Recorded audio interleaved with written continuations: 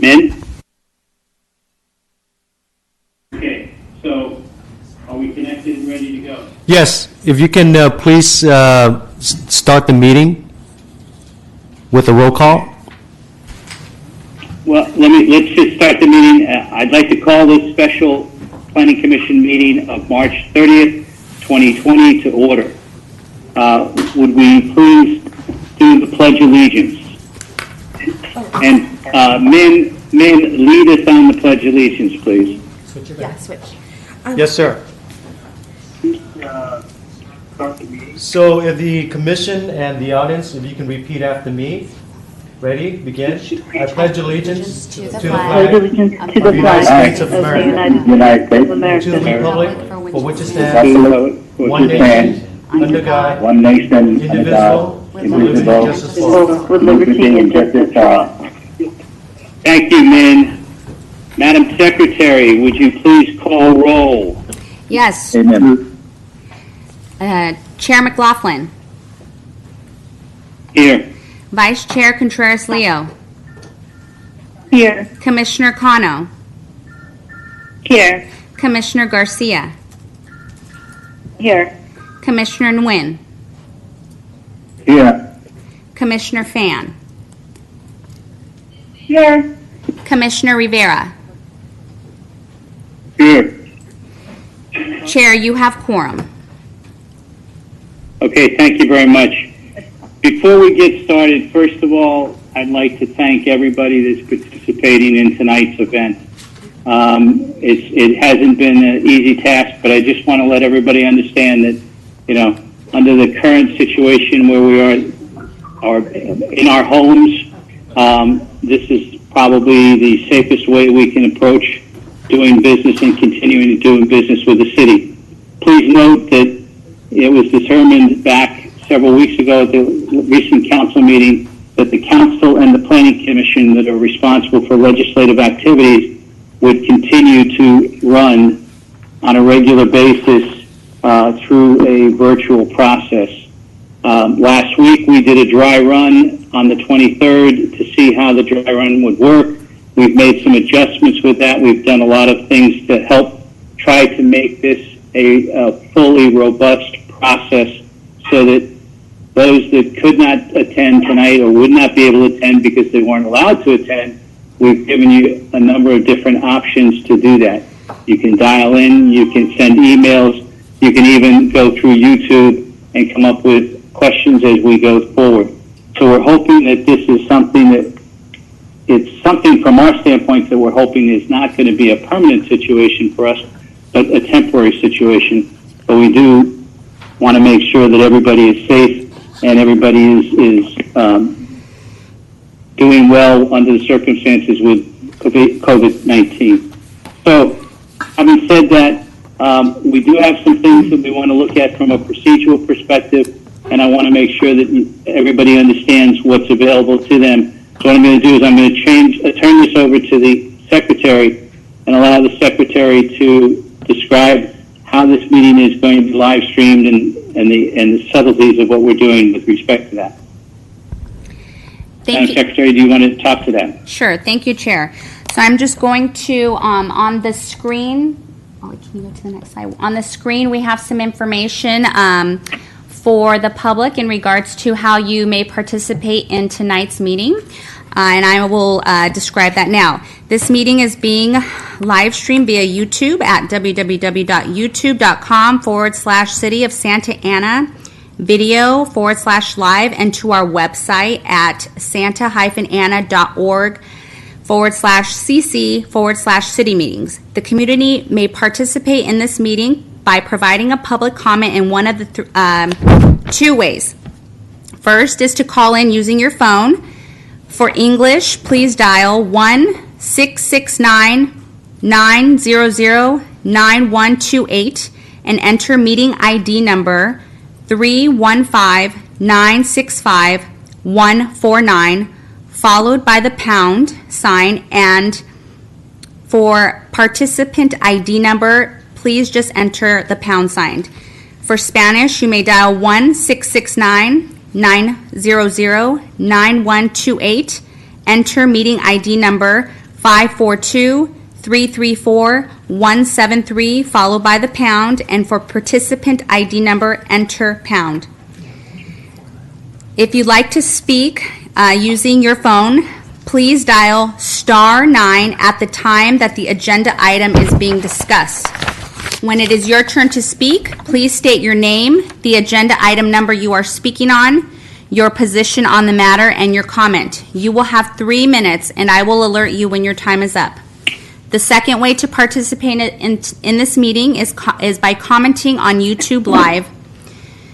If you would like to provide a comment on YouTube, you will need a Google account. You can create one at accounts.google.com. If you want your comment to be read aloud, you must type public comment in all caps at the beginning of your comment. Comments that do not begin with this phrase will not be read aloud. In your comment, please reference the agenda item you are commenting on, your name, which is voluntary, and your position on the matter, support, oppose, or neutral.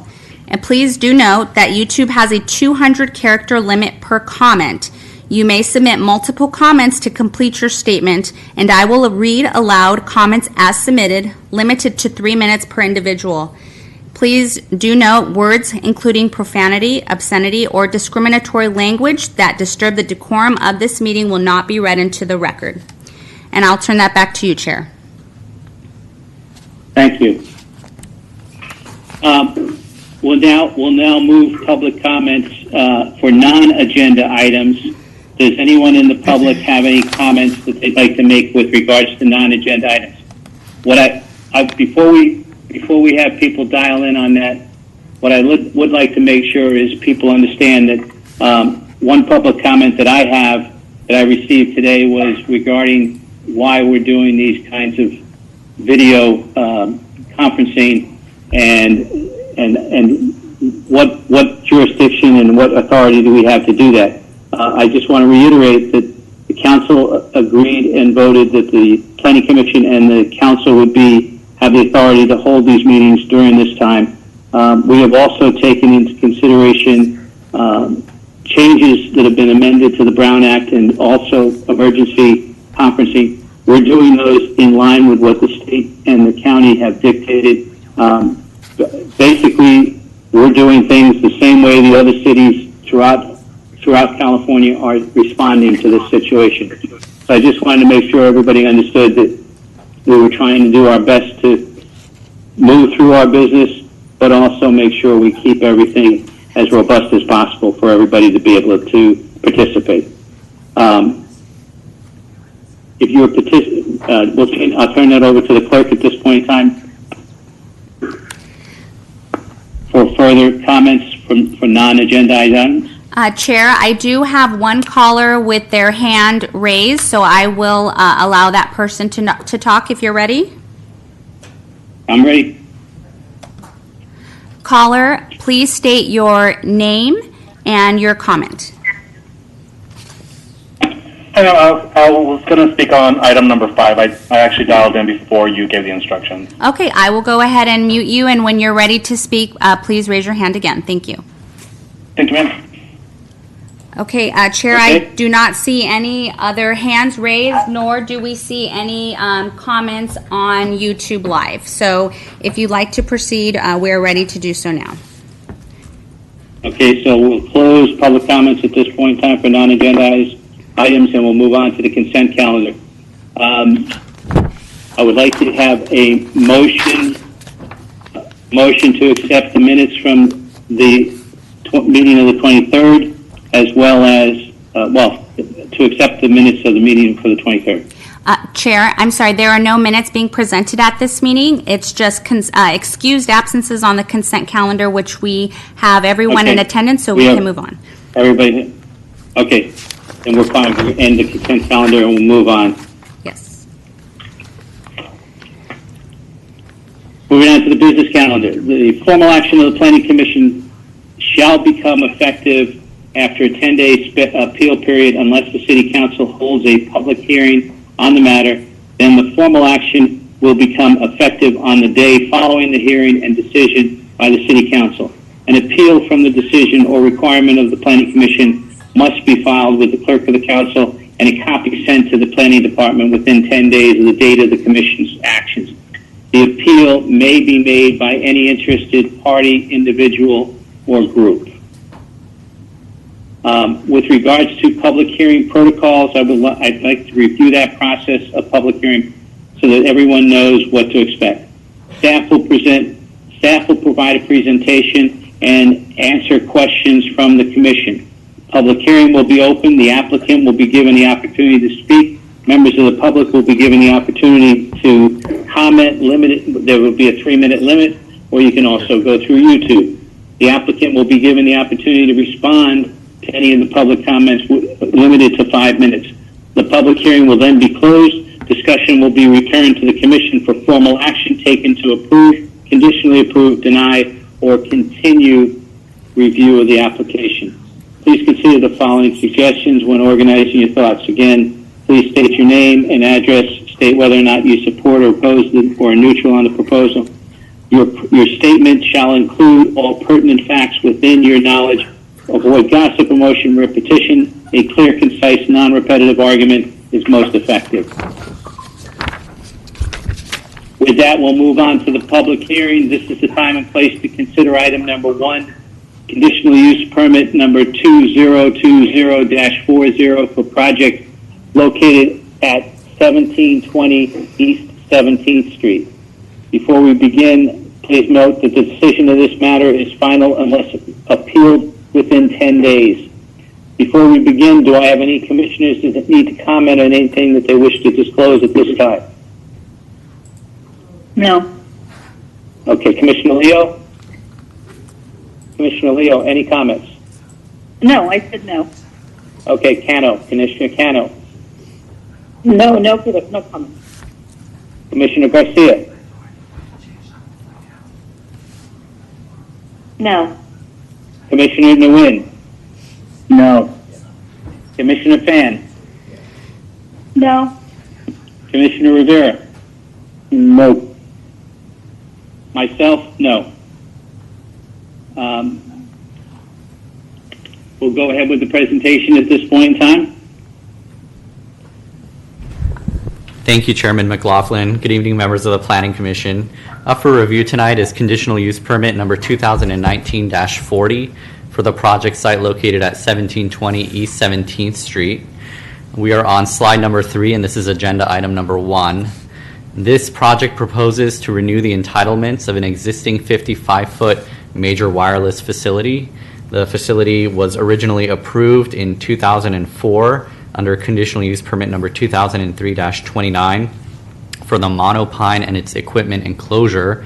As part of the project, the applicant is proposing to renew the entitlements for another 10 years as required by the Santa Ana Municipal Code and replace equipment on the facility to provide current service coverage and reinstall new landscaping on the site for an overall site refresh. Staff analysis of the project found that the facility will continue to provide necessary coverage in the area, providing residents and visitors to the area with the necessary cellular and data coverage, and the conditions of approval proposed as well as the existing standards in the municipal code will address any negative impacts from the facility. So based on the analysis, staff recommends that the Planning Commission approve conditional use permit number 2019-40 as conditioned, and I'd be happy to answer any commissioner questions at this time. Okay, since we're set up the way we are, what we're going to do is again just go through the roll call for anybody that has questions of staff at this point in time. Vice Chair Contreras-Leo, do you have any questions? No, thank you. Commissioner Cano? No questions. Commissioner Garcia? None. Commissioner Nguyen? No. Commissioner Fan? Yes. This question is directed toward the city attorney.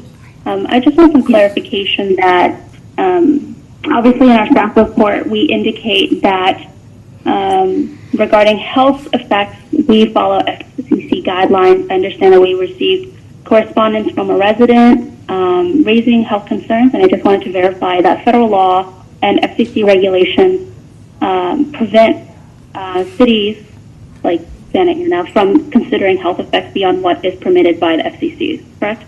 Yes, Commissioner Tai, you're correct. The FCC regulations and case law both prohibit any discussion or review by the city and looking into the health effects of the wireless facilities.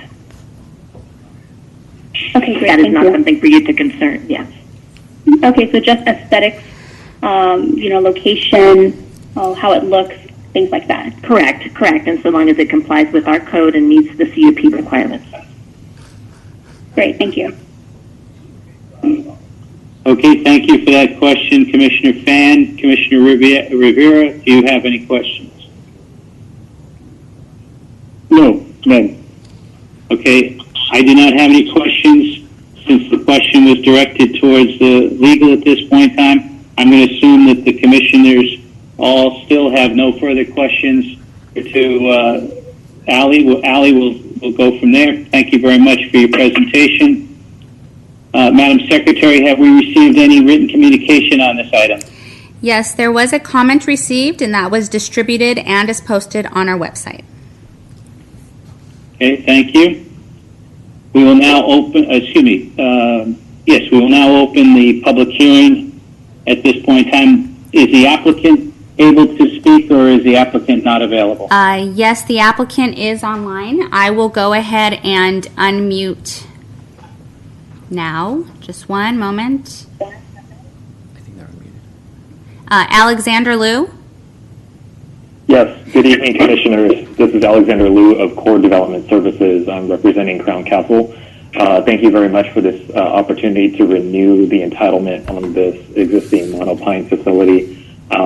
As staff had indicated, we are doing some landscaping upgrades for the facility, and also doing a rebranch for the tree to bring it up to more modern standards.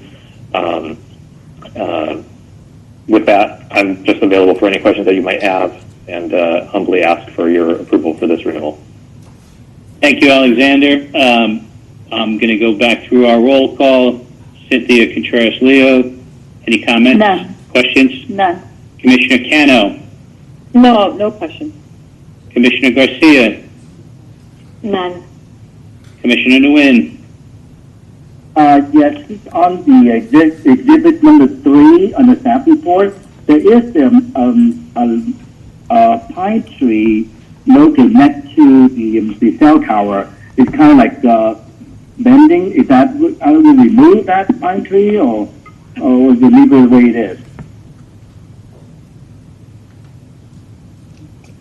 Alexander, did you hear the question? I did. I'm pulling up the staff report. Exhibit number 3, page 14. Yes, I see that.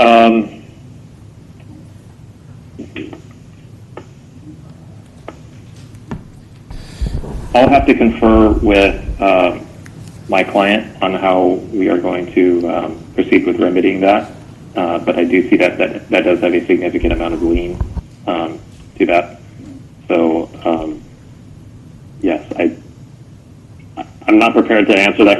I don't have the answer to that right now, but I'll look into that, and I can definitely work with staff in the meantime to address that item.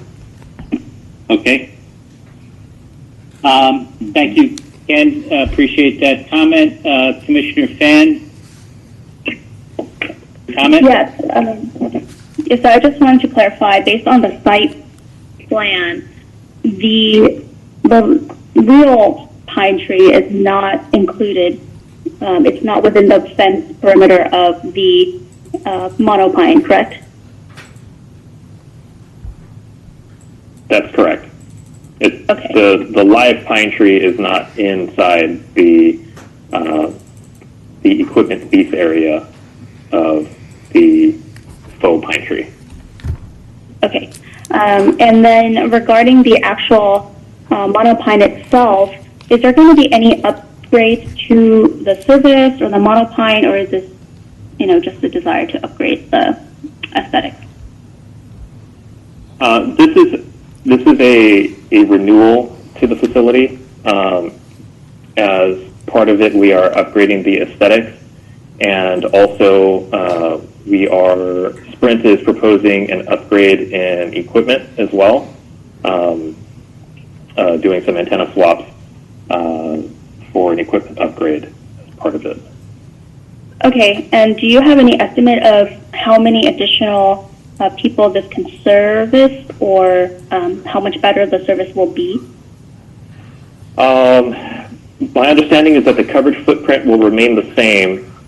The upgrade that is being deployed is for capacity upgrades. I was not given the information on population numbers or number of subscribers or additional bandwidth throughput, but my understanding with the proposed equipment upgrades is for higher speed, higher capacity. Great, especially during this time when everybody is working from home or needs access to Wi-Fi and data. This is, I think, a good thing. Do you know what the timeline will be for this to be fully upgraded? I don't recall seeing that.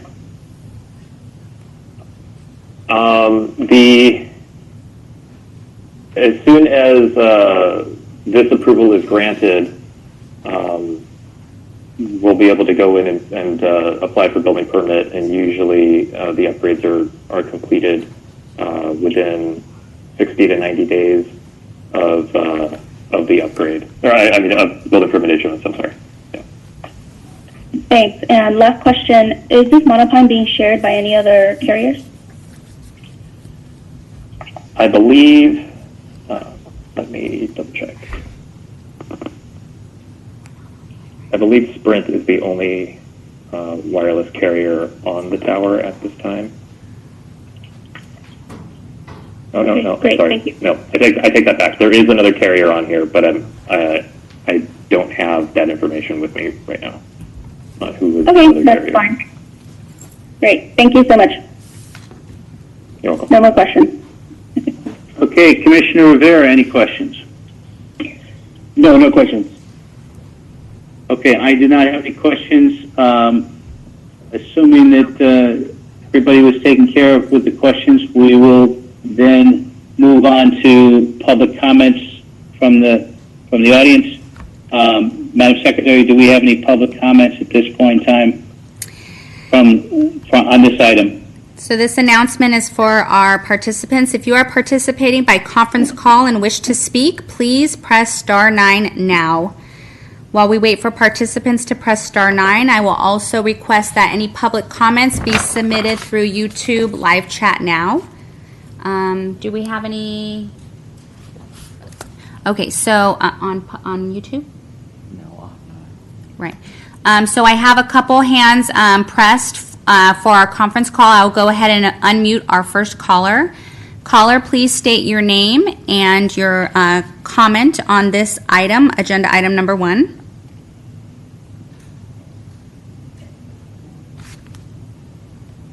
Caller? Okay, Commissioner, I'm moving on to the next caller. Caller, please state your name Hello. and your comment on this item, agenda item number 1. Hello, can you hear me? Yes, this Yes, we is can. the public hearing for agenda Thank you. item number 1. Please state your name and your comment. Yes, my name is Connie Major. I live in Washington Square, and I'm calling in as a general comment. You didn't take comments earlier. I wasn't able to push the button fast enough. We cannot see you on YouTube, and it's frustrating to not be able to see what's going on. So I know this isn't about agenda item number 1, but in general, the public, there's a comment section we're running down the side on YouTube saying, where is the video? Is there something you can do about it there? So the video of the meeting is the screen that you see now that provides for the information regarding the how to access and participate in the meeting. During the presentation of the item is flashed to the screen, so that's what you see on the screen are instructions or the presentation relating to the items. The teleconferencing is live, and right now, we're asking if the public have any comments on this first item. Your comment, Connie, is noted, and I want to share the response with you. Okay. Well, Connie, just to reiterate, I mean, the people that are in the room right now that are behind this screen, so to speak, is staff at this point in time. All of the commissioners and everybody else are essentially virtual. So there's no broadcasting of all the individuals and or the virtuals of anybody that's calling into this meeting. I don't know if that answers your question. That is helpful. We initially did have visuals, so expected it to You did. continue. Right, Yeah. you did, but in order to do the presentations, we have to take the screen up with the presentation, and then, I guess we can, I don't know whether it's going to make any difference for you to see the people in the room. If it does make a difference, then maybe we can accommodate that to some extent. I don't know whether, Melody, is that something that can be done, or or are we streaming it this way? Chair, this is a remote meeting. The staff here is working with the technical equipment and background. So this is part of a public meeting, but the meeting is being conducted remotely, telephonically, and then the feed through YouTube is for the public to see on how to participate and also to see the presentation of the items itself. Okay, so What we see is a text for agenda number 1, right. but there's been no Right, you see the presentation. slides. You saw the There's been no slides, they provided the slides. We have not seen any slides other than the agenda item 1 statement. That's all. And That's how all. to That's all you're going to see at this point in time, Connie. We're each agenda item will have its own set of slides, and that's how all the agenda items are going to be shown. Are you saying you didn't see the slides, Connie? No, there haven't been any slides. You didn't see the brown other than- and orange? Yes, the brown we've had and the orange brown and slides? orange. Yeah, Yes, those are the slides. That's the presentation. Those That's are all the that they're slides. going to be That's- providing. but the brown and orange was just an announcement like, wait, the meeting's coming. No, there was a On slide that agenda item showed, 1, have there been any slides on agenda item 1 that we are supposed to see? Yes, Yes. there has. We have not had them. So you're on YouTube. What we'll do for the sake of the meeting is that we will flash back the slides so that the commission can continue with their comments, but we'll flash the slides back. Yeah, let's go back to the slides if we Okay. can. Back to the. The staff here is working with the equipment and background. So this is part of the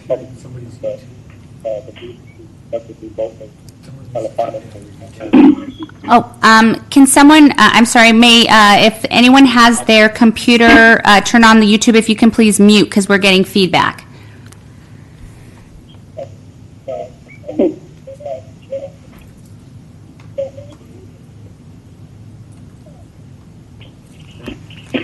There, is that better?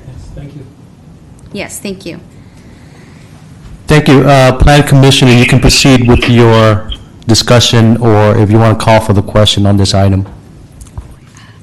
We have a couple more we're hands. not able to show the slides at this point in time for Connie. Is that the point? Yes, we have not seen them on the YouTube station. do you see the slide up right now that says commission questions? No, it's time for public hearing on agenda item number 1. Did you click to stream it live? Well, the yellow typing there? No, I have not.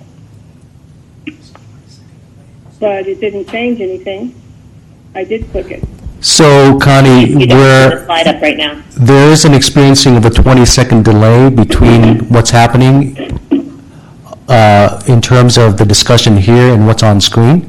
So it's better that you follow what's on screen but be able to participate with verbally through the phone system. We have reloaded the PowerPoint, and you should see it by now. No, still the original time for public hearing on agenda item number 1. You may need to refresh your page. Yeah, the slide is up. Yeah, the slide is up, the opening slide is up at this point in time. I don't know how I am supposed to get it. This is Angie Connor. Would it be possible for someone from tech to call Connie and help her navigate the YouTube system?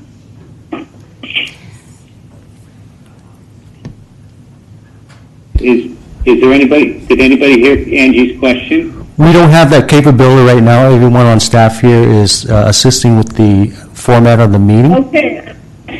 A slide just appeared that says commission questions. Yes. Maybe refresh your page, Connie. Yeah, if you can refresh, there is a 20-second delay from the presentation here to what you see out there on YouTube. Now I refreshed and it went back to the orange and brown wireless facility. That's the slide. That's it. That should be now. So, to all the other people that are listening, do a refresh because they're running questions down the side in the chat. Everybody's having trouble. Well, I'm looking at the questions. Okay, just they need to know that YouTube is a great delay and to turn off their volume on YouTube and just listen on the phone if they want to be able to talk on. That's good. That's good points.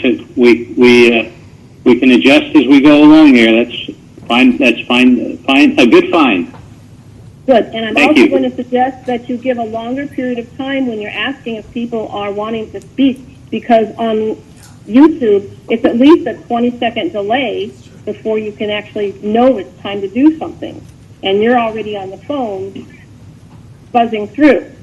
So Fair that's enough. another- Fair enough. We'll take that. We'll take that into consideration too. Thank you. Okay, I'll let somebody else get on. Thank you very much. Okay, Chair, I have one more person ahead. with their hand raised, Chair. If you would like to take that caller now, just one moment. Caller, please state your name and your comment. Caller? Caller, please state your name and your comment. Ma'am, I'm in line for item number 5. Okay, I'm sorry. Your hand was still raised. Just thank you and please stand by. Thank you. All right. Okay, so that's we the have end no of other our, callers? right, there are no other callers So we will now close the public hearing and we'll bring it back to the commission. At this Chairman, point in if I time, can I'd make like, a motion, go ahead. Is that Cynthia? I'd like to make a motion for the approval of CUP number 2019-40 as stated here. Okay. Do we have a second to that? Second. I'm second. Second. Who said second there first? Was that Felix? Okay, Felix. Fine. Felix will take Felix. We'll take Felix and Cynthia. Is there any other comments or questions on this motion? Okay, with that, we'll call for the question. Madam Secretary, please do a roll call. Yes, I have a motion by Vice Chair Contreras-Leo and a second by Commissioner Rivera, and I will conduct the roll call. Commissioner Cano. Aye. Commissioner Garcia. Aye. Commissioner Nguyen. Aye. Commissioner Fan. Aye. Commissioner Rivera. Aye. Vice Chair Contreras-Leo. Aye. Chair McLaughlin. Aye. The matter is approved by unanimous consent. Thank you. 7-0. Thank you very much, everybody. We will now move on to the next item. Hold on 1 second.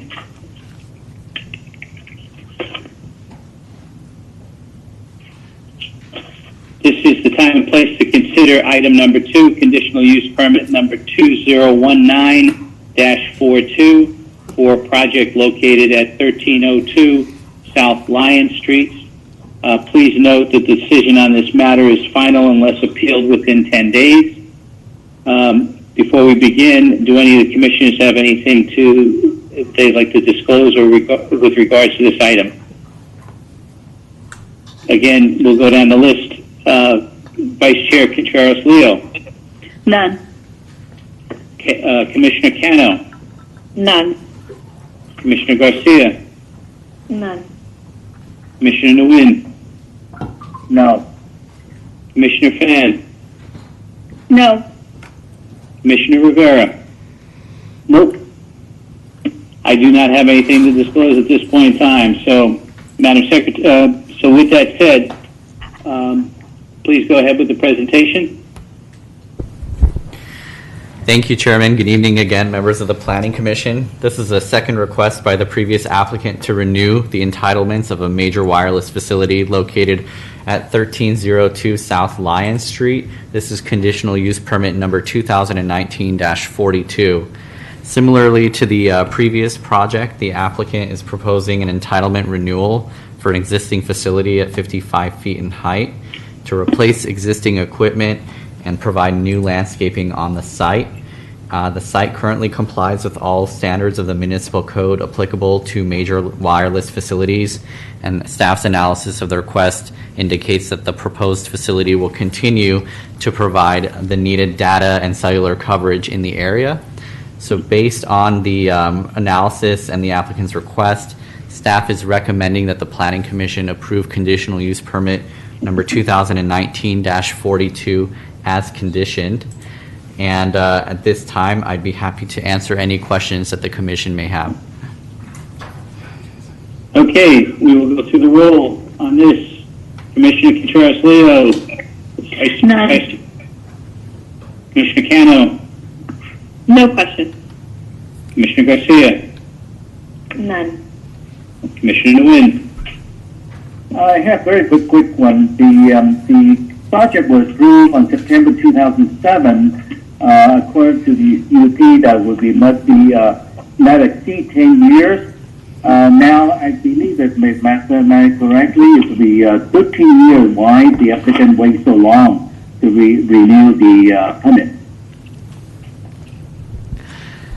Commissioner, I can provide some background, and then we can allow the applicant to also provide feedback when he speaks again. But right now, what happens is oftentimes applicants will come to the city with requests for facility upgrades or equipment changeouts, and that's when staff does research to see when the entitlements were last approved, and at that point, it's a trigger. So in this case, because the applicant came to the city relatively recently, that's when before issuing permits over the counter, staff went and checked out the entitlement history for the project, found that it was approved in 2007, and shared with the applicant that a new CUP would be required before anything else could proceed. Thank you. Chairman, this Okay, is Contreras. Do you have a question? Go ahead. Do you think we can, staff can leave the slides for the item that we're on, to leave the slide of the item on there instead of just commission questions? I think that's the confusion, is they're looking and they don't know what we're talking about. Fair question, fair point. So is there something that can be done with regards to leaving the presentation slide up and not move on to commission questions? We've rolled back the slide, so you should be seeing it in about 10 seconds. All right, great, thank you very much.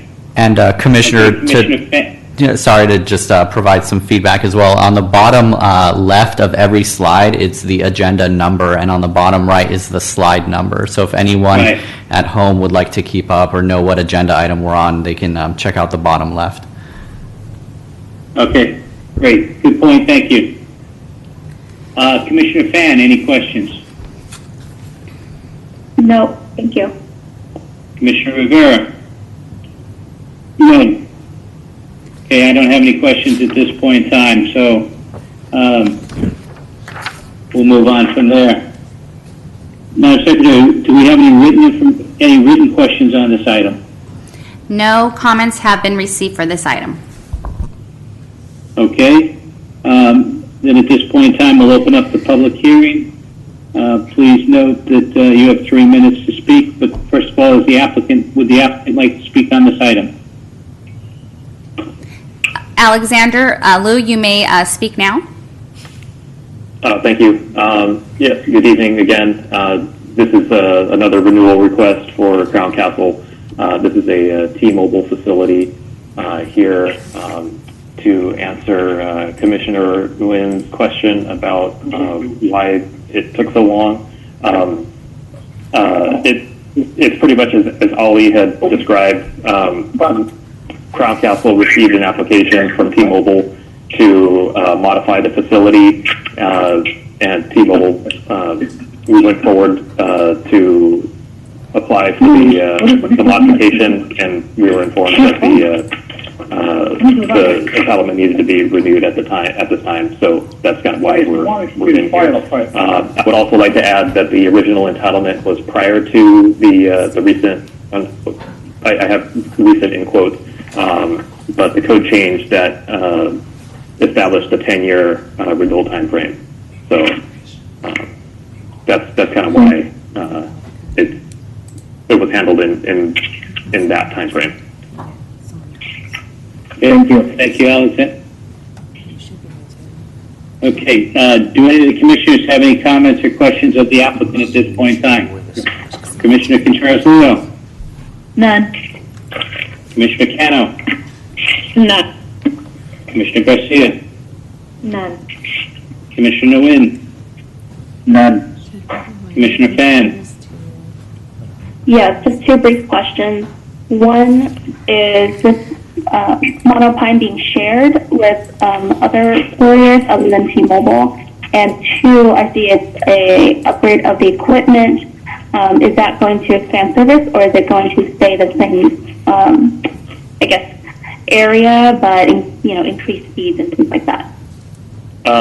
Okay, so first question, is this being shared by other carriers? No, T-Mobile is the only carrier on this facility at this time.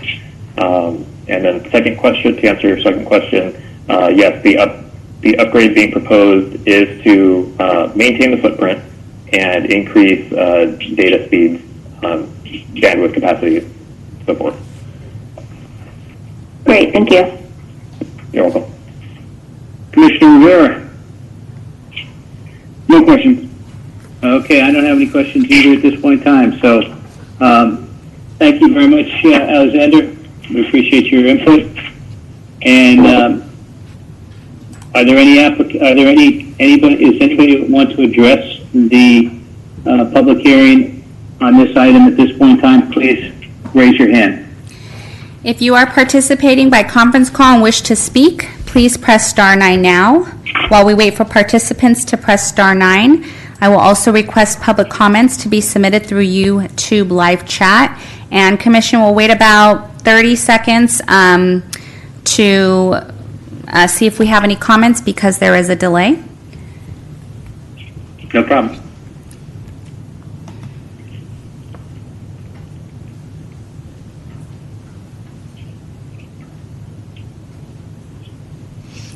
All right, we don't have any dial-in speakers that want to comment, and nor do we have any comments through YouTube, so no further comments.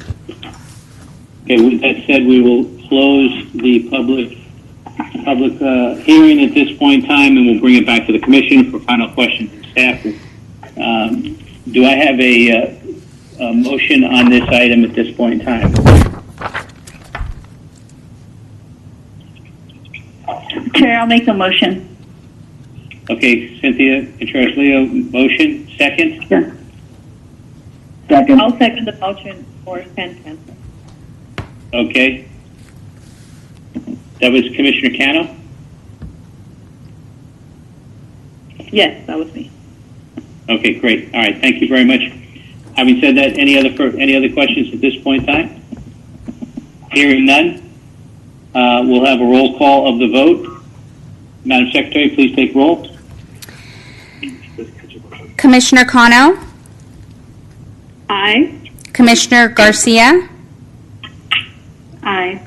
Commissioner Nguyen, Aye. Commissioner Fan, Aye. Commissioner Rivera, Aye.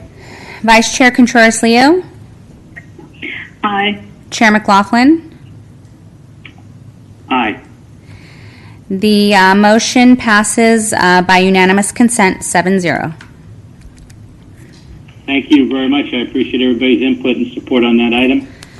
We will now, this is the time and place to consider item number 3, conditional use permit number 2020-04 and number 2020-05 for the project located at 1406 East 1st Street.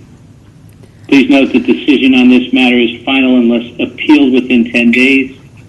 Before we begin, do any of the commissioners have anything that they wish to disclose with regards to this item? Cynthia Contreras-Leo, Vice None. Chair.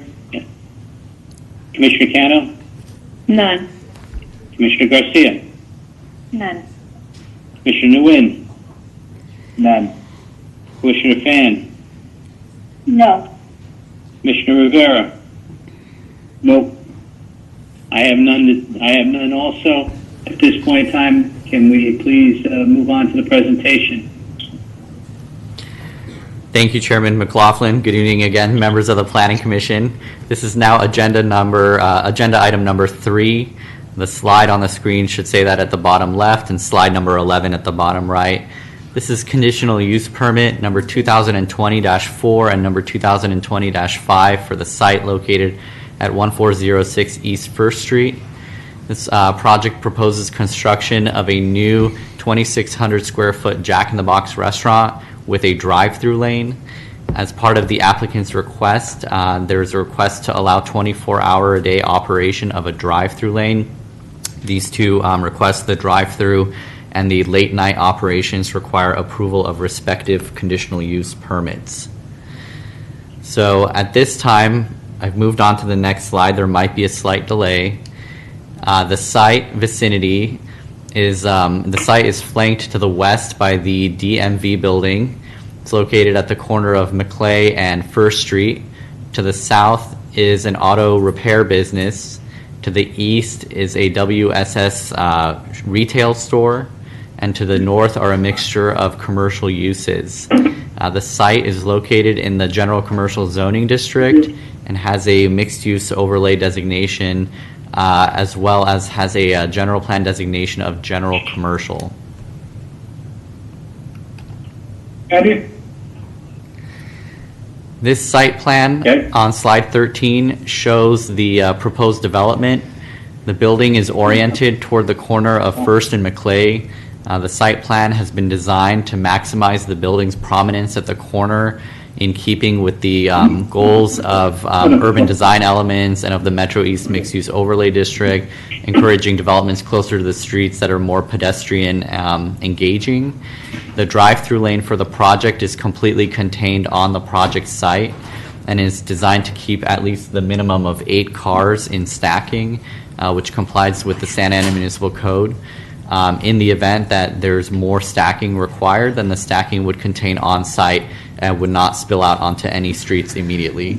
Behind that area are the parking areas for patrons, as well as an outdoor dining area toward the corner of 1st and Maclay. The project's elevations show a contemporary architectural style containing brick and metal elements, as well as metal panels. The height of the building and the storefront glazing have also been enhanced to provide a more urban, contemporary feel for this Jack-in-the-Box, in keeping with some of the recent projects that have either been constructed or approved along the 1st Street corridor. The subsequent slide number 15, which should appear momentarily, shows the right and rear elevation. So these are the elevations that face the interior of the parking lot as well.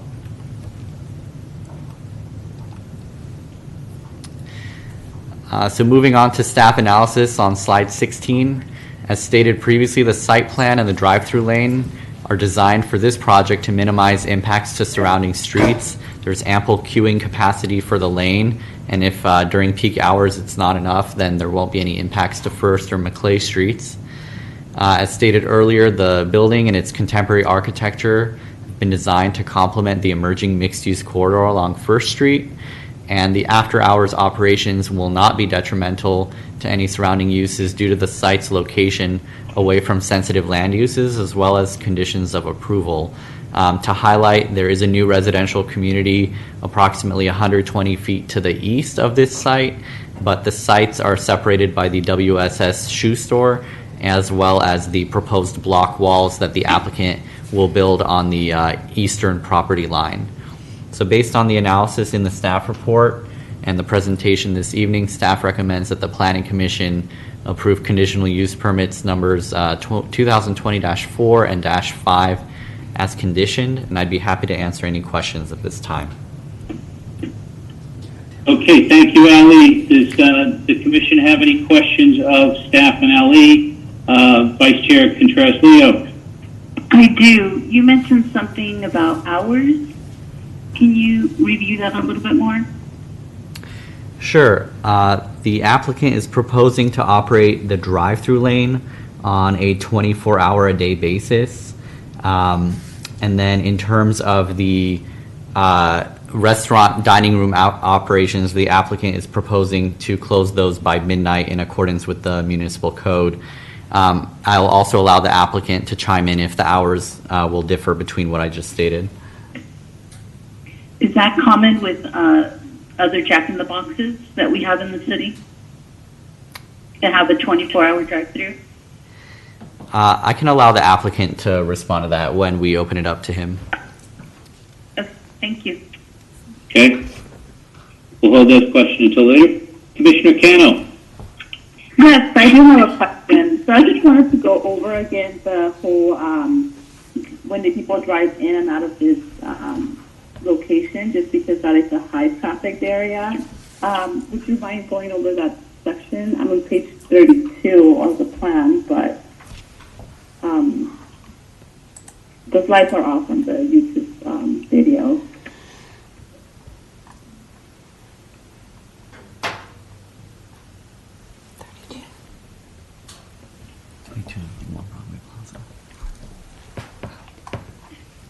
Just one moment. Thank you. Okay.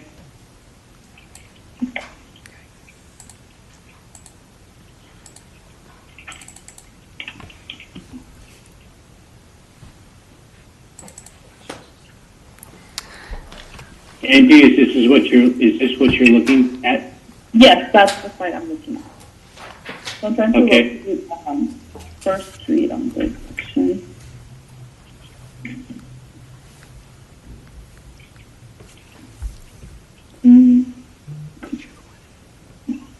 Okay, Commissioner, go ahead. I'm looking at the site plan with you.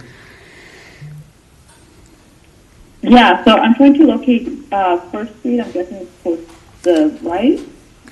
So on page 32, First Street goes across the top of the image. First Street is across the top. Across the top. And then the entrance and the exit, that's where I'm going. It's at the corner, right?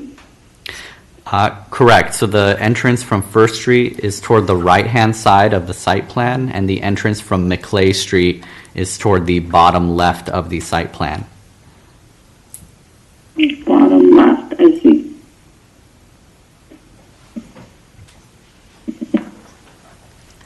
Okay, so I'm guessing this is only a right turn from First Street and then a right turn on Maclay? So from First Street, you're correct. When entering the project site, it's a right in and right out only. From Maclay Street, I believe both movements are permitted because it's a simple double stripe down the middle. Got it. So I'm just a little concerned about the First Street before 5 p.m. just because it's so close to DNB and have so many student drivers in that section. How would that work?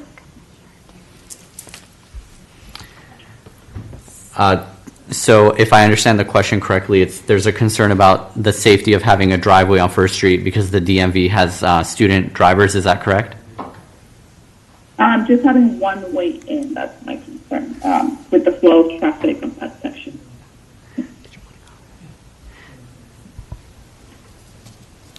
So what would be the plan if traffic gets up in that section?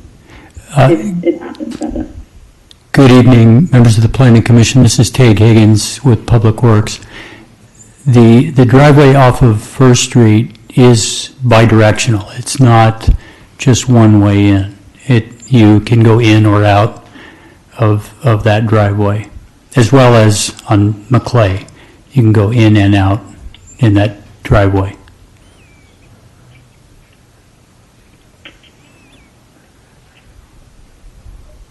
Okay. Does that answer your question, Angie? Yeah, I would still say to make this like an, I don't know, that First Street one is a little worrisome. But yeah, that answers my question. Thank you. Okay. Commissioner Garcia, any questions of staff? None, thank you. Commissioner Nguyen? No, I don't. Thank you. Commissioner Fan? Yes, I have a few questions.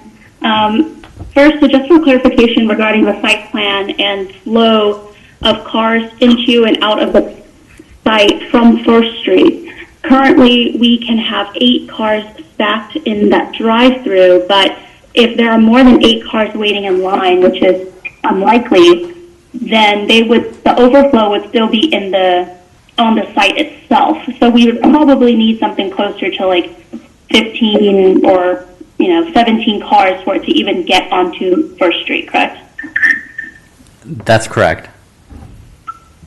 Thanks. My second question is regarding the wall. So on the staff report, page 3-4, and resolution page 3-10, it mentions that the wall, the 6-foot wall, that the wall would be 7 feet. But then the site plan itself shows that the wall is only 6 feet. So I just wanted to clarify. Thank you, Commissioner. You are correct that the graphics on pages 31 and 32 of the agenda packet show a 6-foot high decorative perimeter wall. But condition number 4, I believe, on both resolutions requires construction of a 7-foot tall wall instead. So even though the image shows 6 feet, the condition of approval is requiring 7 feet in height. Perfect, thank you. My other question is regarding the condition of approval. It mentions that, of course, upkeep of the project site includes timely removal of graffiti. I'm referring to page 3-24. But it doesn't mention how long what's considered timely. I know in other instances we've had a 24-hour turnaround. I imagine the owner would have, a lot of reasons to get it done as soon as possible. But do we have anything like that, or that we can add? I just want to make sure that we take care of that. Commissioner, thank you for your question. Typically in these property maintenance agreements, we write the word timely and avoid hard time frames like 24, 48, or 72 hours due to the fact that if a graffiti incident happens like on a holiday or on a Saturday, and let's say those removal services are not available immediately within 24 hours, we wouldn't want the property owner to find themselves now violating the agreement simply because services were unavailable on a Sunday or on a bank holiday, let's say. So timely, typically can be interpreted as, up to 48 to 72 hours. But the time frame is often not written due to the reasons that I stated before. Great, that makes a lot of sense. Thank you. And then I have a few questions regarding security and the timeline for when this project may start or go up. Should I save that for the applicant? Commissioner, you can ask your question, and if it's something that the applicant can better respond to, I could state that. Okay. So first, amid everything going on right now with COVID-19 and people, staying at home, but then this seems like a great project because, it's food service, drive-throughs, we would limit contacts. Do you know how long it'll be before this project is completed and up and running? Because of so many things being in the air right now, unfortunately, with the pandemic, I would defer to the applicant to answer that question. Okay.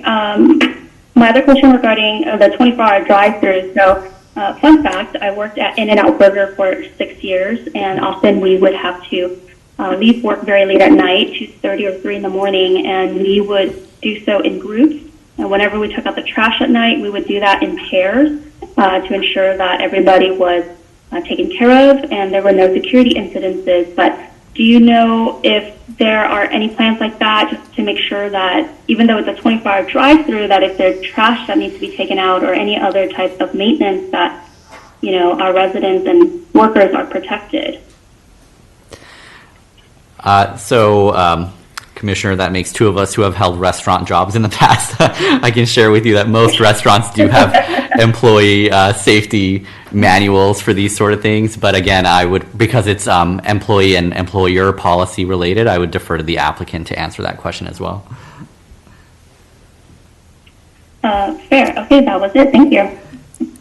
Okay, thank you, Fan. Commissioner Rivera, do you have anything to ask? Negative. My questions were answered as far as the traffic flow. I was more concerned about the McClay entrance, just because of dismissal for the students at Via. I know that's it's a street that gets heavily compacted right there off just north of the site. But yes, my question was answered as far as left and right in off of McClay, and then just right in, right out off of First Street.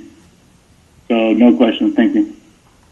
Thank you, Felix. I have one question, Ali, and that is, did we not recently come up with what was considered to be a guideline, or actually a requirement for drive-throughs with respect to how many cars need to be in the queue off the street? Chairman, that's correct. The municipal code requires a minimum distance from entrance to the order point, and then from order point to the pickup window. Right. And my question is this, I heard the number and somebody said 15, but what is the municipal code at this point in time on that? The code states 80 from the entrance of the drive-through to the order point, and then another 80 from the order point to the pickup window. The recent code amendment that the Planning Commission considered was meant to clarify that language as I just described and avoid any misinterpretation of it. So it was 8 units and 8 units? Is that what you said? It's 80 and 80 for a cumulative of 160, which is about 8 cars total. 8 cars total. So I get you. Okay. All right, thank you on that. With that, I don't think we'll move on to, we received any written communication on this item, Madam Secretary? No comments have been received for this item. Okay. We will now open up the public hearing. Would the applicant like to speak on this matter? Mr. Greg Miller, you may go ahead and address the Planning Commission. Thank you, Planning Commission. This is Greg Miller. I am the project manager for the site for Makar Foods. We have been working on the site for several, almost 2 years now with Pedro.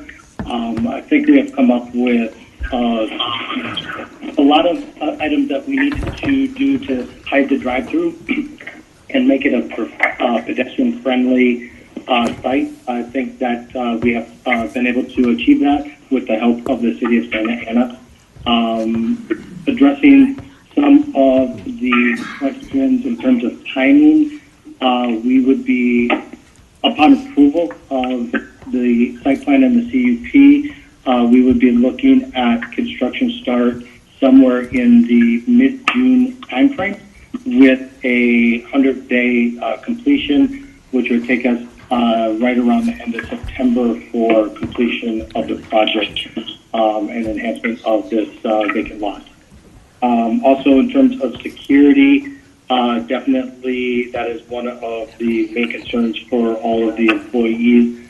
If I'm not mistaken, I think we have incorporated 2 new city lights to the site, and then also I think there's 7 site lighting, which is internal to the property to be able to enhance security features of the property, so on and so forth.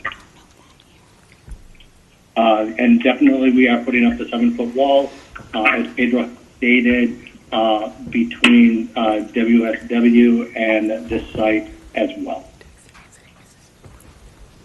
Okay, thank you, Greg. Does any of the commissioners have a question, any additional questions of the applicant, Vice Chair Contreras-Leo? Yes, I have that question in regards to, is it common for the Jack in the Boxes to have 24-hour drive-through? Yes, Commissioner, yes, it is pretty typical for the Jack in the Box to operate the drive-through lane 24 hours a day with a early closure or dining room open from 6 a.m. to around 11 p.m. or in this case with Santa Ana, I think the ordinance is 12 midnight. Thank you. Apparently I need to get out more often later to drive-throughs. Thank you. Okay, Commissioner Cano. No, well, the applicant mentioned 2 city lights. Are those traffic lights or just regular street lights? They are regular street lights. So there would be a new light fixture going in on the corner of McClay and First, and then another new city fixture going in closer to the drive on McClay Street. So if you're looking at the site plan, it would be the bottom left-hand corner of the site plan. Got it. Thank you. Okay, Commissioner Garcia. None. Thank you. Thank you. Commissioner Nguyen. No comment. Thank you. Commissioner Fan. Hi, yes. Just because we had mentioned issues regarding car stacking in the drive-through, do you know what the average number of cars waiting in line in a Jack in the Box is? It is. Or from your experience? Yeah, it is approximately 5 on average. I wish we were in and out, but it is not. So. Okay, yeah. I've had experience with 15, 20 cars in line, but I just wanted to make sure that we address that concern here. Yeah, yeah. And the way the drive-through lane is designed, the entrance of the drive-through lane is in the far right-hand corner of the property. So any additional stacking outside of the drive-through lane would be on property itself. Right. You get that really great, lettering, that really good turnaround. So that's, I appreciate that. And then I just had a couple questions that I proposed to staff earlier regarding security for workers because, it is an industrial area at night and, where they can address that now or when the project goes up. I just want to make sure that we have systems in place to protect workers, especially if they're working late at night. Yes. In terms of the late night portion, the dining rooms are closed and locked. So the only access, for no better terminology, is through the drive-through window. I am not aware, but I'm almost positive that there is no trash takeout during the hours that the dining room area is closed. So the trash for the late night would be stored inside the building and then taken out in the morning. But I can also verify that with operations. But in most situations, that is the way that it is done. And then again, we have 7 satellites on site to light the property, and that was one of the concerns from the police department to make sure that it was well lit so that there was an attraction to people hanging out at the property, so on and so forth. And then again, the additional site lighting requirements from the city of Santa Ana. Great. And do you know approximately how many workers will be working over a night shift? Just from my experience, it would be approximately 5, but I would have to validate that with the operational franchisee for this, because each store varies depending on volume. Okay. All right. Thank you. Appreciate that. That was it. All right, thank you, Commissioner Fan. Commissioner Rivera? No comment. Okay, and I have no comments myself. Greg, thank you for your time. We appreciate you helping us out in this discussion. Thank you. Madam Secretary, do we have any other applicants at this point in time that would like to speak to the public hearing? If you are participating by conference call and wish to speak, please press *9 now. And while we wait for participants to press *9, I will also request public comments to be submitted through YouTube live chat. And Commission will wait about 30 seconds due to the delay. That's fine. Okay, I don't have anyone with their hands up in the conference call, and we will go over to YouTube, and we do have a few comments here. Okay. Okay, so we will start with public comment on agenda item number 3. This will negatively affect Charlie's Best business, but if that is not a factor, better to see a business than an empty lot. There was no name attached with that. And a reminder to everyone, we will not be reading out usernames. Public comment, item number 3, is 15 cars enough for holding cars? If overflow, there will be a line on the street. We experience at In-N-Out and Civic Center, the back up of cars is dangerous. Public comment, item number 3. I'm going to go ahead and read this username since it's clear. It says Dale Helvig. Timely removal of graffiti can be within 2 business days, excluding Saturday, Sunday, and holidays. Not defining a limit is open to interpretation. Next public comment, item number 3, Bill Bonnet, Park Santiago. I oppose the 24-hour drive-through service request. The 24-hour service is not appropriate and could lead to unreasonable noise and public loitering issues. There are other public comments in here. No username, and they also did not identify the agenda item number. And there was one other public comment, but we have determined that it will disrupt decorum, so we are not going to read that public comment. If there is anyone else that would like to comment via YouTube live chat, please do so now, or raise your hand in the conference call by pressing *9, and we'll wait about 30 seconds or so to see if we receive any more comments. Okay.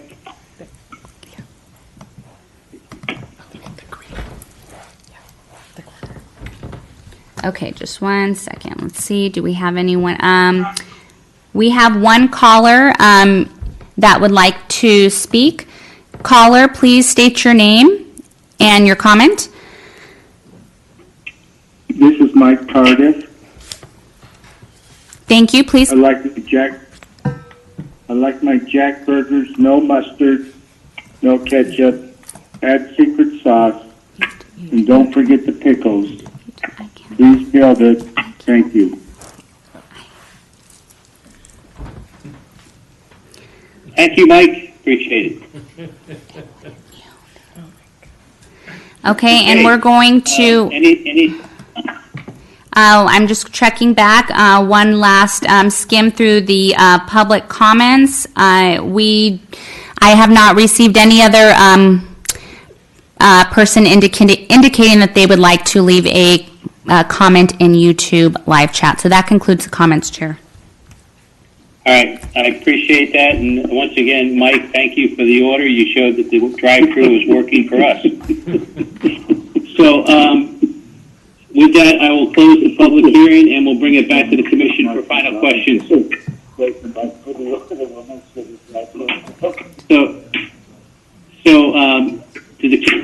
anybody like to make a motion on this item at this point in time?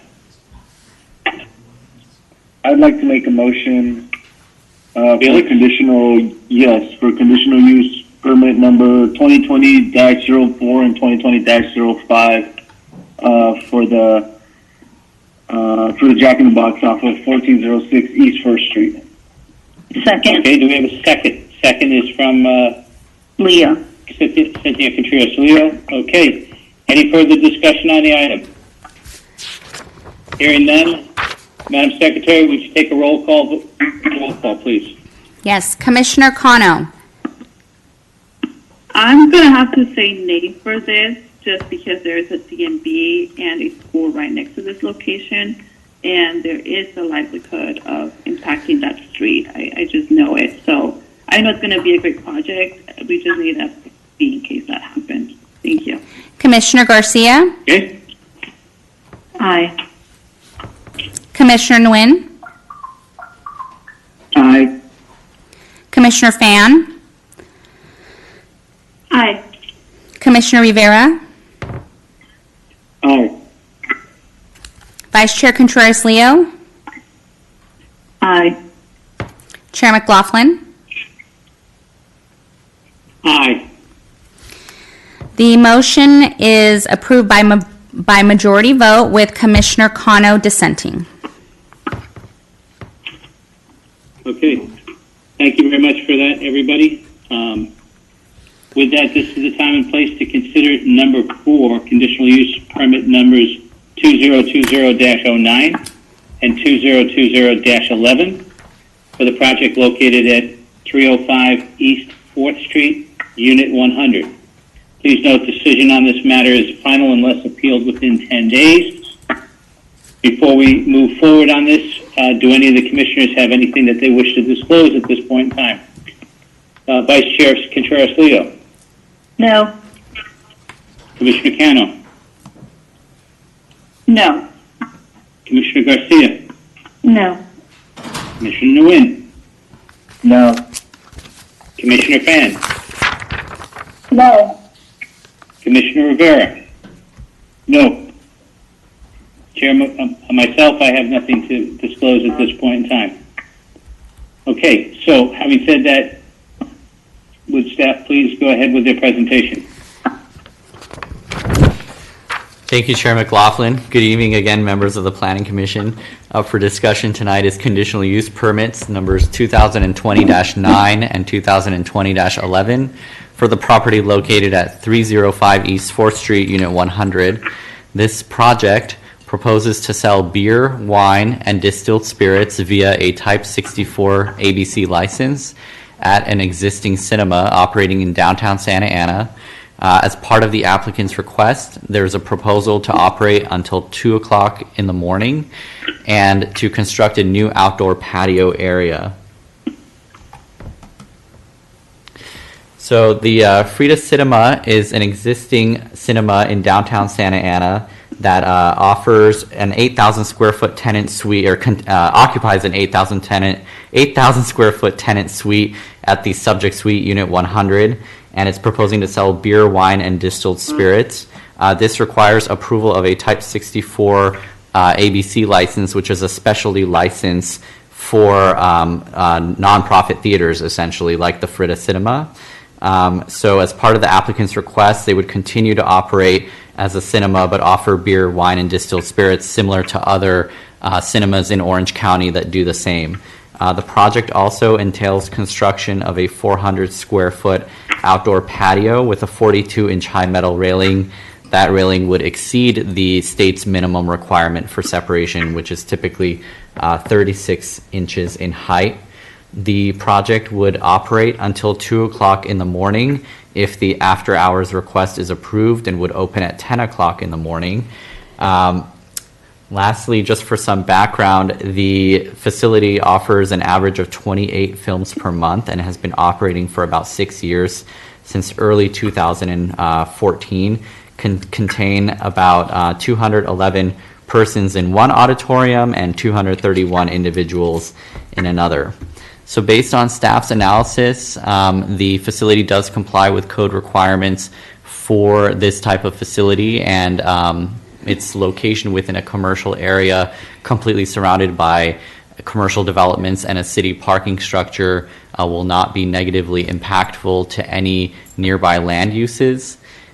Selling alcoholic beverages with the cinema operations enables the facility to remain competitive in the area against other businesses that also sell alcohol, and its late night operations will not negatively impact the surrounding vicinity, as it is a downtown area surrounded by commercial uses and there are no residential land uses in the immediate vicinity.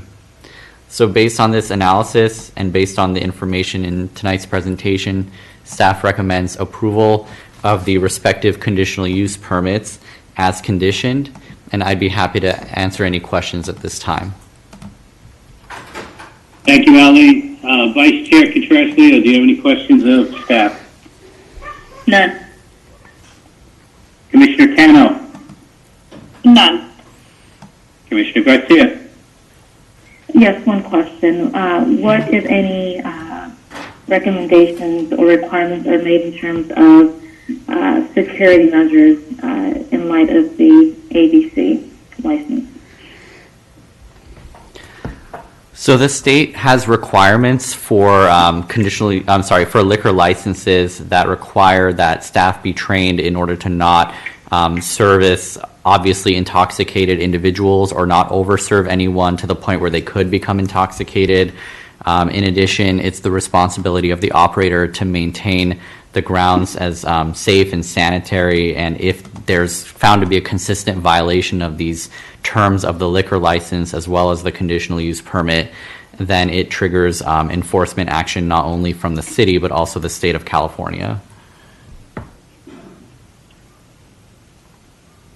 Does that answer your question, Commissioner Garcia? It does. Okay, thank you. Commissioner Nguyen? Yes, I have one question. Is there any other theater in Orange County that's serving alcohol? Do you know of? Commissioner, yes, I believe there are movie theaters throughout Orange County that sell alcohol to patrons. I know there's a Edwards Cinema at the Irvine Marketplace off Jamboree that has alcohol, and there's a Cineplex down in Rancho Santa Margarita that also has similar alcohol sales. The lot in Fashion Island also is a full restaurant and barn, everything attached to the theater. Thank you. Commissioner Fan? None. Commissioner Rivera? Yes, I think I heard Ali mention a patio. That's not something they have currently, correct? That's something that they're going to request for a permit, or? Correct. That is part of the scope of this project. So they would be proposing the beer and wine, the late night operations, as well as construction of the patio, which requires a permit from the city. So the construction of the patio, but drinking outside of the patio, is that going to be extended as far as the license? Yes, that would be part of this request, to sell alcohol indoor and on the patio. Okay. All right, that was my only question. Thank you, Commissioner Rivera. I do not have any questions at this time of staff. So with that, Madam Secretary, have we received any written communication on this item? Yes, we did receive one e-comment, and that was distributed and is posted to our website. Okay, thank you. Having said that, we will now open the public hearing. Would the applicant like to speak on this matter at this point in time? The applicant for this item, please address the commission and identify yourself at this time. Can I be heard? Yes, please. Yes, you can. Oh. My second. Hi, this is Logan Crow. No, I have nothing to add. Just thank you for your consideration. Can I be heard right now? Yes, we can hear you. Yes. One thing I'll add is that we have, when in the past we've done the single-day permits as a nonprofit, we've always had a policy to wristband anyone that's 21 and over. We had decided internally to continue that policy. In answer to the question by the commissioner about safety, voluntarily told ABC and the city as well that we'll continue to take that extra measure to, when we card individuals, wristband anyone that has been carded as over being 21 to ensure that only folks that are wristbanded have alcoholic beverages in their possession. That's all I have to add. Thank you. Do any of the commissioners have any questions? Vice Chair Contreras-Leto? None. Commissioner Cano?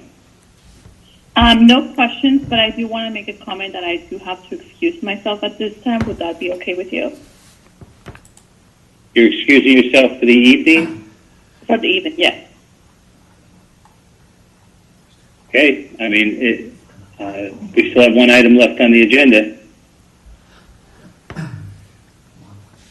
So would that be something I could do at this point, or should I just wait for this?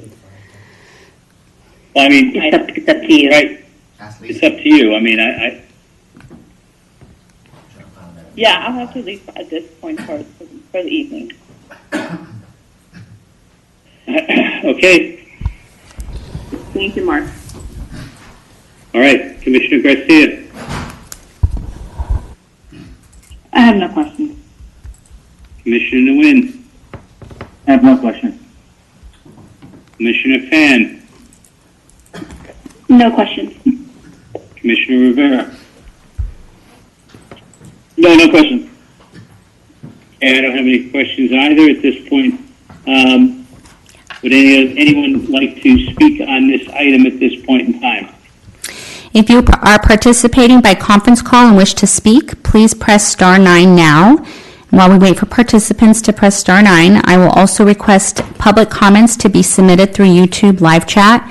And a reminder to those on YouTube, if you'd like your comment to be read aloud, you must indicate public comment before your comment in all caps. So let's go to our callers, and I have one caller with their hand up, and I will go ahead and put that caller on the line. Caller, please state your name and your comment.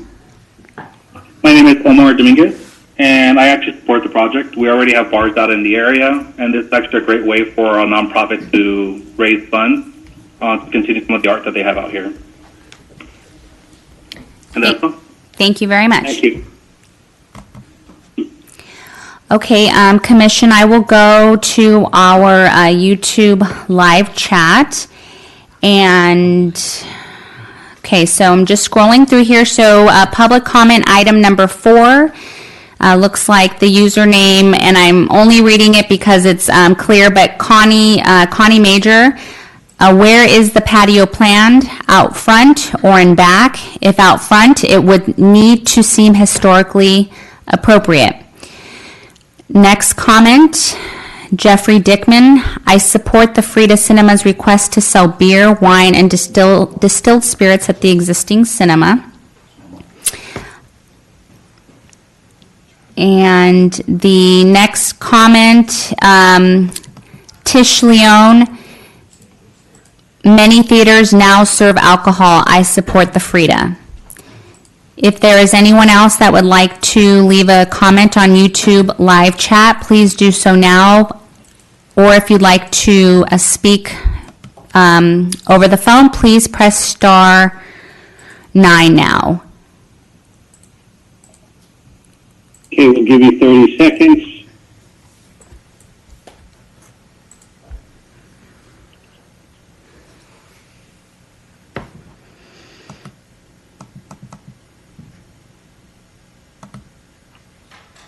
Madam Secretary, have we received anything else? We have not. Okay. Hearing none, we will close the hearing and bring it back to the commission. Would anybody like to make a motion at this point in time on this item? I'd like to make a motion to approve the CUP number 2020-09 and 2020-11 for the Shooter Theater. Chair, Thank you for the motion, Felix. Chair McLaughlin? Second. Yes. May I interrupt? We had one comment come in just now, and I'd like to read it for the record. There is no name attached to this. There's no name attached to this comment. It just says the FRIDA has pulled various 24-hour permits. This would allow for ongoing services. End of comment. Okay. Thank you. I second. Cynthia, you're seconding it. Norma. Okay. No, it was someone else. Norma. Yes. Sorry, Norma. Thank you. Norma Garcia, second. So we have a motion and a second. Any other comments? Hearing none, Madam Secretary, would you take roll? Commissioner Garcia? Aye. Commissioner Nguyen? Aye. Commissioner Fan? Aye. Commissioner Rivera? Aye. Vice Chair Contreras-Leo? Aye. Chair McLaughlin? Aye. Motion is approved by a majority vote. It's 1, 2, 3, 4, 5, 6, with one absent, Kano.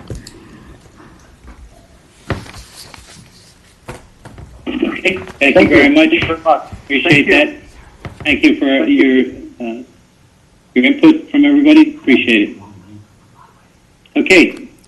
Now it's time and place to consider item number 5, General Plan Amendment number 2020-01 and Zoning Ordinance Amendment number 2020-02 for project located at 1109 North Broadway.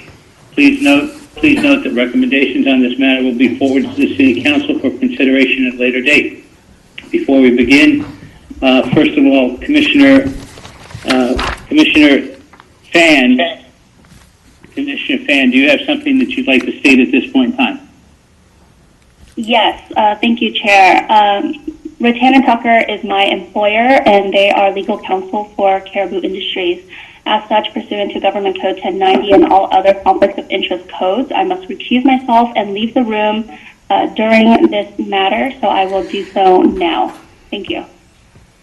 Okay, thank you, Commissioner Fan. All right, so at this point in time, we have 5 commissioners at this moment. So we will begin. Do any of the commissioners have anything to disclose or they wish to disclose at this point in time? Vice Chair Contreras-Leo. Yes, Nathan Hiddle and the applicant Mike Hara called to discuss their project. Okay. Commissioner Garcia. Yes, Nathan Hiddle also called me to discuss their project. Commissioner Nguyen. Yes, I was contacted by applicant to offer any assistance, the information I may need. My answer was, I don't need anything. I have received everything from the staff. Okay, thank you. Commissioner Rivera. Yes, I was contacted also by Nathan, and I met with him and Mike as well. Okay. And from my perspective, I met with Mike and Nathan and was contacted by Nathan as a follow-up, and that's it. So, having said that, we'll move on to the presentation of One Broadway Plaza. Thank you, Chair. For the presentation of this item, we will have our planning manager, Mr. Vince Fregoso, going over the presentation. Thank you, Min. Good evening, Mr. Chairman, Planning Commissioners. This item before you is a couple of changes to the existing entitlements for the One Broadway Plaza project. It is proposed at 1109 North Broadway. And I'll give you a brief presentation on the history of the project as well as what the application is proposed for today. A quick update on the site here. The property has a unique zoning designation, specific development number 75, which was prepared and approved back in 2004, 2005 for this site. And right now, it's currently zoned for office uses along with ancillary retail and service uses out there. It's just under 4.5 acres, and it takes up a whole city block that's bounded by Washington, 10th, Broadway, and Sycamore.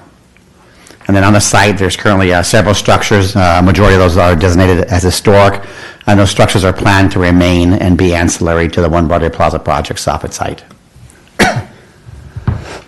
There's an area view of the project, as you can see there. You can see in the bottom part there, the little square there, One Broadway Plaza. They've done some preliminary trenching and basement work down there. And then you can see on the upper side there, on the left-hand side, there's some existing structures. And as you can also see on the right, part of Sycamore Street is proposed to be abandoned as part of this project that will lead into the parking structure. Here's some quick history for the project. One Broadway Plaza was entitled in 2004 as an office tower, 37 stories, 518,000 square feet of net floor area. Several entitlements were approved back in 04, including an EIR, a development agreement, a general plan amendment, a zone change, and a parcel map. The council approved it in 2004 due to concerns from the community. There was a referendum that was approved for the project. It was on the ballot in April 2005, and the referendum was voted down, which means the project was approved and is entitled, and it can be built today as a 37-story office tower at that site there. Again, I mentioned the office tower background, 37 stories. It's also an 8-level parking structure with almost 2,500 parking spaces that are part of the project.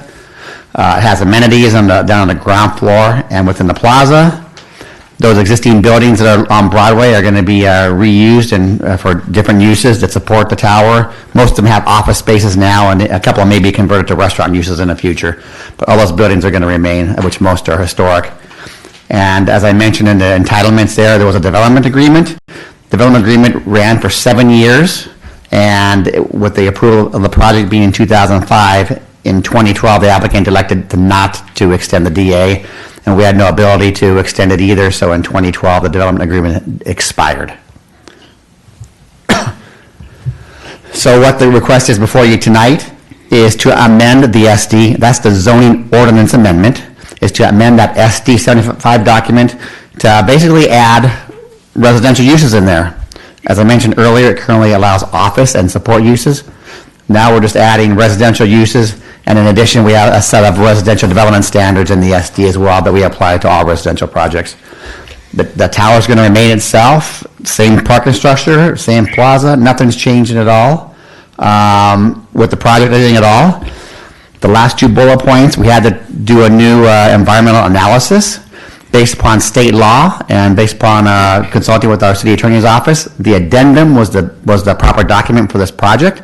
So we had an addendum done by an outside consultant, and that's Exhibit 9, I believe, in your packet there. And all mitigation measures that were done from the project back in 2004 are still applicable today. We're not looking to remove any of them. We're going to, at the end, I'm going to propose to modify one slightly, but everything else is going to remain the same.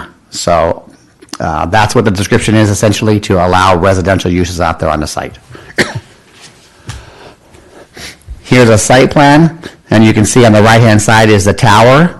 It's I guess diamond shape if you're looking at it right here, and then to the left of the tower is the 8-level parking structure. You see the houses are going to remain, and then you can see the plaza with the amenities down there within the plaza.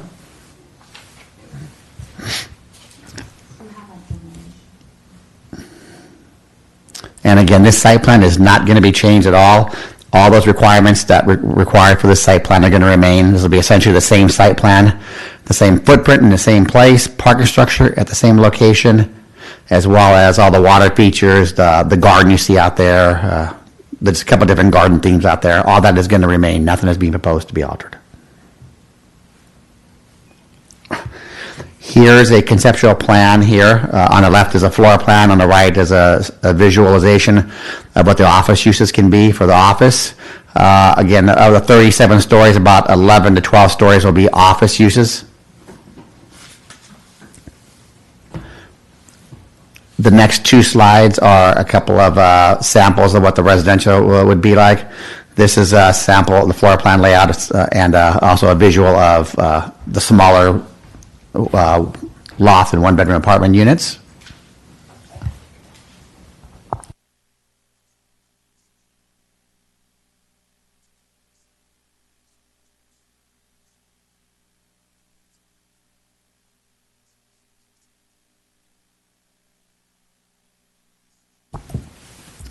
And this slide is a floor plan and a sampling of a 2 and 3 bedroom apartment units.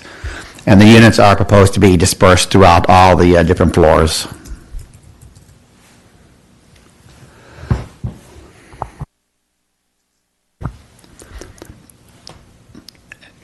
As with other residential projects, you have an amenity floor and amenity areas. And on the slide that will come up here momentarily is a slide of one of the levels. I believe this is the 3rd floor coming up, and this is the 3rd or 4th floor, and this is the wellness center and spa area, which will be the amenities for all the residences in the project site, as well as could be available for the office uses as well. Thank you.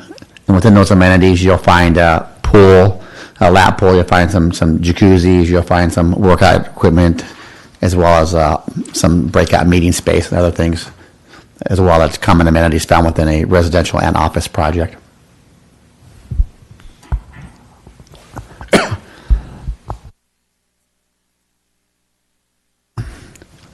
The next slide coming up is a rendering of the One Broadway Plaza Tower. Essentially, it's a view looking from above. That'll come up momentarily.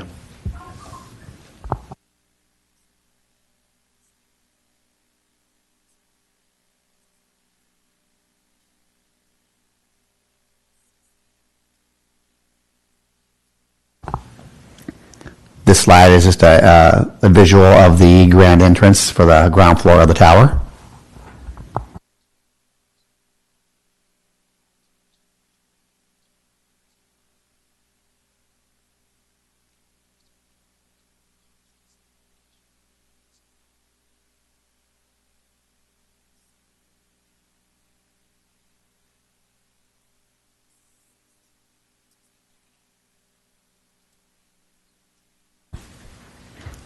And the next slide is an outdoor view of the plaza area.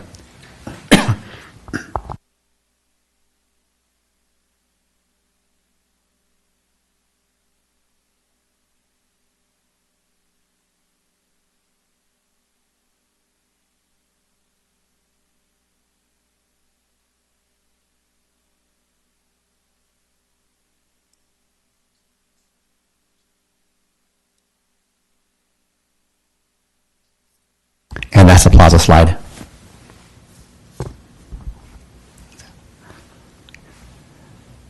This slide shows a section of the building, kind of how it's intended to be parceled off by different types of uses out there, and you can see the different uses are by different color. The yellow is the office, and the purple is proposed to be residential. And that slide will come up momentarily.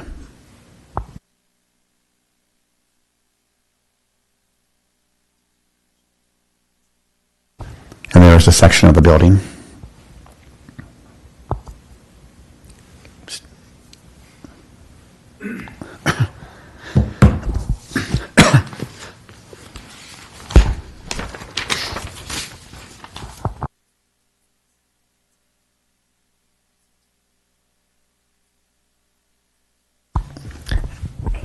In reviewing the project, I wanted to remind you that the project is currently entitled through the city actions. As I mentioned before, the city council approved the project in 2004, and then again the citywide referendum in 2005. So this project is entitled and can be built at any time. And again, there's a 37-story office tower with the 8-level parking structure. All that is approved here. So what we're asking for today is just to take a look at the change in the uses for the site.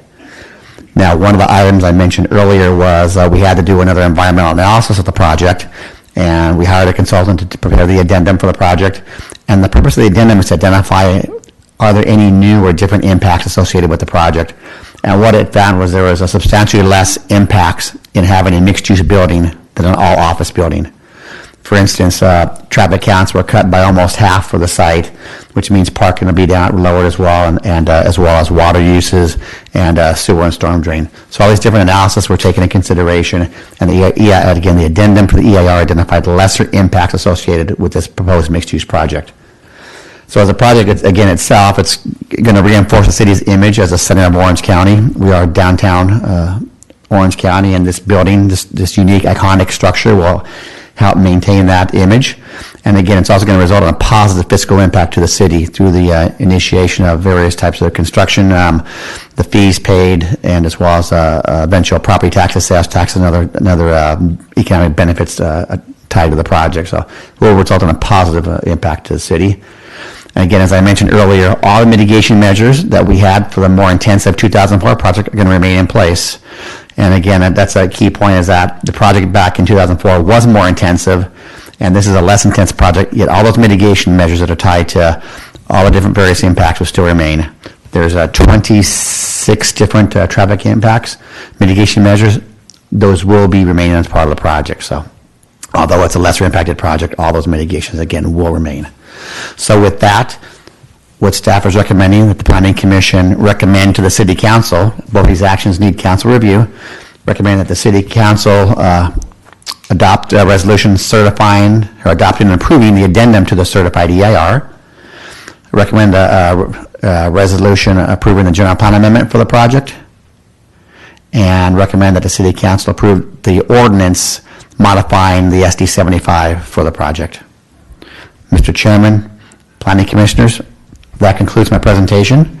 I'm available to answer any questions that you may have, as well as Tig Higgins from Public Works. Both of us have been with this project since back in early 2000, so we're familiar with the project and can answer any questions that you may have. Thank you very much. Okay, thank you, Vince. Vice Chair Contreras-Leo, do you have any questions of staff? I do. Go ahead. I was informed by the applicant that it was our city staff that recommended they not do affordable housing with this project. Can I get some feedback on that, please? Absolutely. That was not brought up by city staff at all. That was a discussion. I think that maybe came out of a discussion from the Sunshine meeting. There was a lot of comments on the affordable housing and how it was going to be segregated within the building. So I think the applicant made the decision that the best thing to do would be just pay the fee for the who. So again, no, we did not make that recommendation at all.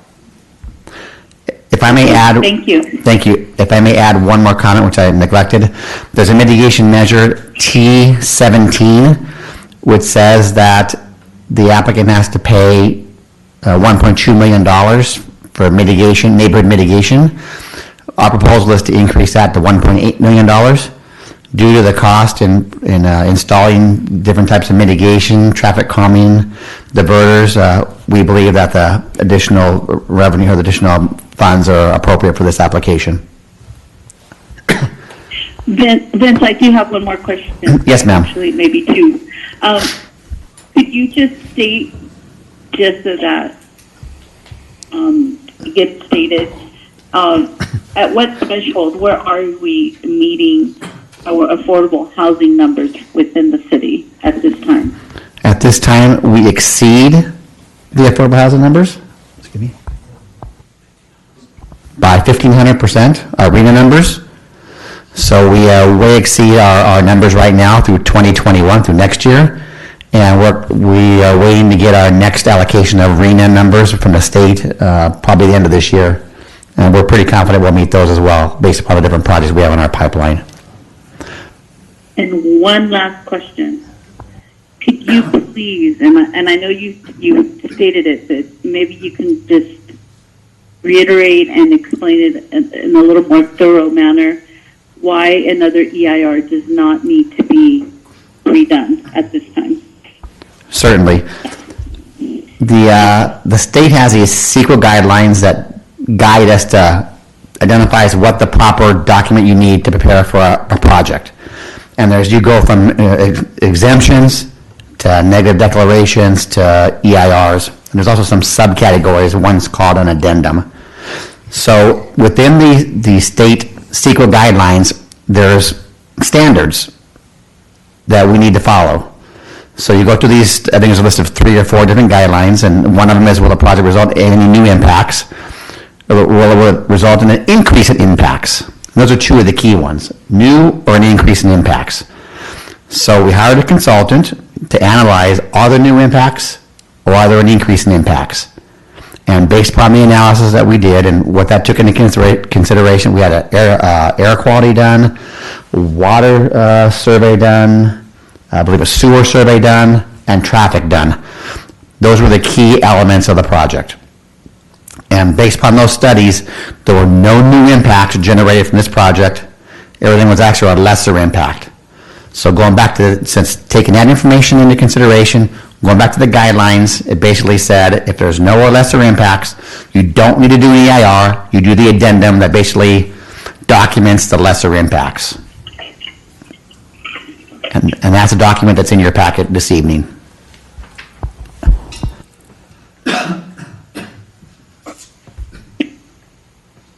All right, any other questions, Cynthia?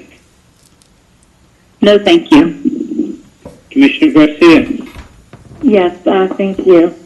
I have a follow-up question to your answer, Vince, and that the question is to the need for new EIR under CEQA. Your analysis seemed to me to be based on an impact of this project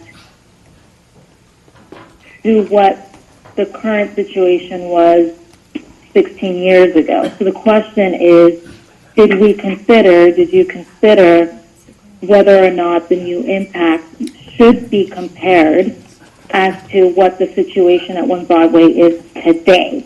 So how does it impact traffic today, not 16 years ago?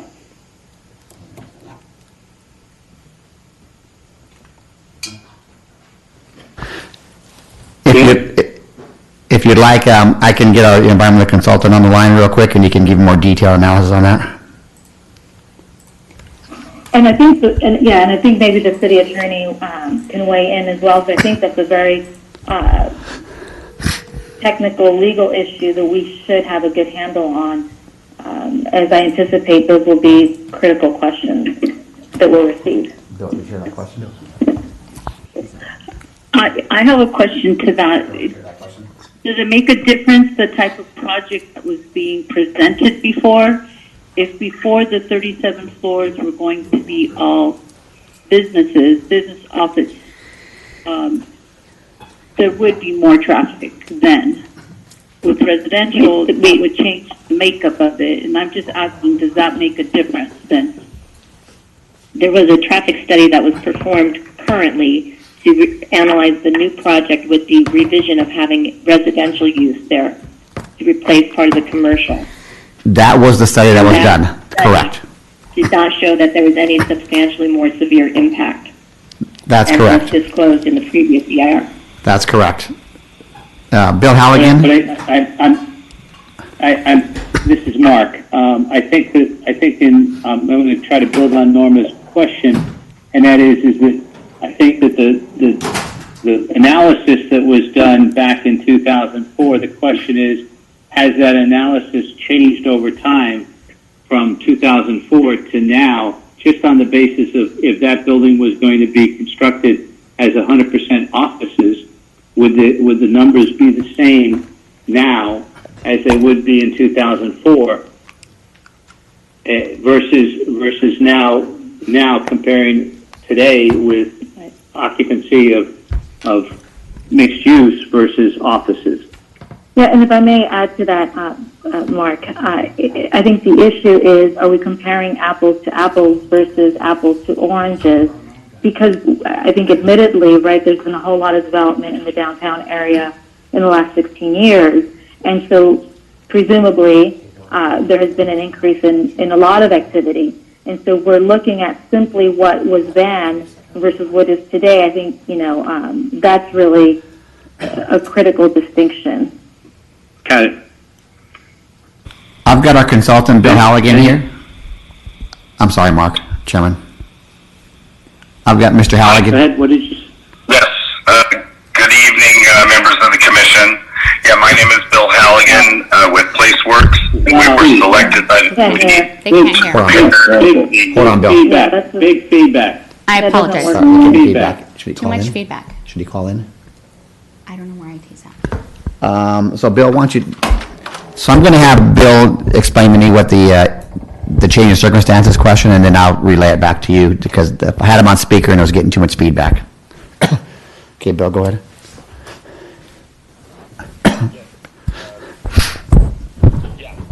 Yes, my name is Bill Halligan with PlaceWorks, and we were selected by the city to prepare the addendum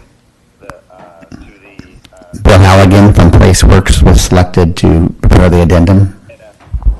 what Vince said earlier is correct. CEQA, once you have an EIR certified for a project, does not require that you keep redoing the EIR except in very limited circumstances. Hold on, Bill. So what Bill was explaining is that once you certify an EIR, you're not required to go back and redo everything in the EIR again, only certain portions of it.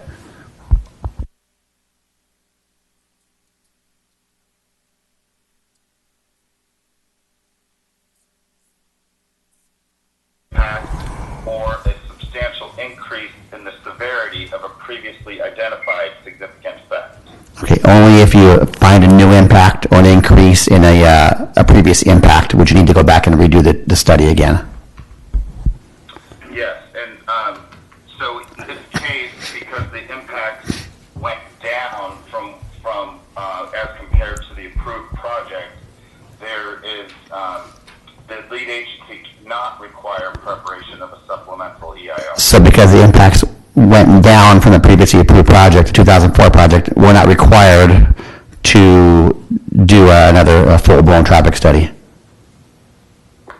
And then the other thing that's happened since 2004, the California legislature has determined that any traffic impacts related to level of service are not a significant impact on the environment. In addition, there's been some changes to state law that says level of service changes are not considered to be an impact.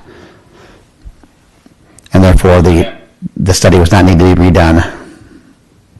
So now you look at vehicle miles traveled.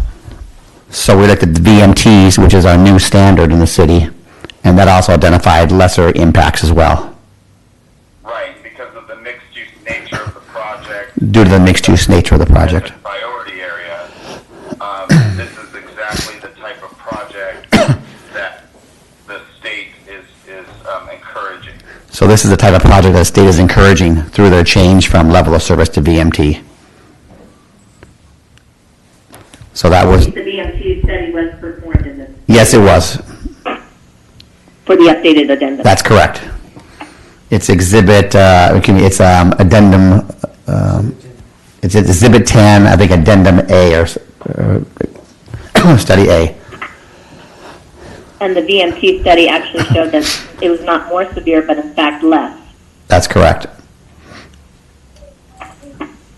So again, to summarize, it was the state guidelines plus changes in state law, plus our new VMT analysis. All those three different factors basically said we don't do a new full-blown traffic study. We do a lesser one. We do the VMT analysis, and the addendum is the appropriate mechanism.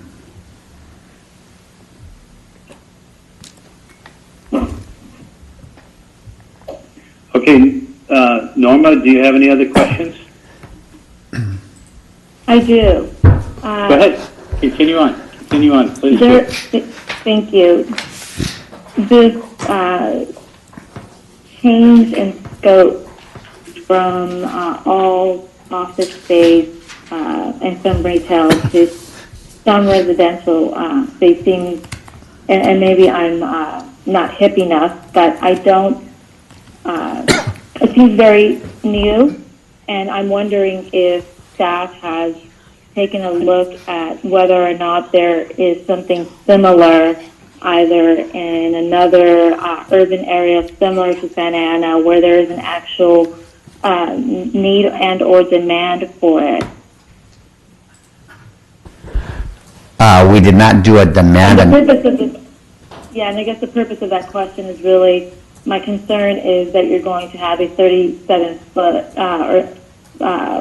property in the middle of Santa Ana, and half of it is going to be empty because people don't want to be living above or below either live entertainment or a restaurant or office space. Commissioner, staff did not prepare a demand analysis at all. We are familiar with a couple of other mixed-use projects in more urbanized settings like New York, for instance, where they have these mixed-use buildings. This is the first one that I'm aware of in Orange County, possibly even San Diego or LA County that I can think of.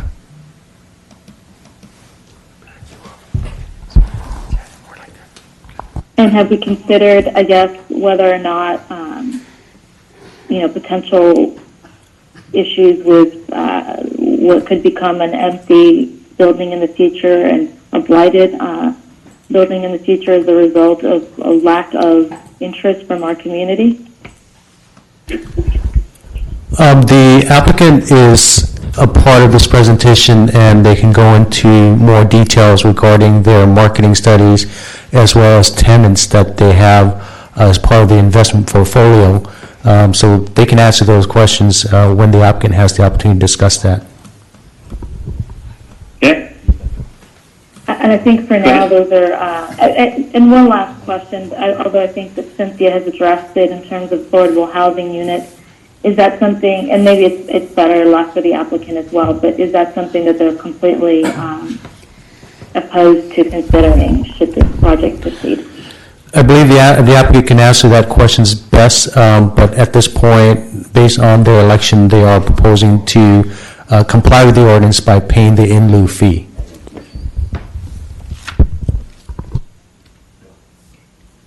Thank you. Okay, anything else, Norma?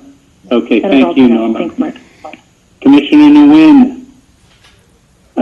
I have two questions. My first question regarding to the affordable housing. According to the project, there will be a 332 studio, a one bedroom, and 83 unit will be 2 and 3 bedrooms. So in a total of 415 units total on the project. Is there any affordable housing ever been considered or required? And if not, why it's not? My second question is there any financial or tax revenue calculation for benefit to the city on this project? Commissioner, two things. One is the applicant has options for meeting our housing opportunity ordinance. One is providing units on site. Another one is paying a fee. And they at first were looking at putting units in, but they have changed their mind and they're proposing to pay a fee, which is somewhere in the $4 million+ category, which will be used to provide affordable housing elsewhere in the city. So that is, they have the option. They chose the option of paying the fee. That's number one. And then the second question had to do with, I'm sorry. Potential financial benefit to the city. Yes, I asked them for a financial study. One was being prepared, and it was going to be done sometime probably the next week or two. So that's something the applicant can provide you information on. But I can tell you from the previous project, you're looking at about a $400 million project for this that be built out here, $430 million, I believe what the number is. So just the property tax alone, from half of it being vacant and the other half being smaller single-family structures that are used as office, the increase in revenue will be substantial from a property tax perspective. Thank you.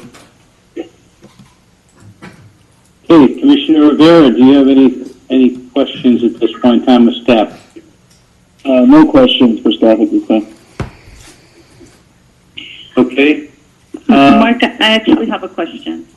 Go ahead, Cynthia, please. So, if I recall correctly, because this was a long time ago, this project originally was placed on the ballot for a vote, correct? Correct, 2005, April 2005. It was approved, right. So, It was if it approved was by placed on the council. ballot for office buildings, and that's what the people voted on, we're now the developer has come to us for mixed use. How does that work hand in hand? If something was voted in, the will of the people was for office, not for it to be able to change later. How, is there anything we need to be conscientious of in doing this? Yes, this is Lisa. So in 2004, the City Council approved the entitlements for the One Broadway Tower, which included the certification of the EIR and the specific development 75. And so concerned citizens qualified a referendum in an effort to overturn the decision of the city pertaining to that ordinance, which created SB 75. When the referendum vote went to the people, the vote failed, and that means that the approvals of the city were ratified and remained in effect.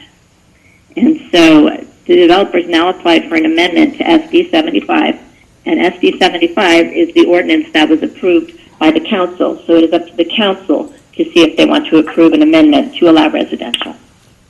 Thank you. Thank you, Lisa. That's helpful. You're welcome. Okay, any other questions, comments to staff? I have one more question, Mark. This is Norma. Yeah, go ahead, Norma. The way that I read the staff report, and correct me if I'm wrong, Lisa, but our job on the commission is to review both the EIR issued in 2004 and then the one issued recently for the amendment together. The addendum, yes. The addendum, sorry, thank you, issued together. And so that we're to consider the environmental impact together, not just the addendum, correct?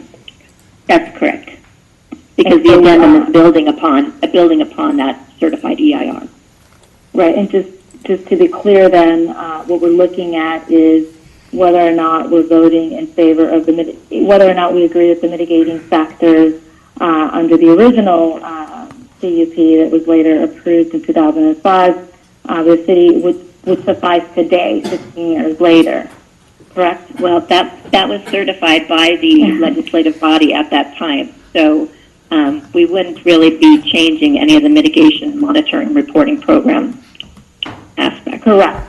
Well, except that we are, and I guess that's what I'm trying to understand, because the way that I read the staff report is that we are to look at the EIR, the 2004 EIR, together with the addendum.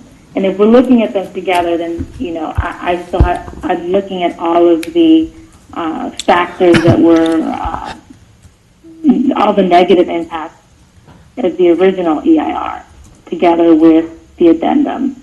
And so how do I reconcile the fact that I'm looking at that together and voting on this? Commissioner Garcia, pursuant to CEQA guidelines and the state regulation on environmental review, the city, when evaluating a project that has a previous EIR that has been certified, we have to take that into consideration with any follow-on document, as you indicated. The instance here is that the project qualifies for an addendum under CEQA guidelines, where it states that if the project does not have any substantial changes or any new information that will create substantial changes or changes any type of mitigation measures, then an addendum is a document that the project qualifies for. The question you're asking in terms of considering the document together, correct, you are considering the document together.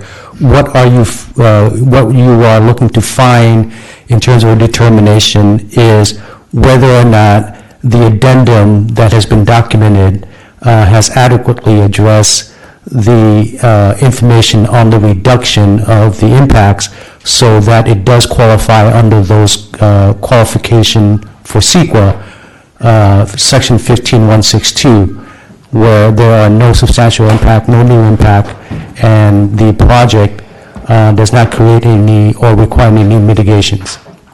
So if you agree with those... Just really quickly, man, so staff's position is that we're limited to reviewing whether or not it minimizes. Did I hear you correctly? CEQA law states that the project where an EIR has been certified, an addendum is a document that needs to be considered. If it doesn't trigger any one of those three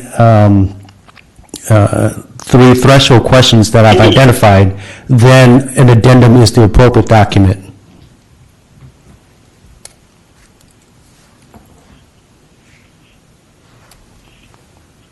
I don't know how Norma's reacting to that one, but I'm a little bit confused on that statement.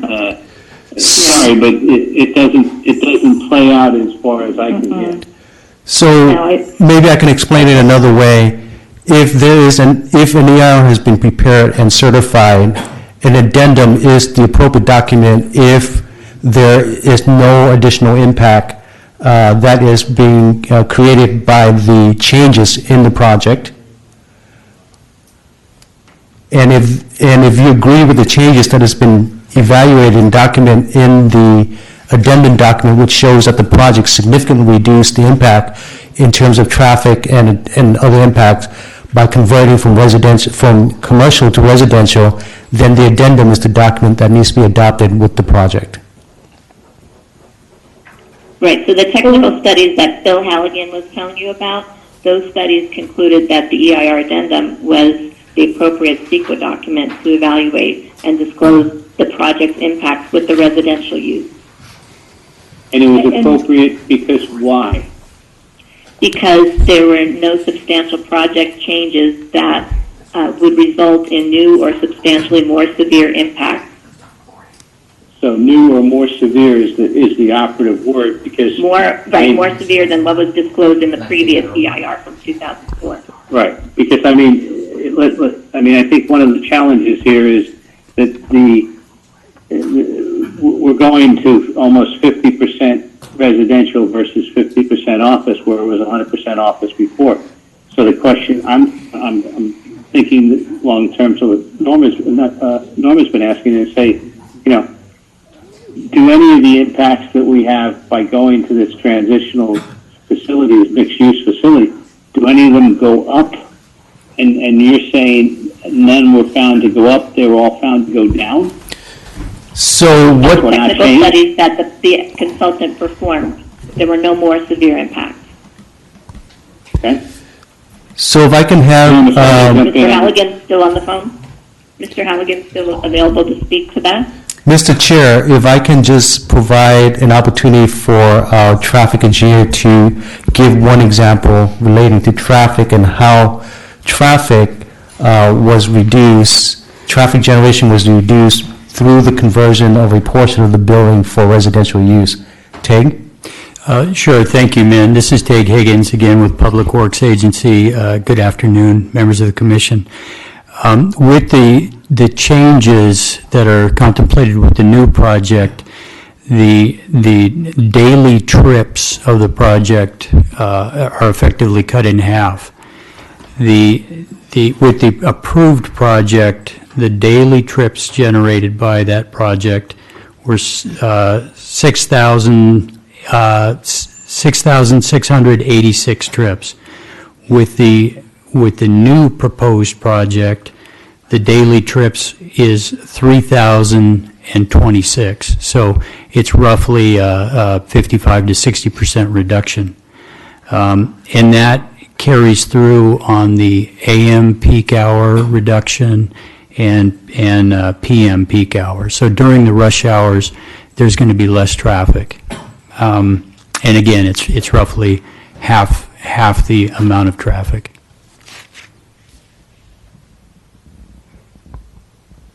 So in that example, as you can see, the traffic was reduced by 50%.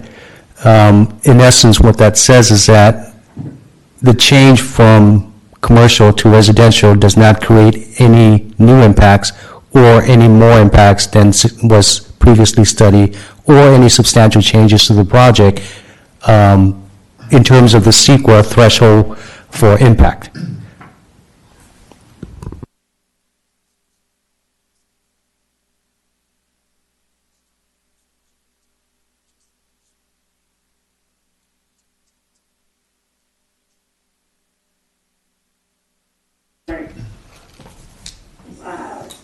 Would not be reduced, or rather that they were brought to an acceptable level. And so the question is, how does that measure with the nearly 50% reduction, or did you say a 55 to 50% reduction of that? How does that qualify as against to the original report, this qualified as unacceptable? And this is just me trying to understand how I'm supposed to read these two together and reconcile them. So the idea under CEQA and the allowance for an addendum is that there are projects that create impacts that cannot simply be mitigated regardless of what mitigations are imposed.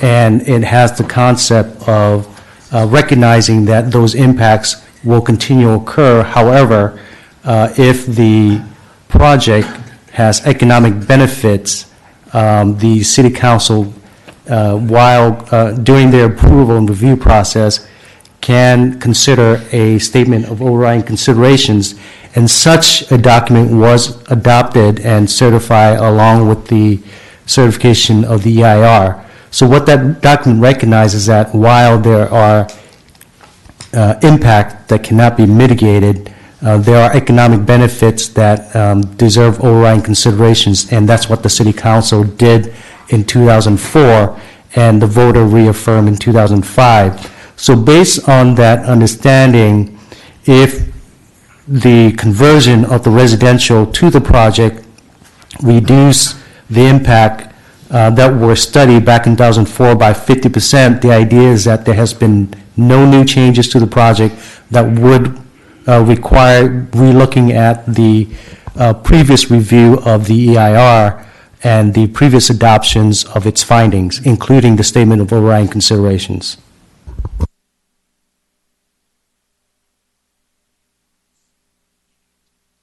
And, yeah, I mean, I understand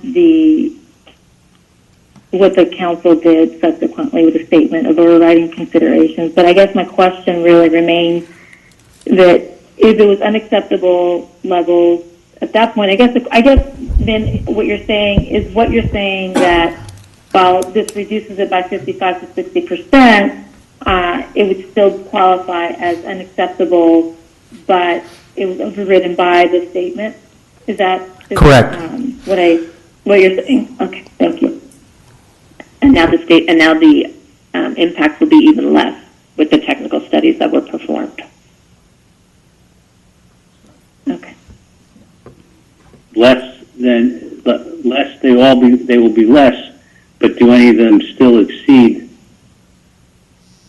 any unacceptable levels? So based on the study, the impact would be reduced by 50%, while the reduction may have reduced any potential significant impact to any one location. That's SLOS study is no longer required, as previously mentioned. It is a vehicle per mile travel. Even with that, there was almost a 50% reductions in terms of VMT. So the concept of the addendum and the reduction when adopted with the EIR is that the original impacts, the original mitigations that were approved are still applicable to the project. With the changes, there are no new mitigation required. There might have been reduction of mitigation, however, that is not taking place. All mitigation for traffic, for air quality, for culture that applies to the project in 2004, even though there's a reduction in terms of the impact, remains applicable to the project, and the applicant is required to implement those mitigation as part of the update of the project.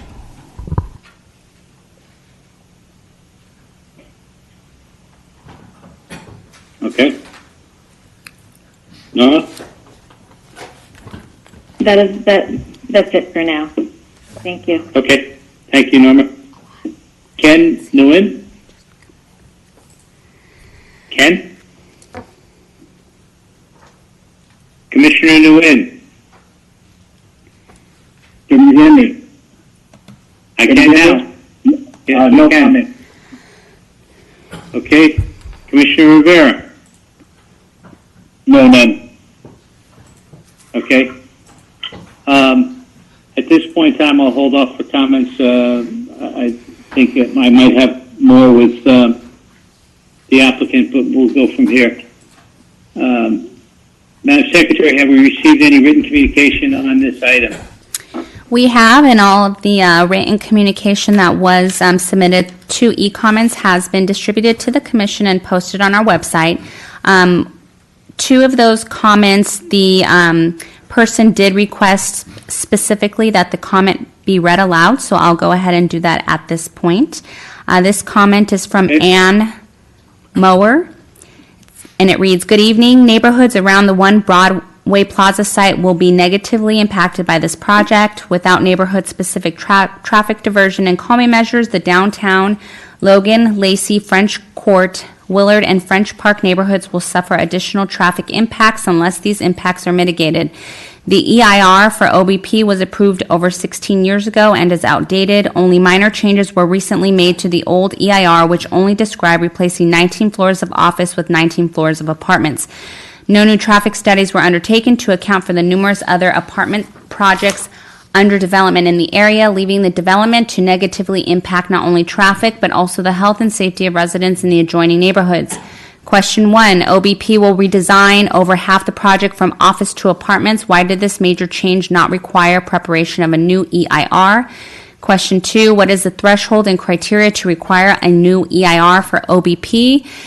Request 1, that the Planning Commission recommend to City Council that it work with the affected neighborhoods as stated above to identify and implement traffic mitigation and calming measures for the end of the project. End of comment.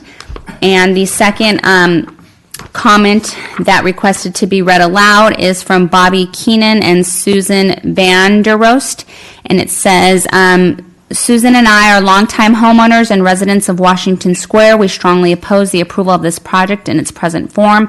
The EIR and traffic mitigation plan that you want to reapprove is from 2004. We are mystified why the city attorney says new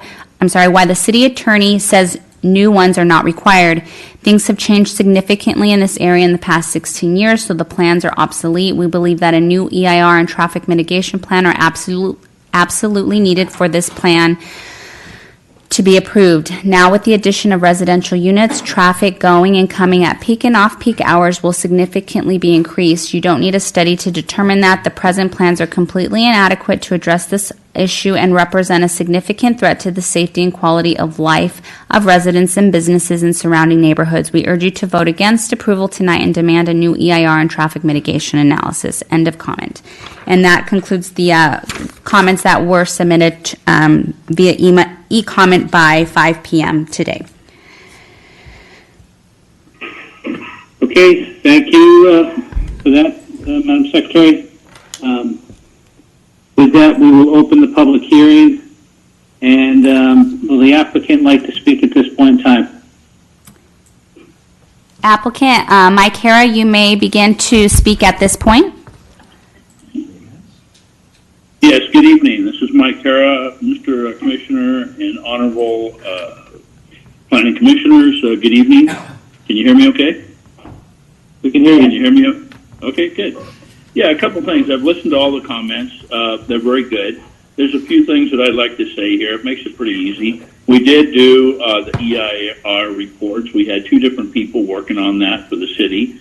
One was we hired Urban Crossroads to do a traffic impact analysis on that. We had them do a greenhouse gas effect as well as for carbons in the air. We have a financial fiscal planner that figures out by people living and staying here, working here, what the amount of money is kept within the city instead of leaving the city. And I kind of want to go over a few things, but the main thing is, I'd like to say this. When you're building a commercial high-rise building for office space, you can allow up to 24 to 27 people per 1,000 square feet. Okay? So we have a 1,000 square foot apartment and we have 1,000 square feet of commercial office. So we have the permit and we have the authority to move forward and to build this building as it is right now. What we're adding to this this is where it doesn't take a whole lot to figure this out with the amount of number of people that it takes. So in 1,000 square feet in an office building, you have 27 people. And in a 1,000 square foot apartment, you would have maybe 2 people. Okay, well, maybe even conservative, 4 people. So obviously, 27 people are going to drive more cars than 4 people would be driving cars. So that, in effect, when people come back, it amazes me, and they say, by having apartments in there, it's going to be more traffic and more dangerous. That's just an untrue factor. We have the approvals to build the building, so we would have, like 6 to 1 more people driving cars than we would living there. In 2004, when we built this, the optimum thing at that time was a commercial office space, not residential. Over the 16 years, it has changed around, and there's more demand now for people, Gen X, Gen Y, and millennials to actually move into smaller apartments, high-rise, downtown, adaptive reuse. This is an incredible city that has TOD as a transit, a rail that we're putting in. It has downtown restaurants. It has so many great things going on. And we need people here to live here, to stay here, work here, and spend their money here and not go back to Irvine. By doing this, building this building, the affordable homes issue, I have to disagree with Vince. We originally had figured in inclusionary housing and affordable housing with this deal originally.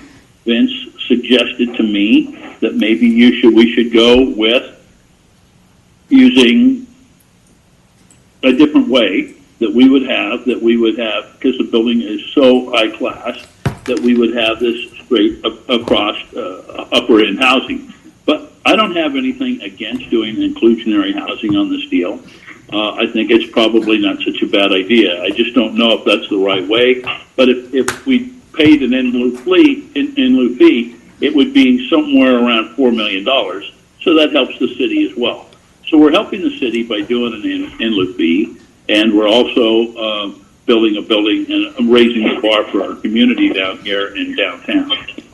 So with that being said, we have quite a few other things here. We have, there's in the city. I told the city staff as well that because times have increased in value and cost to do mitigation work, that we would raise, I believe it was $200,000 per homeowner's neighborhoods.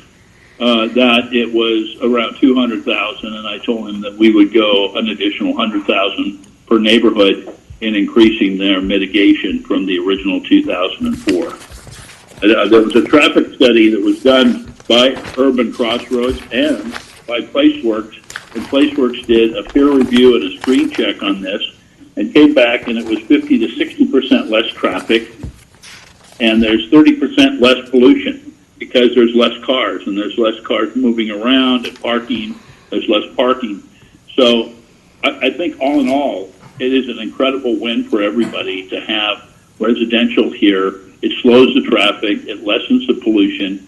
And in a 5-year period, it's about $15 million that stays within the city in tax dollars that would be here, because these people would be living here and working here, walking down the street. I personally own Original Mike's restaurant. It's very difficult for a lot of these restaurants down here to sustain themselves if there's no one down here to support them. So I think that's probably one of the really big things. And like I was saying, 1,000 square feet of commercial, 27 people, and we can build it, and we're going to. We've already got the piles in the ground. We've ordered the steel. We waited until the price of steel went down. We ordered the steel, and Conco is going to be putting the mat foundation to street level in September. By adding the residential, it adds more money. It lessens the pollution by 30%, and it drops 50 to 60%, as everybody had said, in the traffic flow and the traffic mitigation. So with that being said, is there any questions? Okay, thank you, Mike. Cynthia Contreras-Leo, do you have any questions of the applicant? I do. Mike, could you give me what your timeline is? And with all due respect, just based off, where we've been and where we are today with the project, I think that a timeline to know when it would be completed would be helpful in progressing. Yes, it'll take 28 to 36 months to build this building, starting September 1. Okay, thank you. Mm-hmm. Yes. Any other questions, Cynthia? No. Okay. Thank you. Commissioner Garcia? Yes, I have a question, and I made it earlier to staff, but I think it's best directed to the applicant. Have you? I'm sorry? Go ahead. I'm sorry, go ahead. Have you taken a look at any market studies that evidence that this would be a good fit in an urban area like Santa Ana? Oh, tremendous. I mean, you can read it in the paper every day. There's about 750,000 apartments shy in Orange County of what's necessary. The days of buying homes and going suburban and all that are pretty much over for millennials and Gen X, Gen Y. We're building 888 right now, adaptive reuse, 148 units of apartments across from this project. And we've got a list of, out of 148 people, we have units, we have a list of 200 people waiting to rent in this deal because it's actually, this is the trend that's going on now, is a smaller unit, 600, 800 square feet, high voltage ceilings, high security, very nice, has a lot of amenities, and it's just a known trend that right now the apartment, that's why there's so many of them being built, because the demand is so large. And I understand the housing stock and the need for actually more affordable housing is definitely an issue across the state. But I think the question is more targeted to a high-rise of this nature with both, residential and office space sort of on top of each other, whether we've seen anything like that in a similar urban area, either in California or in other parts of the country. Okay, that's a good question. LA Live, downtown LA, there's a waiting list for people to buy apartments, and it's totally mixed use between commercial and apartments. It's over by the Staples Center. Same thing in the Gas Lamp District in San Diego as well. There's a baseball field, there's commercial office, there's residential. And in this building, we've separated the residential at the bottom and at the top, and the commercial is in the middle. So there isn't, somebody had brought up something about noise and everything going through. All of that is separated by having the commercial separated from the residential as well. So there's a tremendous amount. That's the big thing today, is like LA Live, and I would like to have you guys go down there and check it out. It's pretty incredible what they're doing down there. Football stadiums, a Staples Center, live work, artist lofts, commercial buildings. We should be doing that here. We have got a lot of things to do. There hasn't been anything built down here since the 60s. So it's time that we actually kind of raise the bar and pick ourselves up to what's current in the nation, especially in Southern California. So follow up to that, at LA Live, for instance, we don't have buildings where you have, high-rise like that with this kind of residential living and office space. I really want to understand, and my concern is obviously, and I said this earlier, is that you're going to end up with an empty residential space, and then what? So I really want to get a very good sense of where your statistics are coming from to support the residential switch. Okay, well, let me go back to something else here. One of the big things that has happened, we spent a lot of time some years back with Broadcom and Blizzard. And the reason they didn't come to Santa Ana is because there wasn't any housing for their people. Their employees, which are 3,600 employees, and they're in Irvine now, did not want to come to Santa Ana because these are engineers that are getting paid $120,000 to $180,000, $200,000 a year, and they didn't want to live down in this area. They wanted to walk to everything. They wanted a downtown. They wanted a transit-orientated development, TOD. We're building all that with the light rail. We're making all that happen. We have all these things that Irvine does not have, and these kids would love to be in. But the main thing is they wouldn't come down here because there wasn't, and this was like 6 years ago, there was no place for them to live. They did a whole study on it, and only like 8% of them thought Santa Ana was really cool, and they would come here. The rest of them thought that the housing in Irvine was much more substantial and much more modern, and that's where they wanted to be. So what I'm saying is right now, we're working with Amazon, and we're working with a couple other big companies. Their big question is this: if we bring our business down here, where would our employees stay? So part of these 400 units of apartments would be part of what's known in the industry as live, work, play. They would live in there, they would work there, they would stay downtown, they would spend money downtown, they would go to all the restaurants and spur on more restaurants and more facilities to be built down here and make it an incredible place to be. But we first have to build something down here to attract them away from Irvine. Irvine, they have brand new buildings, they have a lot of neat things that they can go to, and they can ride their bikes to nearby apartments. We don't really have that. We don't have enough apartments down here. And, Willard and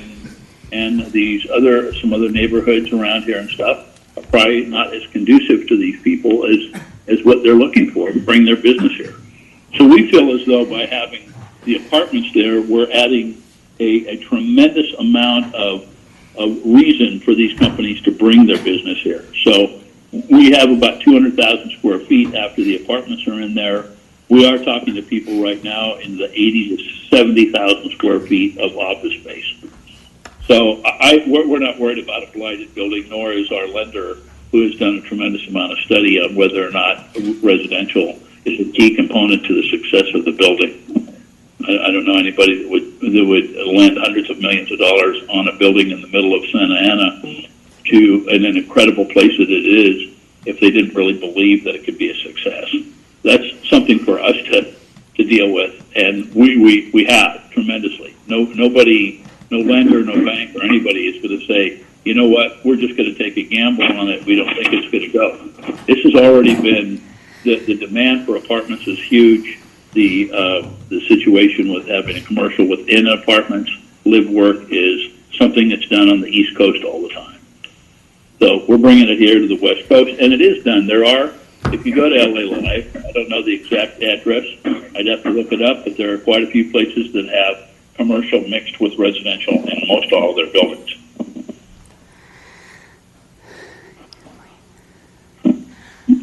Norma, any other questions? I'll reserve for now. Thank you, Mark. Okay. Thank you.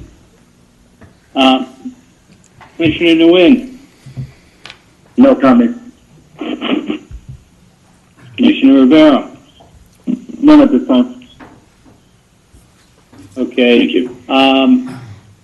I guess, Mike, I've got a couple of questions. Okay. One is that we're sitting here, and one of the largest, I say, issues that was brought up on this topic of we've been dormant. You've been dormant for 15, 16 years, and now all of a sudden we want to get things moving very quickly, and at the same time we're all sitting in our homes not being able to go out because of COVID-19, and everybody's saying, well, let's just hold off on this. It's been 16, 17 years.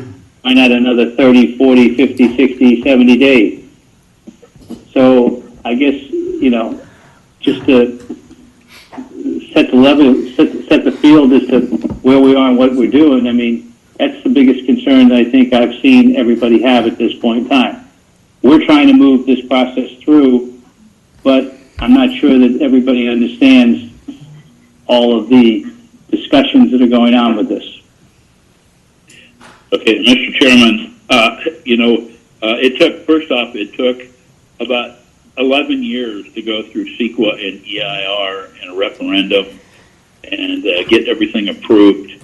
And then it took about $11.3 million in plans and engineering to be able to pull permits at one time for this project, and now have a foundation permit and put piles in the ground. When you speak of that long a time, it's simply because it actually took that long to get this approved here, and the timing may have not been right. It's in the hand of the Lord. I can't exactly tell you why it wasn't, but I'm glad at certain points it didn't happen. At this point in time, the reason that that we need to move forward is this property happens to be in what's called the opportunity zone. I don't know if anybody's familiar with that, but the short story of it is if you keep the property for 10 years, at the end you don't pay any capital gains. So these major companies are wanting to come in and go in the building, and they want live work. They want a lot of these things that we're asking for now.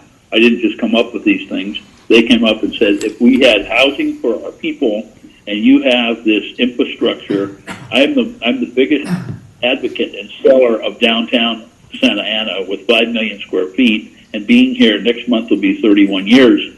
I got to tell you, it's really in an incredibly perfect time.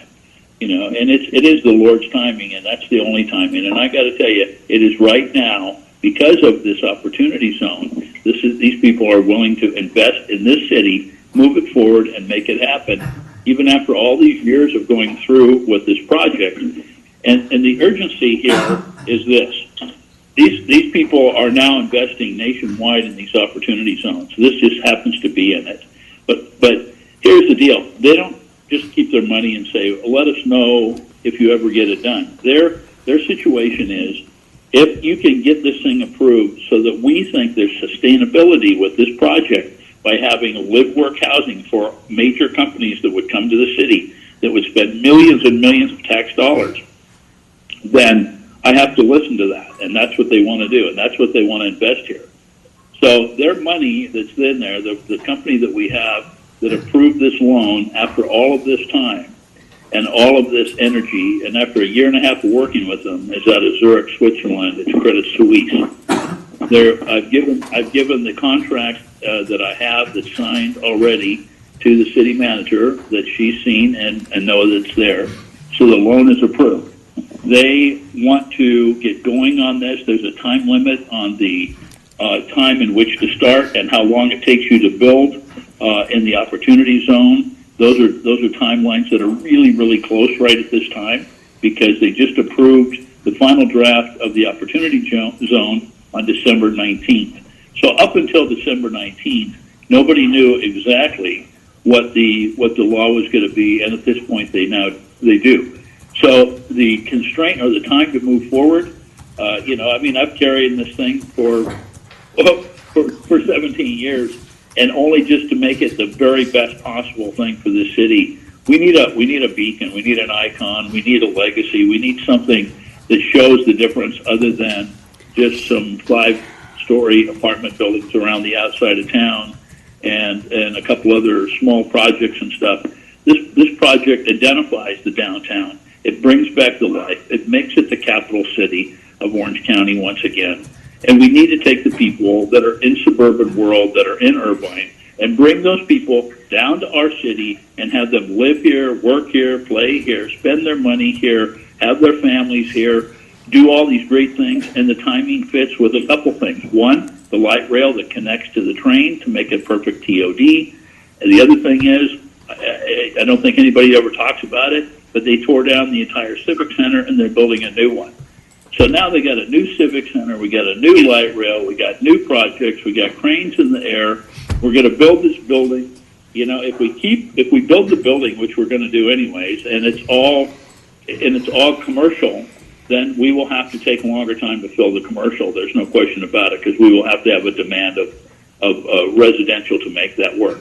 This way, it lowers, and I say it again, it lowers 60% less traffic by the same figures I just told you, 1,000 square feet, 27 units, or 1,000 square feet, 4 people in residential.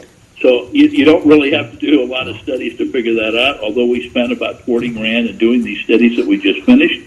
So that what that does is it shows that there's less traffic, there's thus less pollution, and the other thing, which is really big, it keeps people here in the downtown area that would never be here, that are making some good money, that'll spend their money here and make the good things happen for good people. We need to change here. We need to change it up. We can always do these other projects on the periphery, or we can do different things. But this downtown is what everybody looks at. When I talk to people that are in Irvine or Newport Beach or Huntington Beach or even Garden Grove or anywhere, the bottom line is downtown Santa Ana is a bad place. There's homeless people. There's all kinds of bad. There's negative. You know, hey, my office is right here on Broadway. I own 5 million square feet in this downtown area. And I see these people, the homeless, every day, every morning. I was the guy that designed, built, and financed the Orange County High School of the Arts and the Orange County Elementary Arts Academy and put that together.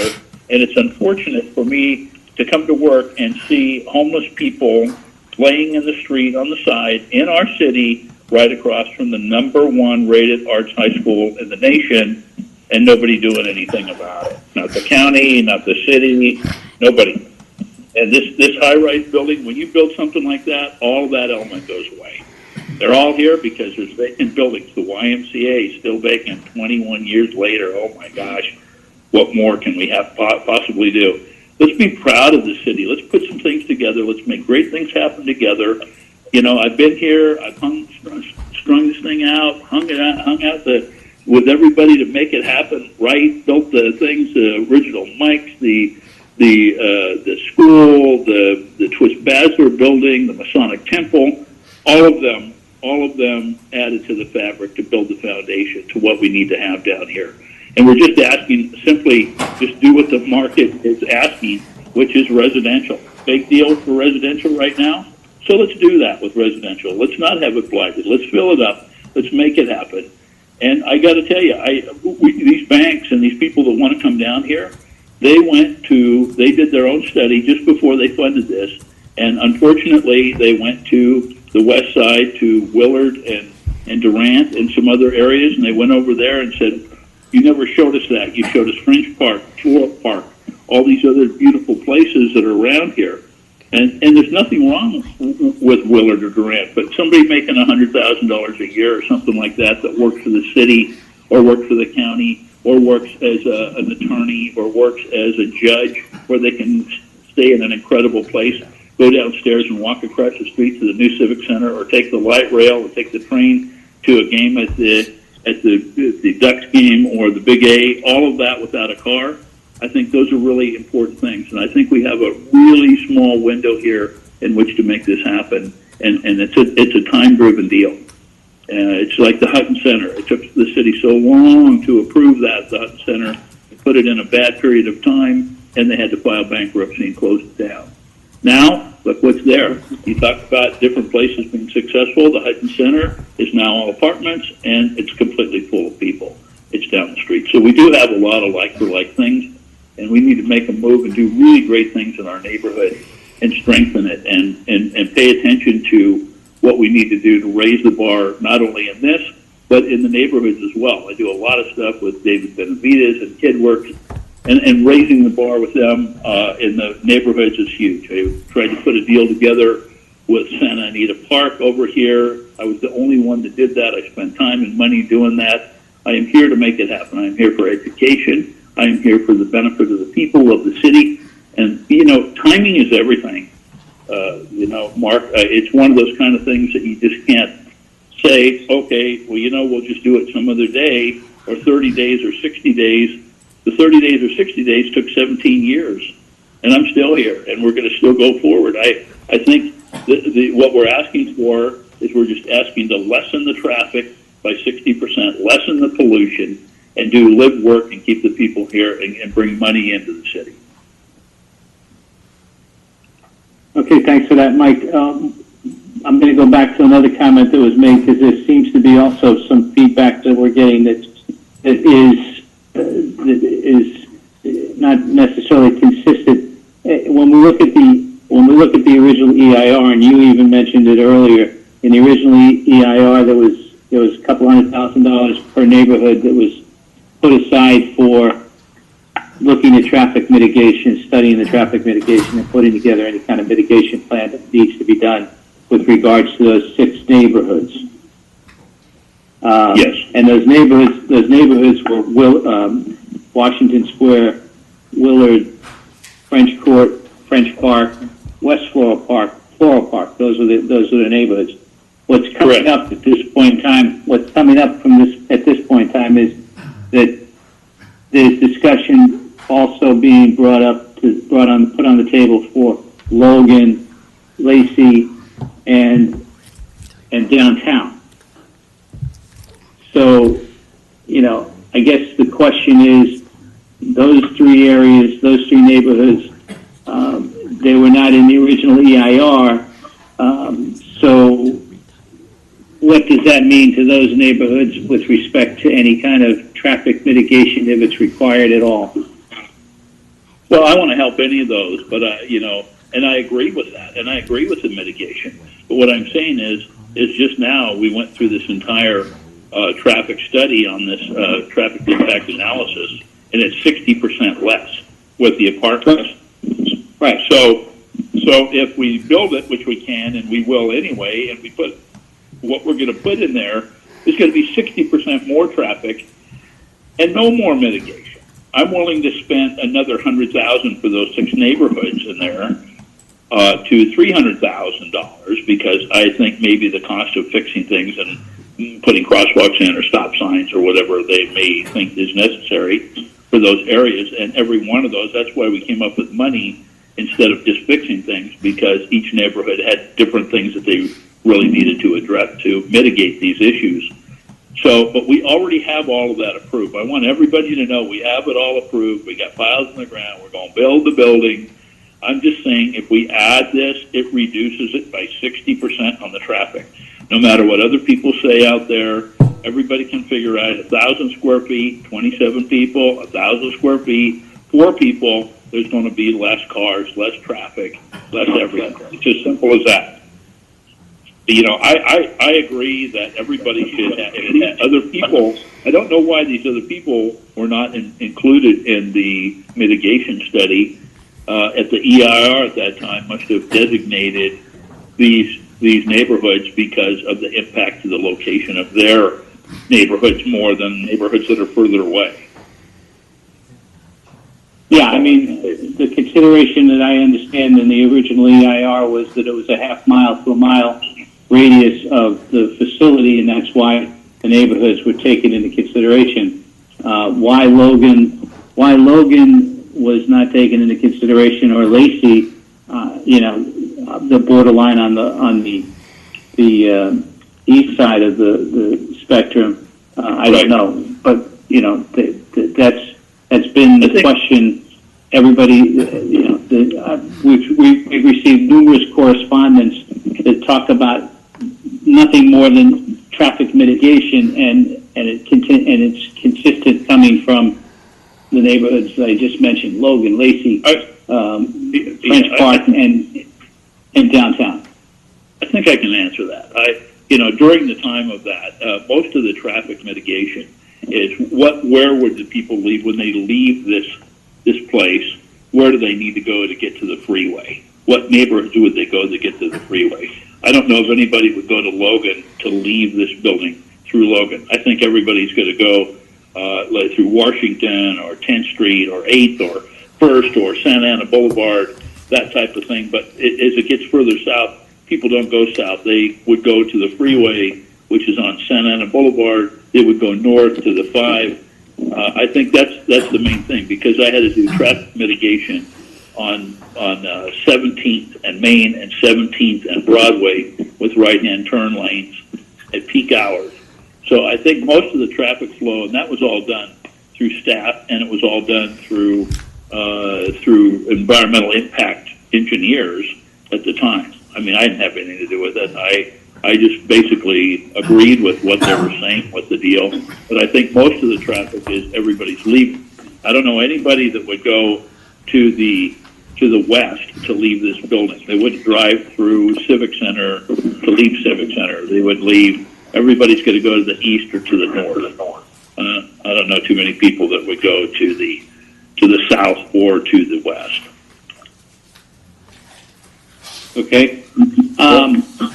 The other thing I also think is, and I'm going to support the comments from the other commissioners, and that is that I too am of a belief that we're not addressing the element of affordable housing in Santa Ana, and what we're doing is we're coming up with affordable housing through in lieu dollars, but basically some of these projects that we're building, and I think we've talked to 3 or 4 developers, and every time we talk about affordable housing, it's sort of like, well, we just can't pencil it out, or it's not the way it should come down, or this is a market value apartment.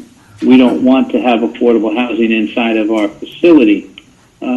It's kind of like we can build market value apartments next to areas that wouldn't necessarily be appropriate, and basically we get a not in my backyard type thing. But as a developer, by saying that we're going to do in lieu dollars versus doing it inside of the facility itself, inside the project, it kind of says not in my backyard either.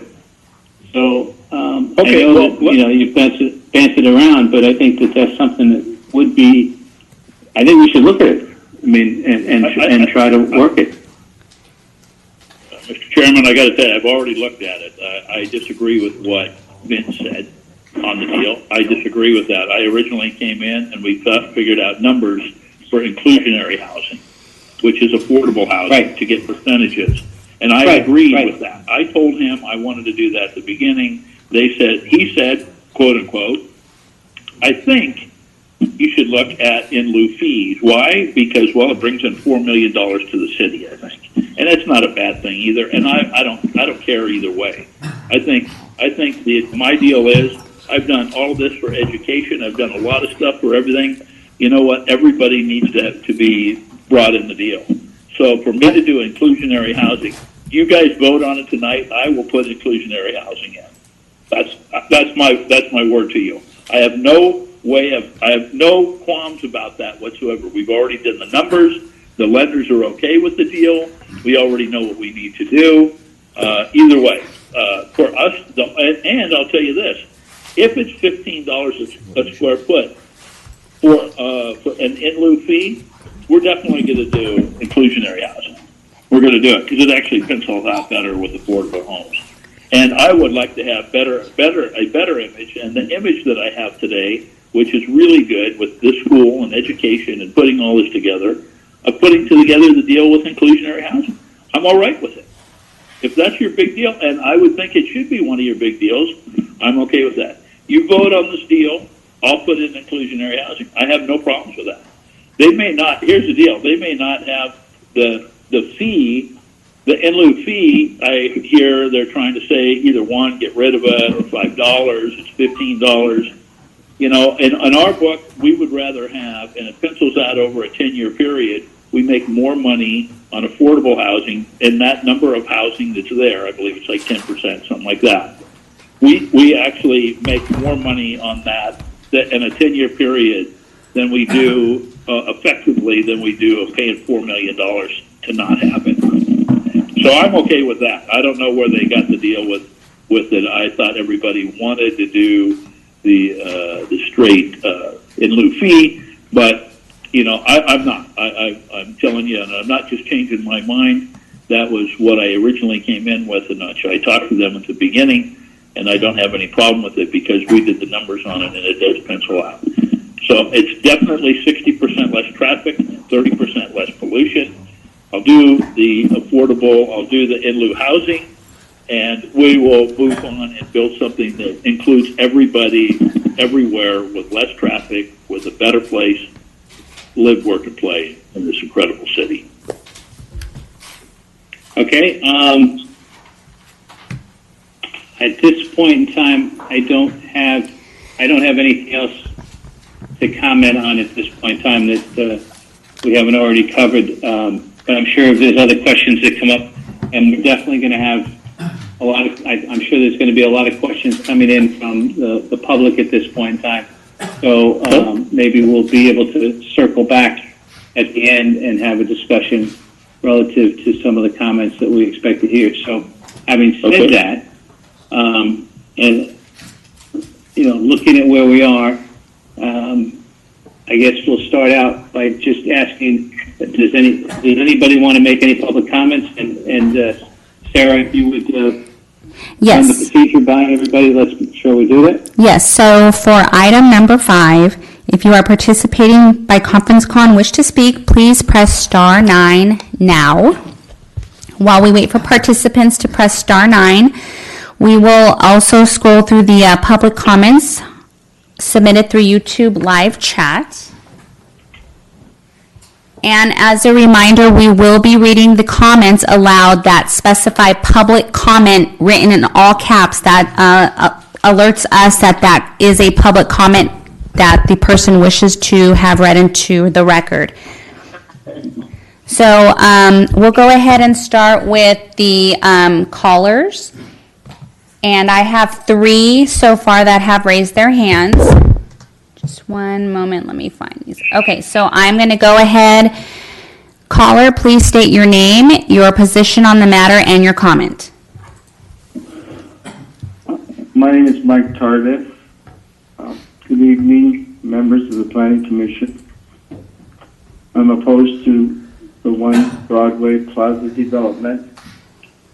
My family goes back 100 years in Santa Ana. This is not what the residents of Santa Ana envision as compatible to our city. The 37-story monument is not what we want here. In no way does this monstrosity complement our neighborhoods. There are many technical problems with this development, which others will detail for you. Important technical problems with this development. But my plea here is, don't let this happen here. It doesn't fit. It will make the lives of Santa Ana residents miserable. I don't believe that any of you were on the commission when this development was approved many years ago. I'm asking you to not promote a mistake that a previous city council committed. Please do whatever it takes to deny approval and squash this terrible development. Force the developer to come back with a plan which is not destructive, which will rather truly complement the golden city of Santa Ana. Thank you. That is my comment. Thank you, Mike. Okay, so the next caller, just one moment. Caller, please state your name, your position on the item, and your comment. Yeah, this is John Hanna, and I'm a resident of Orange, but I lived in Santa Ana for quite a long time. I lived there in the mid-'60s where downtown Santa Ana was vibrant, but I worked in Santa Ana for 20 years in downtown and saw that how it turned. This project is a real opportunity to not only put Santa Ana on a map, but kind of move to where people are living and working in the same location or wanting to walk. Mike did a pretty good job of describing that, but that's where things are going. So we're going to be using less automobiles. It's going to create less traffic, not just because of the commercial residential mix, but because of what's going to happen alongside. I represent 1,000 union carpenters in Santa Ana, and this is the kind of project that they need. After coronavirus, where many private construction projects are shutting down, the public ones are still working, and many private ones too. But this is something that contractors and workers, building trades workers, will need. I just like to see the agreement that we had, or the building trades had with Mike in 2004, be either put back in or modified. And I'd like Mike's comment on that. And last thing I'd like to say is, you know, people didn't like this project when it was originally envisioned. They had the opportunity to oppose it. They actually got signatures, and the voters decided, hey, you know, we'd like that. This is actually a better product than what they had in 2004. So I would say, hey, let's get the agreement that will prioritize hiring of Santa Ana workers so we can give an additional economic boost to our community. Thanks, John. Thanks a lot. Thank you. Next. Okay, so let's see, we're going to go. Caller, please state your name, your position on the item, and your comment. Yes, hi, good evening. My name is Erica Gonzalez. I'm a local activist and lifelong resident of Santana. My family's been here since the 70s. And I am definitely opposed to this project. The gentrification in downtown Santa Ana has been a plague for our city. The reason that nobody goes to downtown Santa Ana or the 4th Street area anymore is because the residents can't afford it. They displaced us, and they're trying to now spread that displacement Main Street all the way down to Warner. We don't need people from outside of Santa Ana coming into our city. We need to take care of our residents. We need to take care of the people who live here already. We're one of the most densest cities. We have the most dense population, and our average income is less than $40,000. We don't need more luxury apartments. We need affordable housing. We need parks. We need places that our kids can play. We need green spaces. They have done surveys, multiple surveys, asking residents, not stakeholders, not people who work in the downtown area, not the county employees or the city employees. They've asked actual residents what they want, and we want parks. We want more centers that our kids can go to. We want places that we can go to feel safe. You guys, people outside of Santa Ana, don't want to come here because they think it's not safe. How do you think the residents feel? You guys need to start listening to us and what we've been fighting the gentrification in downtown Santa Ana since it started a decade ago, and no one listened to us. And now that this plague is spreading throughout the remainder of the city, now all of a sudden everybody is taking notice, and it's not going to fly anymore. We are so tired of these companies, people like these developers that are just coming in here, and the city council and the city development, the commissioners, you guys give them the green light to do whatever they want. And that's exactly what they're doing. This pandemic is setting the stage for predatory behavior from developers just like this. Just like this. This is why it's an emergency meeting. It was called last minute. There's less than 100 people on this meeting. Residents don't know about what's going on, and they do it on. You guys do it on purpose. And we are really, really, really tired of it. And that's all I have to say for right now. Thank you, Erica.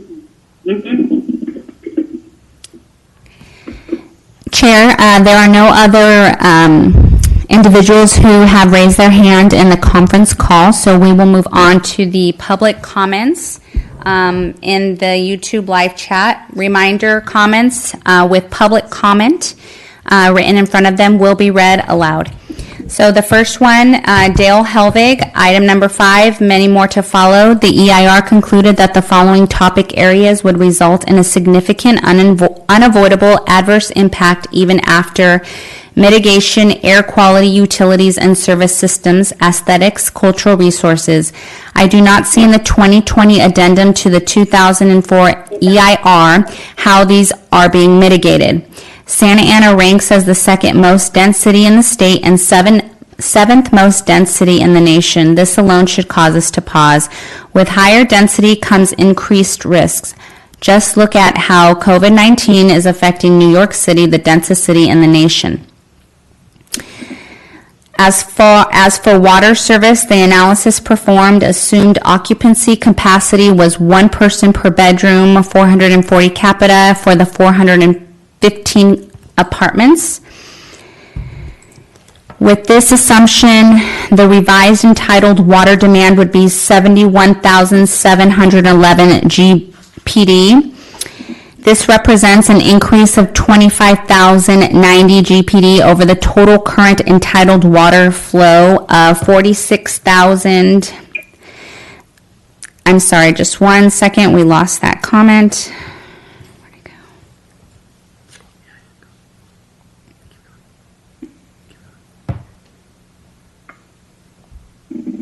Just 1 moment, Commission, we lost the comment.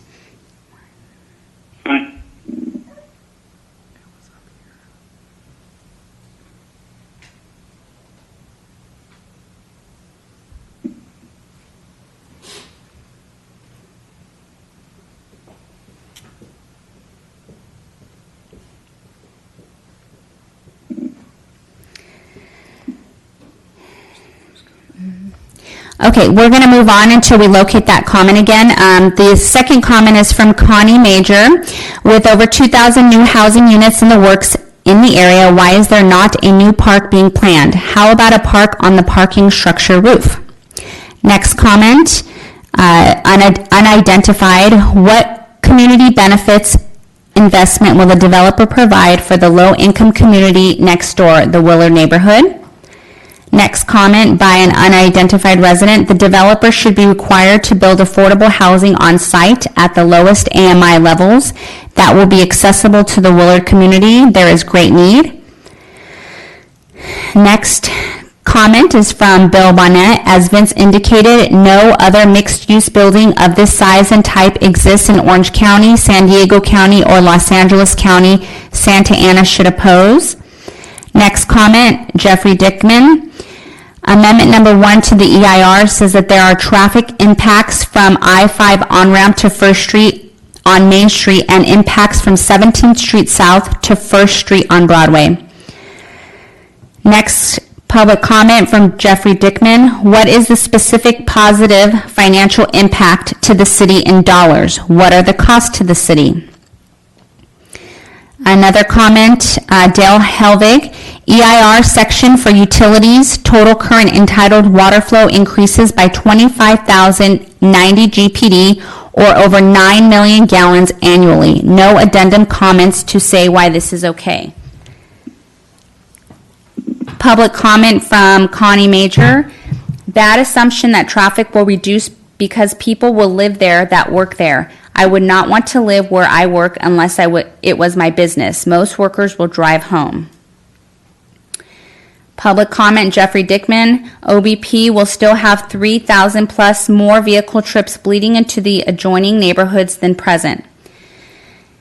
Public comment, Bill Bonnet, Park Santiago. While the new configuration may reduce traffic less than a business use, the density growth in the area since 2004 make this high rise inappropriate.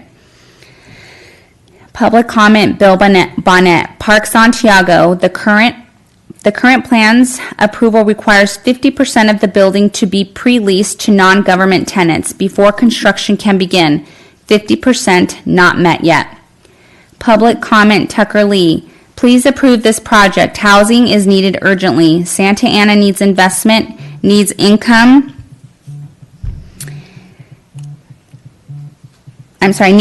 Needs taxes. Listen to planning experts and not to the same tired stories holding Santa Ana back.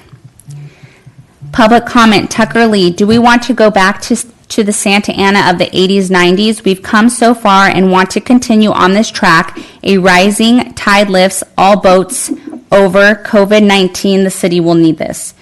Public comments, Tucker Lee. We are on the verge of a recession. We need projects to create jobs, attract investments, attract employers, bring people to our city in the difficult years ahead. Public comment, Tucker Lee. I'm tired of the same old tale, no progress unless everyone is included at all stages. Why so? Everyone has ambition, goals. Irvine ranks high nationally in lots of studies for living. Public comment, Tucker Lee. Working safety, why not us? We need to move or we will once again be left behind by all these other cities. Please approve this amendment for all of the citizens of Santa Ana. Everyone wins.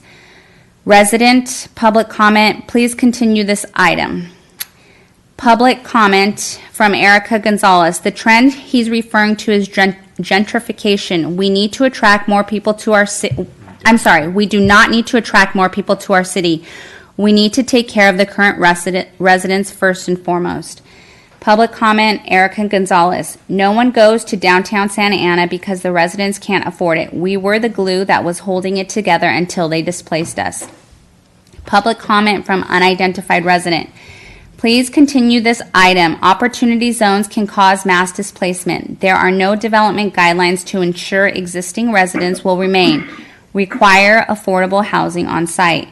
Public comment, Tucker Lee. Those of us that have been here all our lives know that Santa Ana is a better place to live now that it has been for decades. All this new development hasn't ruined our city.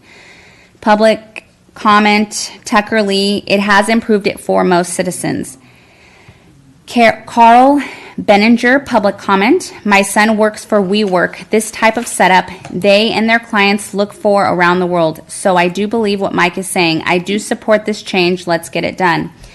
Public comment, Jeffrey Dickman. Mike, where are the traffic mitigations for the neighborhoods? There are none. You have never met with anyone in the hoods. Public comment, Jeffrey Dickman. Washington Avenue leads east through Logan. They will be impacted by OBP traffic. Connie Major, public comment. The inclusion of Logan, Lacey, and downtown is mandatory regarding needing mitigation monies. Don't approve without inclusion. Logan is in direct line for freeway on-ramp along Washington. Jeffrey Dickman, public comment. Keep the affordable housing in one Broadway Plaza, no in lieu fees. Dale Helvig, public comment. Inclusionary housing has to be dispersed throughout the residential units. This means affordable housing at the penthouse level. Unidentified resident, public comment. Building on site. How many affordable housing units will the developer build on site and at what affordability levels? We need 2 to 4 bedroom units at 30 to 40% AMI. Connie Major, public comment. Email a comment to be read into the meeting. I received a thank you that it was received at 12:47 today. Where is it? And Chair, that concludes the public comments that we have on YouTube Live, received on YouTube Live so far. Okay, thank you, Madam Secretary. Do we have any other comments at this point in time? Be it phone or via YouTube? Let's check here. Okay, so I see that there are some. I received that someone else raised their hand. If you can please give me a moment to navigate that. Okay, so. We need to close. What happened to Patricia? She wants money from me all the time and everything. Just one. Mr. Herrick, will you please mute your phone? Okay. Okay. Mike? All right, caller, please state your name, your position on the matter, and your comment. Hi, this is Carl Benninger. I've been in Santa Ana since 41 years now, and I do support this project. It makes much more sense than 2525. And if Mike is going to include affordable housing, I think that senses it better. It's a good location for this project. As I mentioned earlier in my email tweet, my son works for WeWork, and the Millennium, all projects like this where they can live and work together. We need to kind of get over our old-fashioned ideas and look to the future. And I think what Mike is saying is absolutely true, and I think this would be a real improvement for Santa Ana. And I know some of my friends out there are questioning me because when it was strictly going to be in office, I had trouble with it. Now, including residential, I think it's a good move. And God, 16 years, let's get something started there. Thank you. Thank you, Carl. Okay, just one moment as I mute that caller.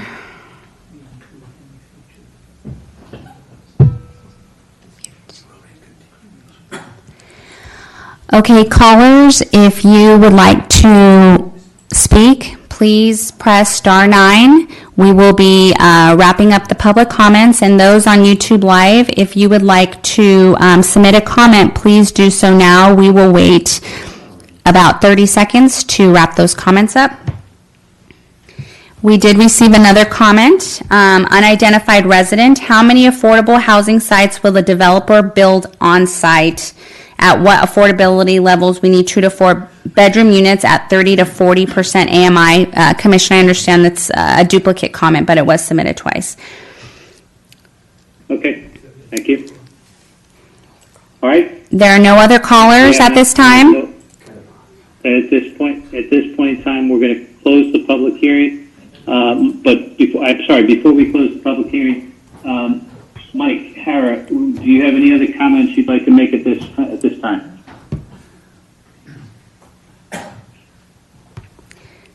Oh, I'm sorry, Chair McLaughlin. We put Mike on mute. Just one moment while we unmute him. And there are a couple other comments that were submitted via YouTube Live. Jeffrey Dickman, public comment. Mike, are you paying Patricia Bustamante to advocate? The next comment is from Sylvia Salinius, public comment. Are you going to mention or read the comments that were submitted before the meeting? And after this comment, Chair, there are no other comments that have been submitted. So let's just, with regards to the letters that were submitted before, all of those letters are online at this point in time. Therefore, they're all available for people to review at their own convenience. That is correct. Okay. They're available on the main city meeting page. Right, on the city meeting page, as part of the agenda, they can pull, under the item number 5, they can pull down as many of all of the letters that were received. That is correct. Okay. And again, Mike, Hara, do you have any comments you'd like to make as a follow-up to the comments that have been made in the public hearing? Yeah, I think they're really good comments. I think all those comments are really good. I think everybody being concerned is a good thing. I think it's time that we move forward and do something. Everybody keeps talking about the same thing. It's taken so long. How come you haven't built it? Come on. It's not because we didn't want to, and we've been here for a long time making this happen. Done a lot of stuff in the community, good things. And I think it's time that we, now that the funds are there, the opportunity zone is there, we have the light rail going in, great things are happening within our city. I think it's the right timing to move forward on this.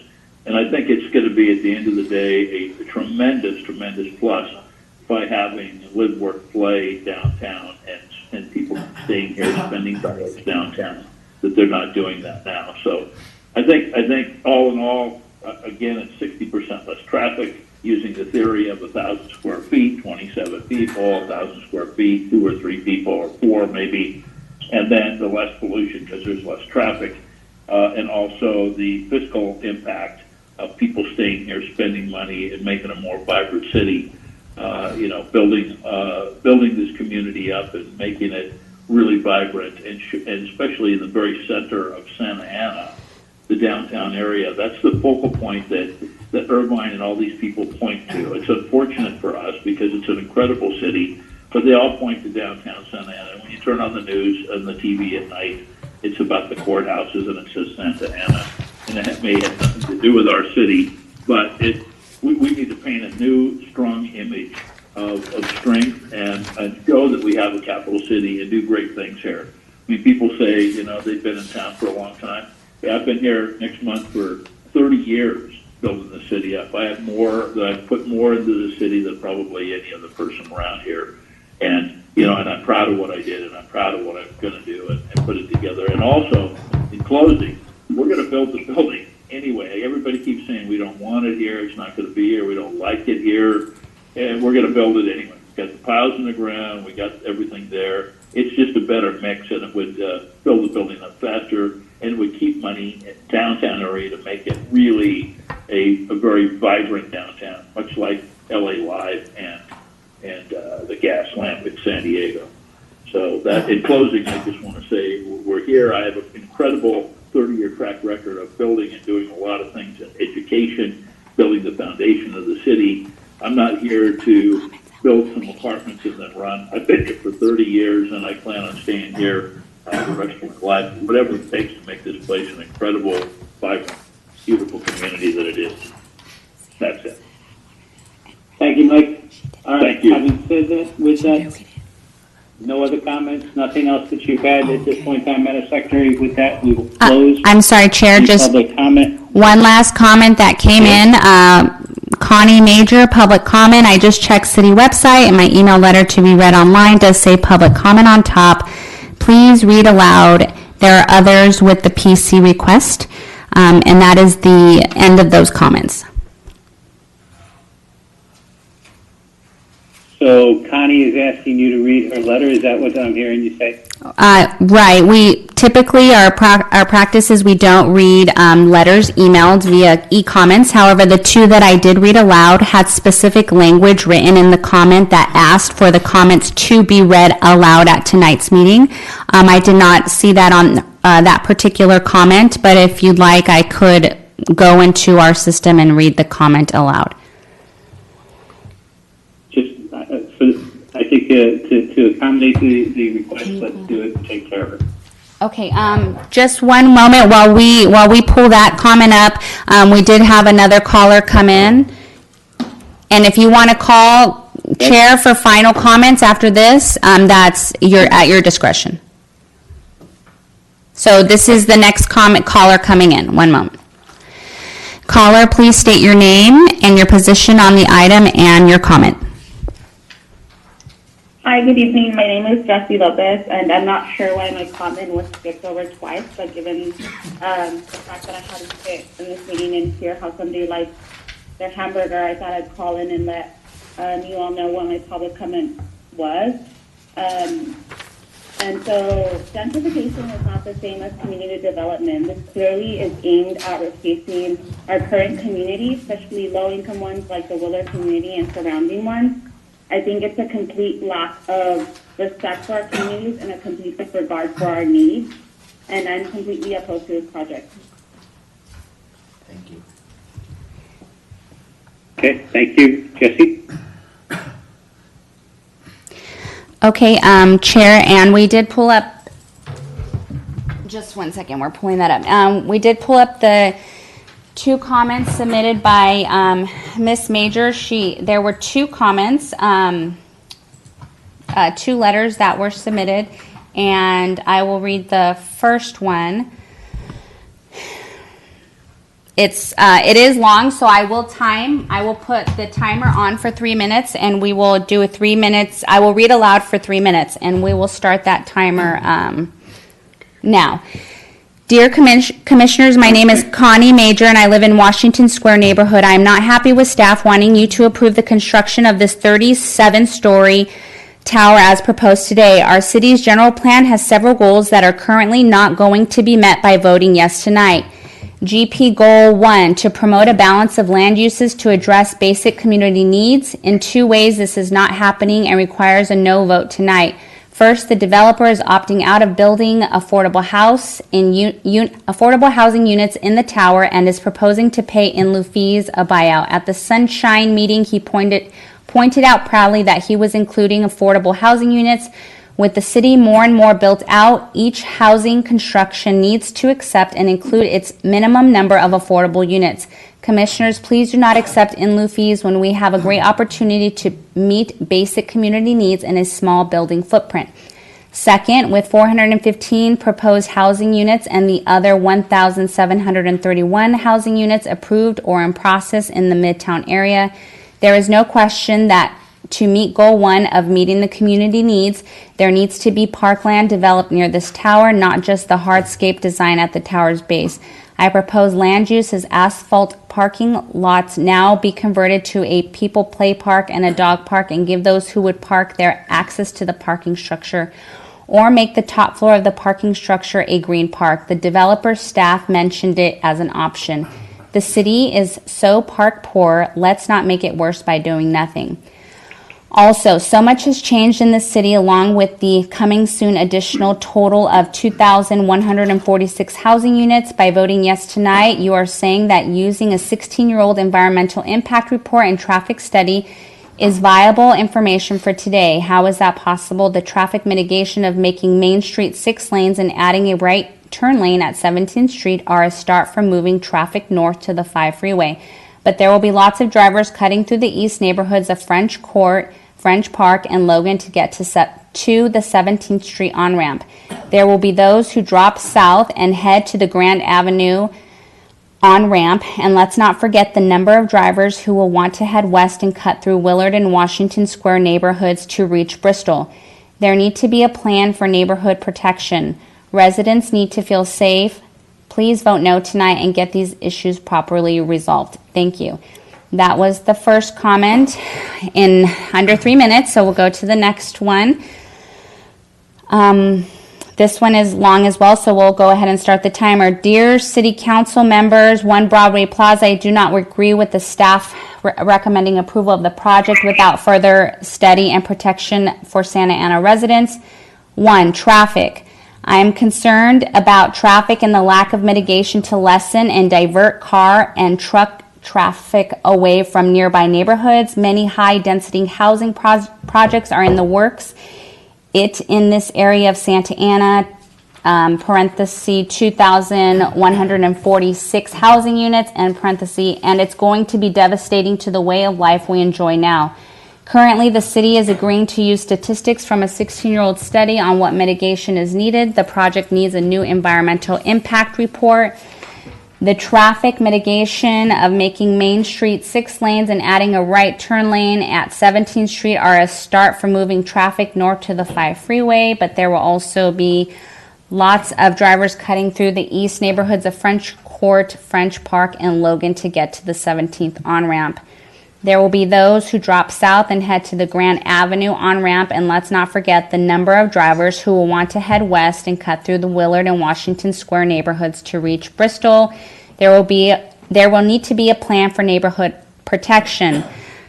Item 2, affordable housing. I agree with the housing in the tower, but the developer is opting out of building affordable housing units in the tower and is proposing to pay in lieu fees, a buyout. At the Sunshine meeting, he pointed out proudly that he was including affordable housing units with the city more and more built out. Each housing construction needs to accept and include its minimum number of affordable units. Please do not accept in lieu fees when we have a great opportunity to meet basic community needs in a small building footprint.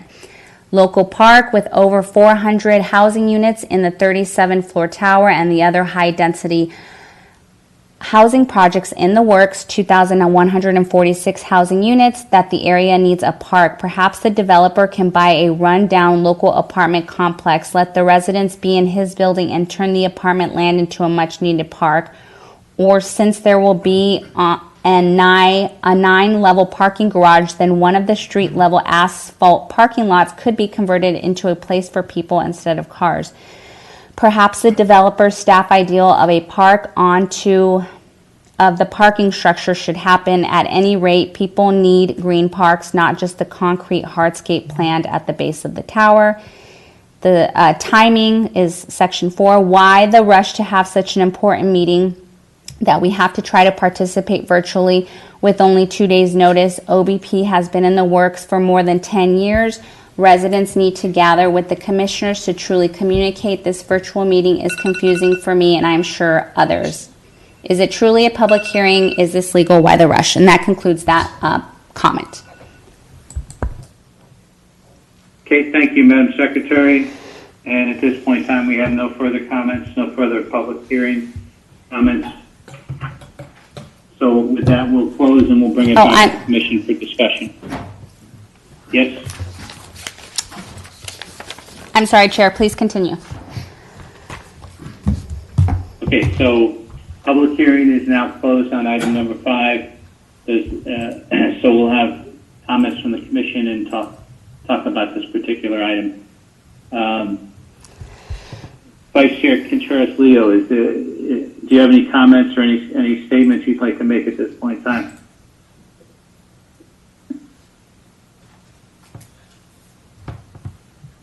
Cynthia? Cynthia? Can you hear me? Yeah. Can you hear me? I can hear you now. I can hear you now, yes.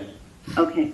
I'd like to check in with my fellow commissioners, and I'd like to add to the language the affordable housing that Mr. Micara said he agreed with adding to the project. How would we add that language? Okay. Mr. Chairman, I can answer that real quick. I'm sorry? Would you like me to answer that, sir? I can answer that really quickly. We'll just amend the SD to require it in the SD. I can't hear him. He sounds underwater. Yeah, Sorry. You're a little garbled there. Let's try it again. Can you hear me I better? think you said we can add it to the SD. We will add it to the SD. Affordable housing language to the SD. To the what, Lisa? To the specific development 75. Okay. So when we make the motion is when we would just add it to the end. Yes. Yeah, we can add that language. Okay. So for clarity purposes, it's my understanding, Vince, in your presentation when you presented this topic, you mentioned that on 2012 the developers agreement had been dissolved. Is Yes. that a correct statement? Yes, it expired. The development agreement has expired, yes. Okay, so I'm using Cynthia's example here, but there were a number of things that Mike has said he's fine with, he's good with, and everything else. I'm assuming that these would become part of the developers agreement. For instance, There is no longer a development agreement. So, but I mean, do we have to generate a new developers agreement in lieu of the fact that the current developers agreement has expired? So you can add the affordable housing requirements to the SD, because that's here for amendment today anyway, to add the residential component. So you can also add an affordable residential component, but there is no development agreement at this point. I understand that. I'm just saying that in the developers agreement that has expired, are there items, for instance, I'll just say that we had the discussion about the fact that in the current EIR, there was a discussion of $200,000 was to be put forth for mitigation purposes, traffic mitigation purposes on a per neighborhood basis, and there were 6 neighborhoods identified. Today we talked about 3 other neighborhoods, and how was that discussion handled before? Was it part of the developers agreement, or was it part of the EIR? Where was it? And that now Mike has agreed that times have changed, everything else has changed, and the costs are slightly higher. So let's look at increasing that to $300,000. I'm just saying, how does that play into? How do we document that? So the mitigation is already pre-existing in the EIR. How we document the change in terms of the amount, it will be articulated within the SD as part of the approval process. So what I'm hearing said is that there is no intention of doing any kind of developers agreement at this point in time. The applicant has not applied for a development agreement. Pardon? The applicant has not made application to the city for a development agreement. Okay, but from the standpoint of the city, is there any reason the city would require a developers agreement at this point in time? We're unable to require a development agreement. It is something that the applicant would need to propose as part of an application. It is a discretionary approval application. So therefore, I'm just trying to understand, close the loop on this. What we're saying is that anything that we've discussed here at this point in time would become, in fact, a discussion point of the SD, built into the SD. Correct. We can modify the mitigation for that money amount. What was that? It will be incorporated into the SD, and as I mentioned, the mitigation has already been documented in the EIR. So the change in the amount will be documented within the SD. Well, and also, is there any reason why the other three neighborhoods that were identified could not be considered part of that? I think that's really up Because to... if Mr. Hara agrees to, if Mr. Hara agrees to all this today, he needs to verbally agree that he's agreeing with these additional conditions before it goes on to council with your recommendation. I agree with you, Lisa. I'm just trying to understand how we will put Document, these together, how this documentation. is documented. Yeah. So I think from what I'm hearing, what we're talking about, we can add the affordable housing component into the SD, and then the neighborhood mitigation measures that you've talked about could also be added into the SD. They're also already included partially in the mitigation monitoring and reporting program.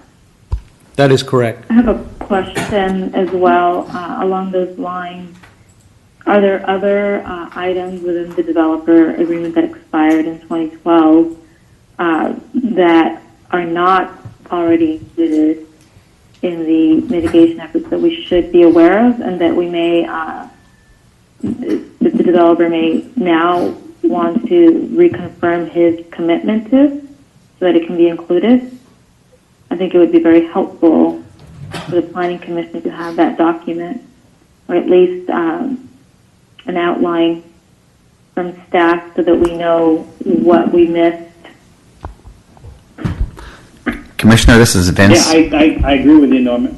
I agree. I mean, it's getting. I mean, getting the dots. I mean, because people. I mean, interestingly enough, and I think is one of the factors of what we're doing with this virtual meeting is that I think we're able to have sometimes we're having a better dialogue with regards to the discussion between the developer and the public and everybody else. I think we've gotten some things that could take weeks to get done, maybe done just in the conversations that we're having here today. So I think there are some open items. I mean, it took me time to go back and look at the original EIR, then the amended EIR, and to match up what we were doing here. I mean, I think there was a discussion about traffic mitigation, and I think some of the traffic mitigation that was brought up. There was like 27 points in the original EIR, and those 27 points are still basically in place for traffic mitigation throughout the project or throughout the city. And, that's documented in the EIR, but not knowing what was in the developer's agreement, I think is an oversight on our part. I agree.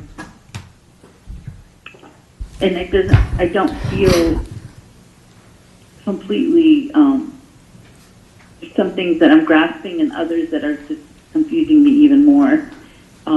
It just feels like there's a lot of pieces to the puzzle, and I don't know if just more explanation or more reading now that I've heard more and learned more. I feel like I have more areas that I could now look at that perhaps I didn't understand before. I don't know, that's kind of how I'm feeling. Okay. Any other comments, Cynthia? No. Norma? I think that that covers it. I also have taken time to review or reread some of these public comments that were posted later today, including the Rebecca Davis letter citing some authority, some legal authority that I haven't had an opportunity to delve in, deeply to understand, and I would like to better understand it. And it may be that, we are right where we are today, but I think that's important, and having an opportunity to speak to Lisa about this letter as well would be helpful to me. Okay. Any other comments, Norma? No. Commissioner Nguyen, any comments? No comment. Commissioner Rivera? Yeah, I think I agree with everybody else as far as having some more time to look into all this information that we've received so far. It is a lot of stuff, and like the vice chair mentioned, it's a puzzle we're trying to put together, and we want to make sure that we get all the pieces so that we're able to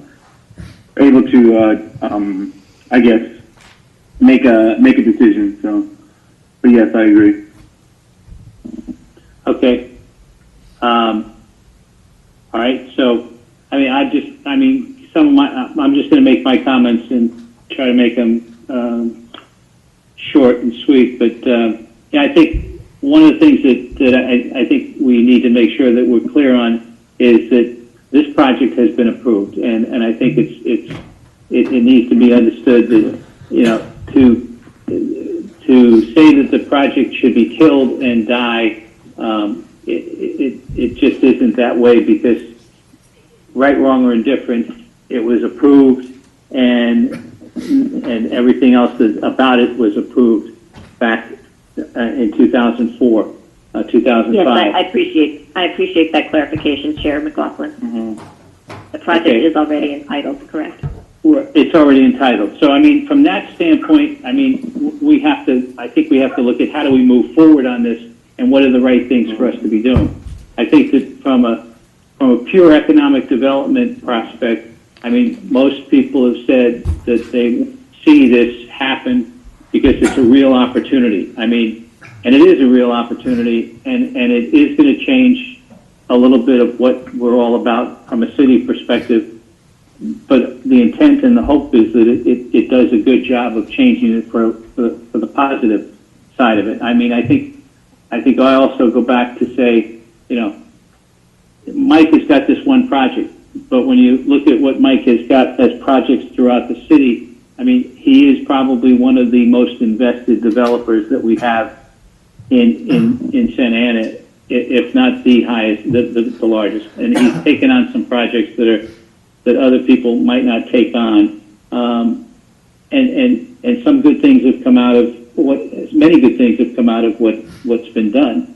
So I think from a pure economic development perspective, I think we need to move forward on this. And John had mentioned 1,000 carpenters. Well, there's going to be a lot of people that will be employed in this whole thing. So I think we need to look at that particular aspect and say that moving forward, ultimately, we should all be trying to strive to make this a good project for everybody. My concern at the end of the day is, as everybody else has voiced, I still think there's some missing information, not missing information, but information that we're not clear on and we're not understanding to make a very clear-cut, conscious decision on this today. But I think that I feel we can do something in a very short period of time if we can put together what we need to understand with staff and the developer and try to move this forward after having reviewed the concerns and information that we all seem to feel we need to have more clarification on. I know I've spent a lot of time in the last 2 weeks working through the different details of the documentation with staff just to understand certain things that we're trying to do, and we've talked about many of those tonight. So I agree with you, Mike. Okay, I agree with you 100%. Where do we want to go at this point in time as a commission?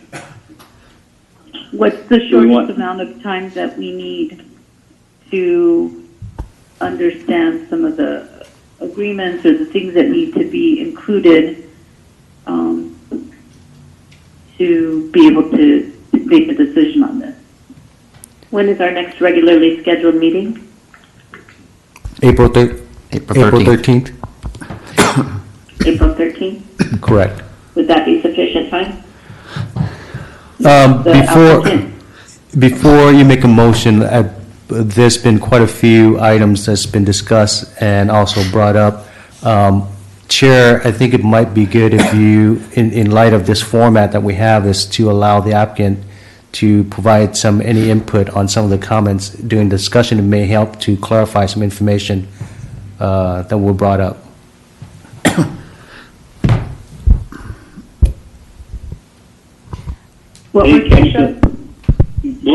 I didn't catch the last part of your discussion there, man, sorry. What I said is that due to the format of our meeting and the number of issues that were brought up by the commission during your discussion, it might be good to consider allowing the applicant to provide any last comment or respond to some of the questions that were raised. Okay, so what you're saying is it may be good for us to respond to some of the comments that are being made by the people that participated in tonight's meeting. No. Is that correct? No. What I'm saying is that you may want to allow the applicant to respond to some of the questions that were raised during the Planning Commission discussion. Okay, we can do that too. Mr. Hara, you may begin addressing the commission. Yeah, Mike, would you like, oh, let me, before we do that, I do want to make one other comment, this is just an observation, and people may sit there and say, it's just another city, but, there's been a discussion that brought up about Live LA Live, and the different things that are going on downtown, but I'm not sure that people understand, and this is not in our city, but in the next city over, Anaheim is basically creating the same scenario with the Ducks Center, with the Honda Center, and the surrounding areas. The intention is that the owners of the Ducks and everybody else are basically going to create an Anaheim Live, and it's going to be down by the Honda Center.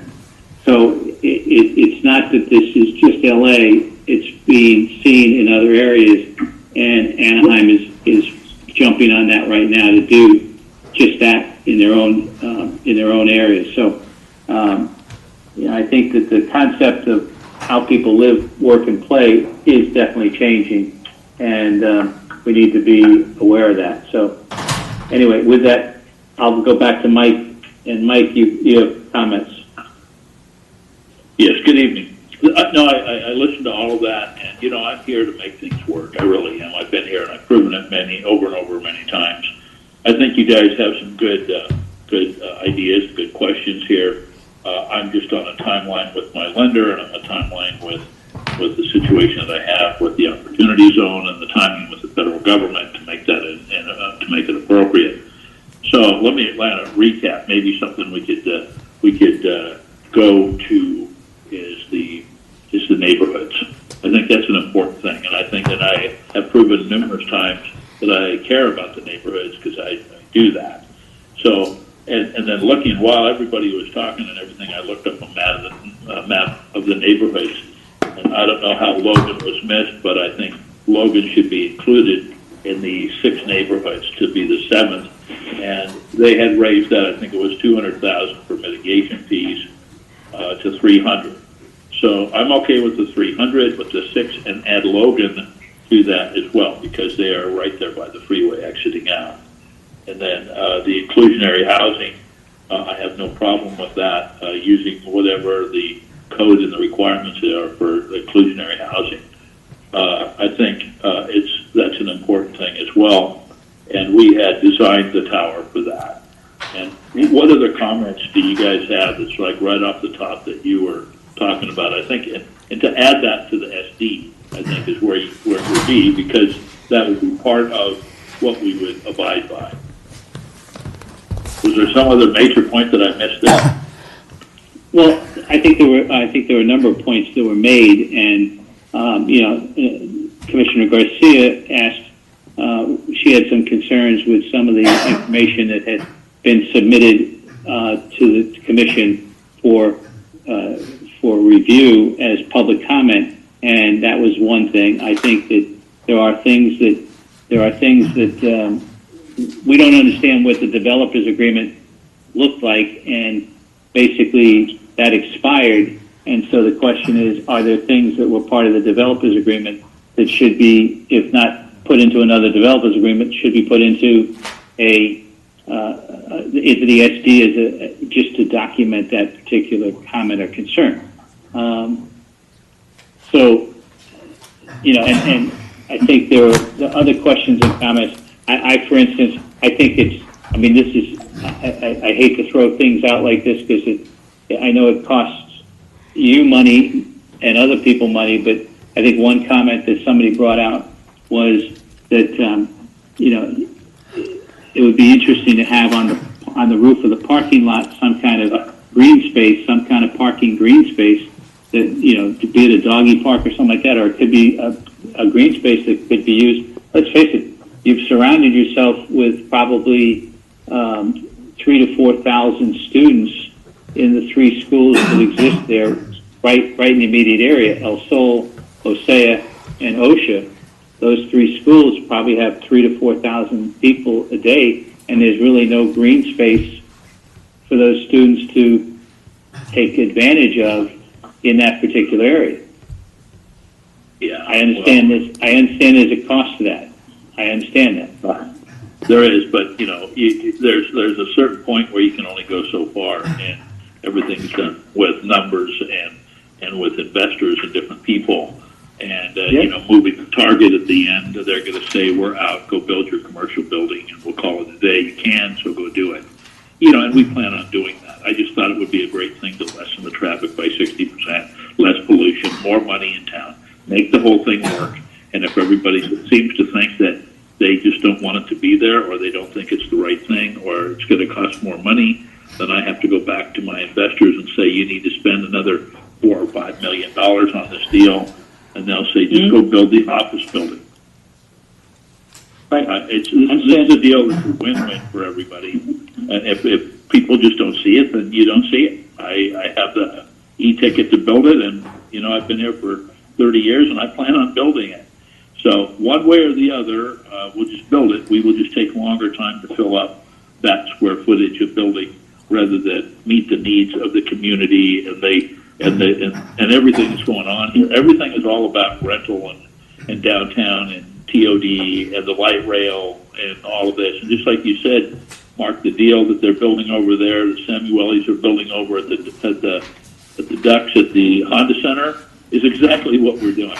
I mean, how many times do we have to be beat in our own city at our own game when we have the most transit-oriented development area in all of California? We have the light rail going in. We have all the surrounding. You have walk to. You take a bike. You get on a train. You go to the different places. You don't even need a car down here. Yet we're still stuck in 1966 with nothing going on 20 years later. So, if it's not now and we build the building, I'm going to take advantage of the Opportunity Zone funds and build the building, and that's how it'll be. I mean, and there'll be 5.5 times more traffic with that than having a live, work, play. I mean, I'm not going to walk away and say, look, if you don't vote on residential component, which lowers all of this and makes it a better place and brings in a lot more money, I think you guys were all appointed to this position and stuff for doing the best, which I know that you're doing and what you want to do for the community and for this city. But if the deal is you don't want it, then you just don't want it. And I'm willing to bend and make things happen. But if it's going to take too long and it takes this in particular investor out and it doesn't work for you guys, then it doesn't. Then I'll continue and I will build the building because I can, and that'll be that. And I think it's a mistake. I'll find a buyer for the building, and they'll hold the building and put major major companies in there, tech firms and stuff like that, are a huge demand right now for stuff that's TOD, because all their people that work there are millennials and they're Gen X and Gen Y. They live for these kind of things. You live there, you work there, you play there, you take the light rail, you take the train, you go to the ball game, you go to the Ducks game, you go downtown, you spend money. That's why people like Samueli, really smart people, they have the Honda Center. They're building all around it, doing the same thing I'm doing, and the same thing that we should have done years ago. And here we are talking about it some more. Well, maybe we should get this. Maybe we should do that. I'm up for that, but there has to be a time when we have to say, okay, enough's enough. Either you like it or you don't. And if you don't, I'm okay with that. But, you know, I wanted to tell everybody, here's the way it goes. You put residential in there, you keep people down here, they'll spend money here. Things will make the change, and the people that say they don't want it down here, it's going to lower their tax bases. Our tax dollars are huge for this. The property, we're paying $60,000 a year right now for this piece of dirt where the same tower sits, that's going to be paying more than $4 million a year in property taxes. You know, but nobody will do it. The building permits, the number of people that are going to work on this building over a 3-year period is maybe $130 to $140 million in labor in this property. You know, we put people to work. We make things happen. We build the neighborhood. We improve the property. We make good things happen for good people, and we're going to give back to those less fortunate. I've proven that over and over again in the 30 years that I've been here. You know, and I hope we can come to some agreement. But you know, adding deals and stuff like that, you know, makes me go back to these lenders and stuff and say they want us to put a park on the road. I don't know. You know, they're going to say, how much is that, and why would we do it, and what do we do if we needed more parking, or why would we build so much parking if it's not needed? I mean, everybody has an idea for that. I think if you want to build more parks, the inclusionary fee by not having, the in lieu fee by not doing inclusionary housing, that in lieu fee, as far as I know, that's park dedication. They use that $4 million to build parks. So don't put the affordable in. Take the $4 million and build a park with it. Let's do something. Let's take eminent domain on some of these really old crummy properties and turn them around and make them a park. I agree with that. I'll be the first one to pitch in with money for that. But it's not going to be on the road with building. I'm sorry, go ahead. That's fine. That's fine. I understand. Okay. I like your idea, though. I think it's a really good idea. Well, I mean, it's just concepts. It's just concepts. It's just concept that makes, you know, comes out of discussion. Okay. I'm going to bring it back to the commission and ask if there's a motion. A question. Go ahead. It sounds like we're stuck on the developer's agreement. What should be in it? What from what has you can't force a development agreement on the developer. He has to apply for it and want it. Yeah, I think the real issue. Yeah. If I can finish, I wasn't trying to do that at all. Sorry. I'm trying to say is if staff can give us guidance on that, because we're just kind of here asking questions, but there's no feedback in terms of what actually has to happen with that or doesn't have to happen with that.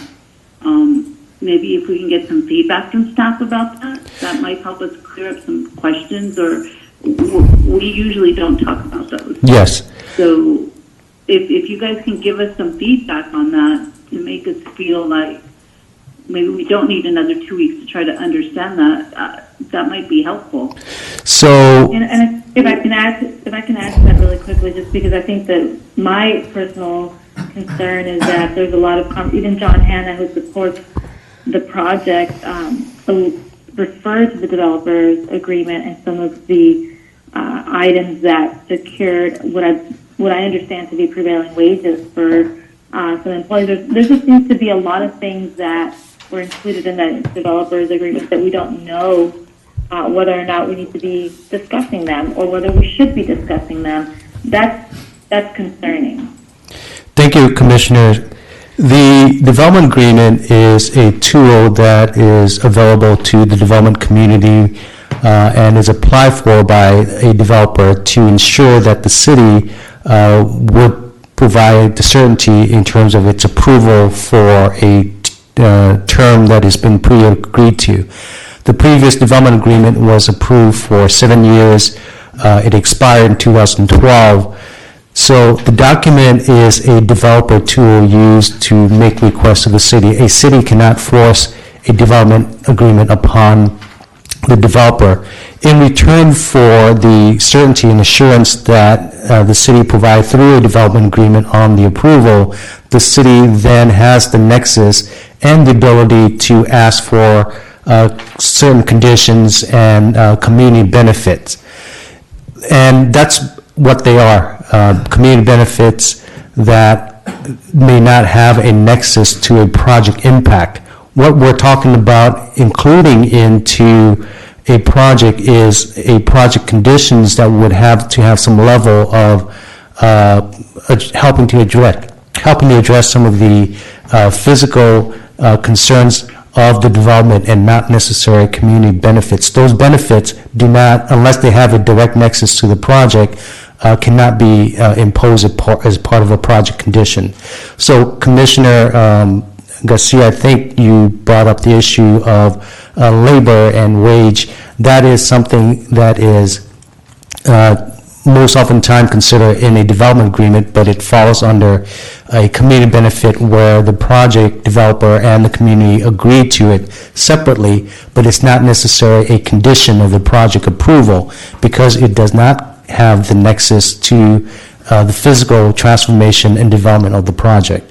So in summary, unless the developer asks for the development agreement and submit the application for it, the city cannot impose or require a development agreement on a project. Lisa, can you help confirm that?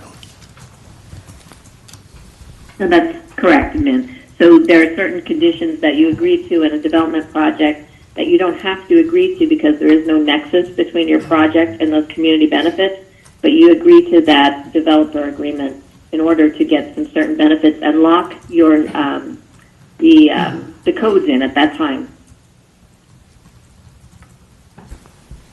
So again, I'm just going to jump on Norma's comment. The comment was made that there was an agreement. As an example, there was a PLA agreement with the union, and I'm just the concept there is, I guess, is that a side agreement between the developer and the union? Is that something that falls under the category of some documentation that the city would have with the developer at this point in time? It would be between the developer and the labor representative. The city through... Yes, not the city. Okay. The city wouldn't be a party to the labor agreement. Okay. I was sure that was the answer, but that's wanted to ask it. Go ahead. Sorry, Norma. I thank you, Mark. I would just be interested in seeing what those other community benefits are. I think that's sort of where I feel like I'm operating in the dark with in that respect in terms of understanding what the developer was previously agreeable to, and to the extent that we could have that discussion or that conversation where that door may still be open, then I think it behooves us, right, to make that request on behalf of our community. But again, as Min mentioned, we can't require the developer to ask for a development agreement. We can't require, just so you understand. Well, no, absolutely, and I think just like the developer agreed, on the record today that he's willing to absolutely include those additional neighborhoods to mitigate any traffic issues as well as the affordable housing. I mean, those are the things that Mike is clearly on board with. Re-honoring, if you will, and I think the question is, well, what else is on that list? That's the question. I completely understand. I think everybody and the commission completely understands that there is no way to bring the developer into a developer's agreement. But the fact that Mike, on the record today, said he's willing to re-honor some of those things outside of the ER mitigation, then I think it behooves us to do that, and that's really where that's where I'm coming from. Okay. Cynthia? It cleared it up for me. I understand now. Okay. So the question is this something that, I guess, and I'm throwing this out because I can hear the frustration in some of the voices and things, but, what is the earliest that we could potentially bring back a discussion and have a discussion with a special meeting versus a meeting that would be held April 13th? Well, I think we need to ask ourselves at this point. I completely understand with what Norma is saying. At the same time, it seems like we're a little too late to the show because these things were not revealed or the information was not shared with us in terms of the past and the now. We were just focusing on the now, and now this comes up. So whether we find out what was in the agreement prior doesn't matter because it's not for us to be able to ask to go back to that. Unless, Mike were to say, okay, I know and this is what I'm willing to do, we can't do anything. And I don't foresee staff going back and kind of going through that again. So where does that put us? And I don't know what Mike's timeline is. Personally, I'm excited that this project can move forward. It needs to move forward. It's been blighted for so long. We need progress. The unknown sometimes is fearful, but I really think that we need to move forward. So how much longer in time is there for us to work with? This is my... Yeah, go ahead, Mike. It's my care. And try to consideration for helping everybody here. This goes in front of City Council on April 21st, and that's the end of this month is a big day for my investors and stuff. End of April, so I have to have an answer one way or the other whether we're going to add residential or we're not by May 1st is my deadline. So when is the planning commission? Do you guys have another meeting between now and April 13th, Mike? April 13th. Is that enough timing to make a decision on April 13th? Is there enough time between that and the city council meeting? I don't know. You guys have a certain time in between meetings. Is that enough time? There are public hearing and noticing requirements that would prohibit us from being able to have the planning commission and still make the council meeting. So the question is, if the planning commission meeting was moved back a week to the 6th or whatever that date would be, 13th. So the 6th would be the date. Is that feasible? 13th.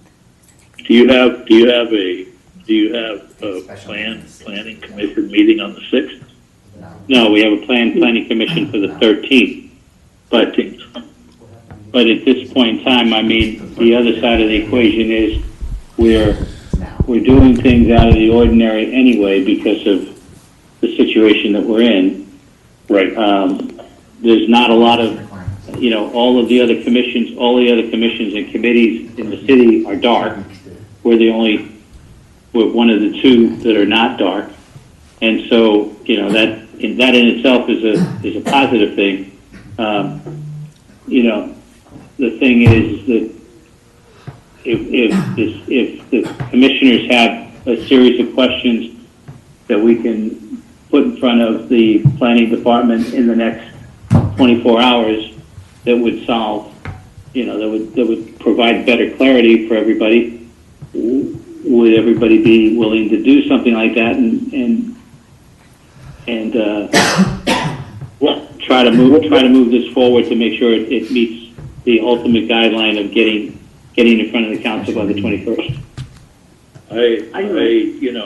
In the spirit of moving forward, and I am truly here, and everybody that knows me here, and all the years that I've been here, I am here probably the biggest proponent, the biggest advocator of the city anywhere, and I got to say, I want you guys to be really clear of what's there. I want you to know what you're voting for and how it would really, really improve what we're trying to do here. It's a godsend. It really is.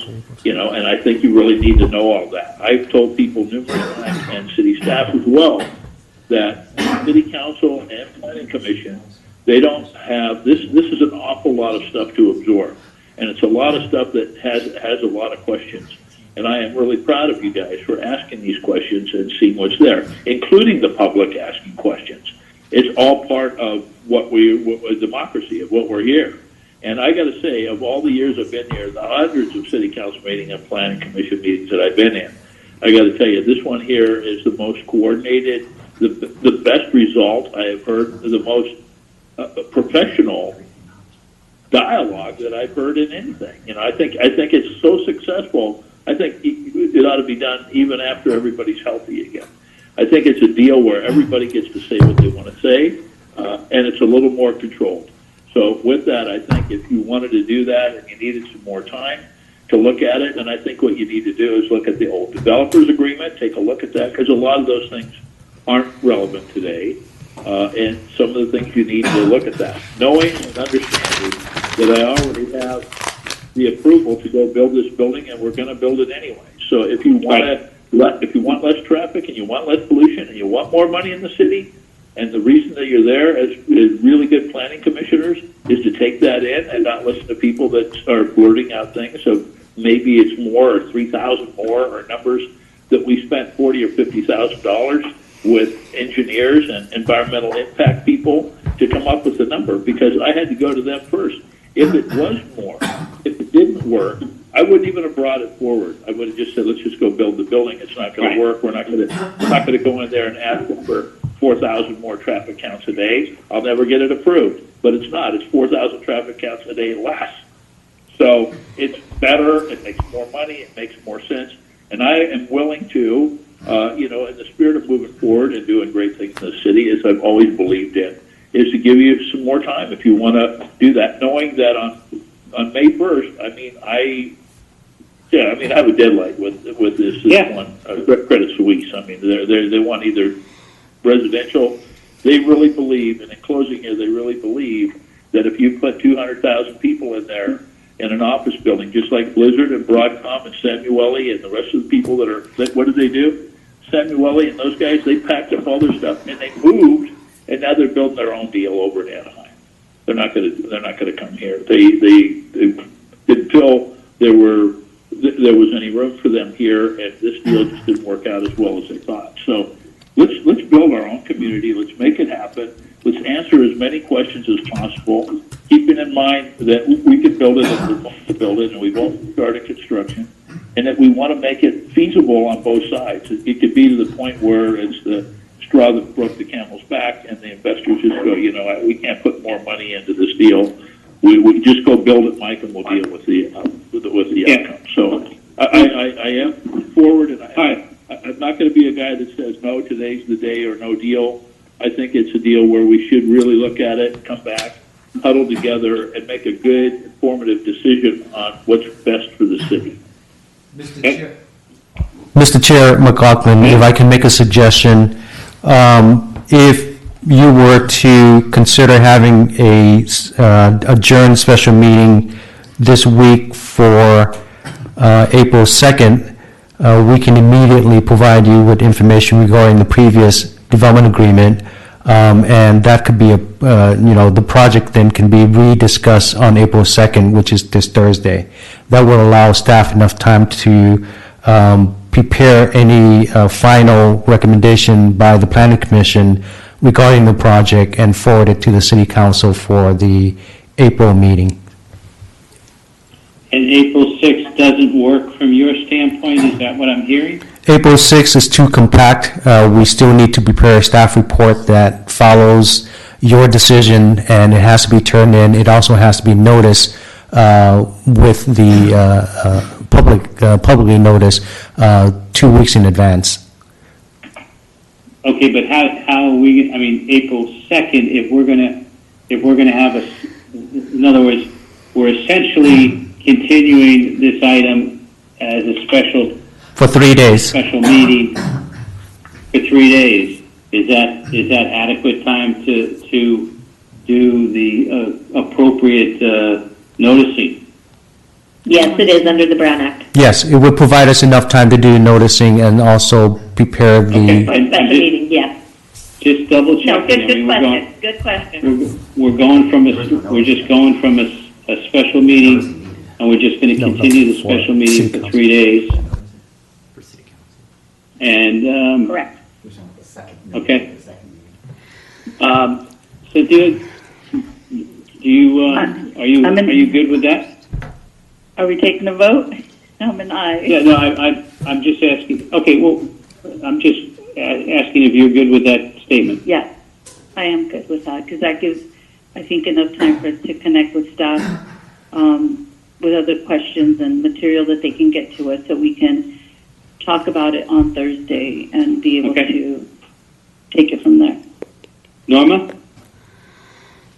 Yes, thank you. Felix?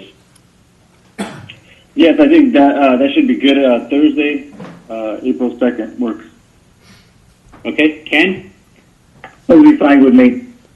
Okay, so then just for the to finalize this, do we have a motion to continue item number 5 until we continue the special meeting on item number 5 to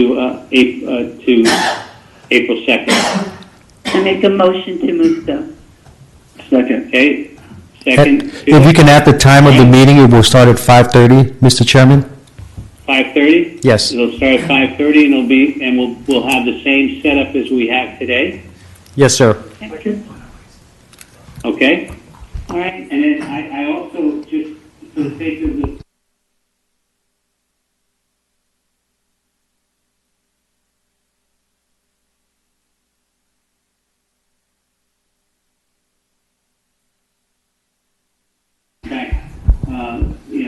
compact planning, and we'll be able to follow through with that. I think the other thing we want to be able to do is if anybody has any comments, I know that some of the people did comment on some of the format issues or process issues that we may have had, and we corrected some of them as we were speaking. But if anybody has any comments about, how we can improve this even better, we're more than welcome to,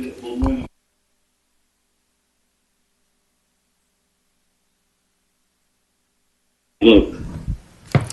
Yes, Commissioner Kano is not. So Commissioner Garcia? Aye. Commissioner Nguyen? Aye. Commissioner Rivera? Aye. Vice Chair Contreras-Leo? Aye. Chair McLaughlin? Aye. So the motion passes by a majority vote by unanimous consent. So it's 1, 2, 3, 4, so it's 5 with Commissioner Fan abstaining and Commissioner Kano absent. So I think the thing we have to do at this point in time is we should reach out to Commissioner Cano to make sure that she is available at 5:30 on Tuesday because she left early. Yes. So for clarity, as a follow-up, staff will provide you with a copy of the recorded development agreement that has expired since 2012. Yeah, perfect. And then if there's any other questions, because I know Norma had a couple of questions about some of the comments that were made by the public in the letters that we received, and I'm sure that there's a few other discussion points that need to be clarified just from the standpoint of moving forward. Mike, we appreciate you working through this with us, and you know, we'll figure out how we can get everything done so everybody's happy. Mr. Chair, thank you very much, and God bless everybody. I think it's a great thing. I think that we're doing it. I think it'll all work out good, and will make our city even greater than it is today and forever. Thank you so much. Okay. All right, thank you. And with that, I know this has gone to 10 o'clock, and I appreciate everybody's patience to be involved. I'm just going to make it quick and just say, are there any comments that staff has at this point in time? Not at this time.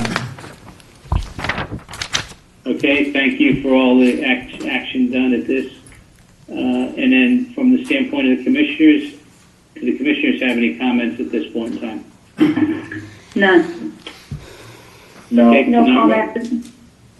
Everybody's no comment. You're done. It's 10 o'clock. I'd like to make a comment real quick.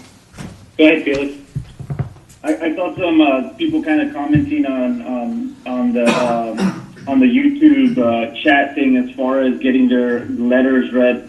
I just want to make sure that we have it clear as far as what needs to be stated on their letters so that they can be read out loud. I believe some people think that by writing public comments it means it's going to be read out loud, and I don't think that's the case. Right. So just if that can be cleared up so that those that want their letters read out loud can be read out loud, and then the rest of them understand that their letters are in the record and they're under staff reports. They just got to go look it up.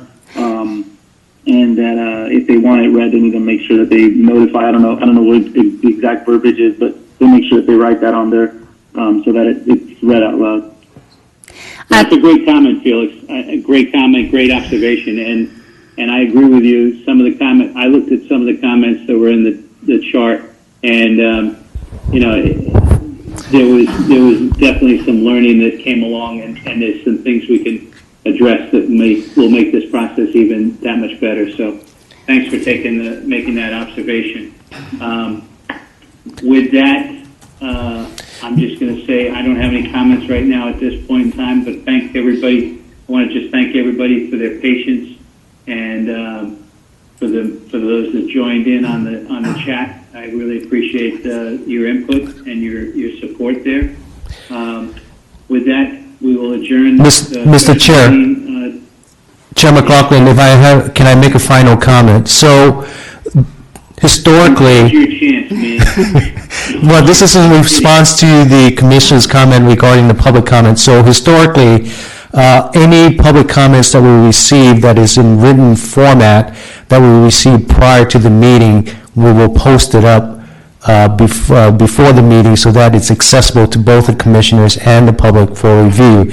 Any written comments that we receive afterward would also be posted after the meeting and would be forwarded to the commissions for your review as well. Today there was an exception made because of the new format of the meeting, but that's not historically how we have practiced written comments that is delivered to us by the public. Well, I appreciate your comment there, and I appreciate your statement. But I think that in this time where we're kind of faced with a lot of situations that we're not really sure how we got ourselves into it, but we're into it.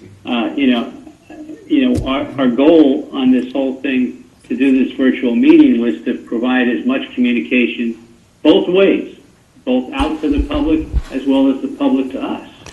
And I understand your comment and your concern.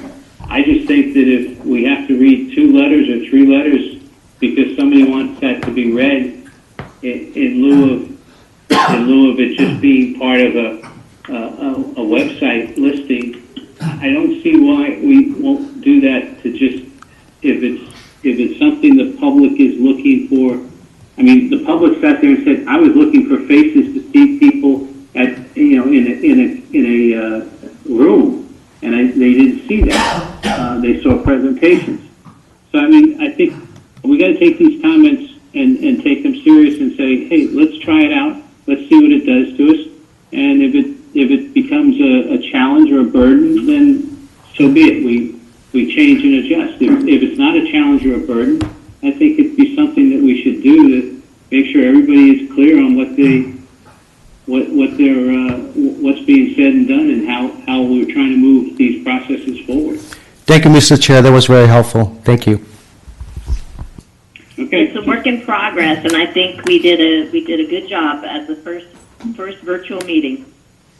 Absolutely, I think, and by the way, the format that we followed tonight is the same exact format that the council is going to follow tomorrow. And I'll give it to Sarah, because I think Sarah did a tremendous job of coordinating a lot of these things and getting a lot of the information together. She did a great job with that. And I think she spent a lot of time coordinating her activity with Daisy, so that what Daisy's planning on doing tomorrow will be consistent with what we're doing here. And I think that at the end of the day, we're leading in this whole process of trying to communicate to people virtually. Everybody's talking about they're having Zoom meetings and everything else, but I think we've accomplished a lot with the interaction that we had through YouTube and everything else. I think we did a lot more here than we could have in the format that we tested the other day. So hats off to staff for what they did there, and hats off to Sarah for what she did in the short period of time that she had today. So thanks for doing that, everybody. Now, Min, can I adjourn the meeting? Yes, sir. Oh, Please okay. do. Yes. Oh, did I say that out loud? So the meeting, our meeting today we're adjourning item number 5 to continue the special meeting that will be held at 5:30 on April 2nd, and we're going to do that in the virtual mode that we did today. And again, one last thing, anybody wants to comment, feel free to comment back and tell us how we can improve what we're doing already. Thank you. Thank you, Maureen.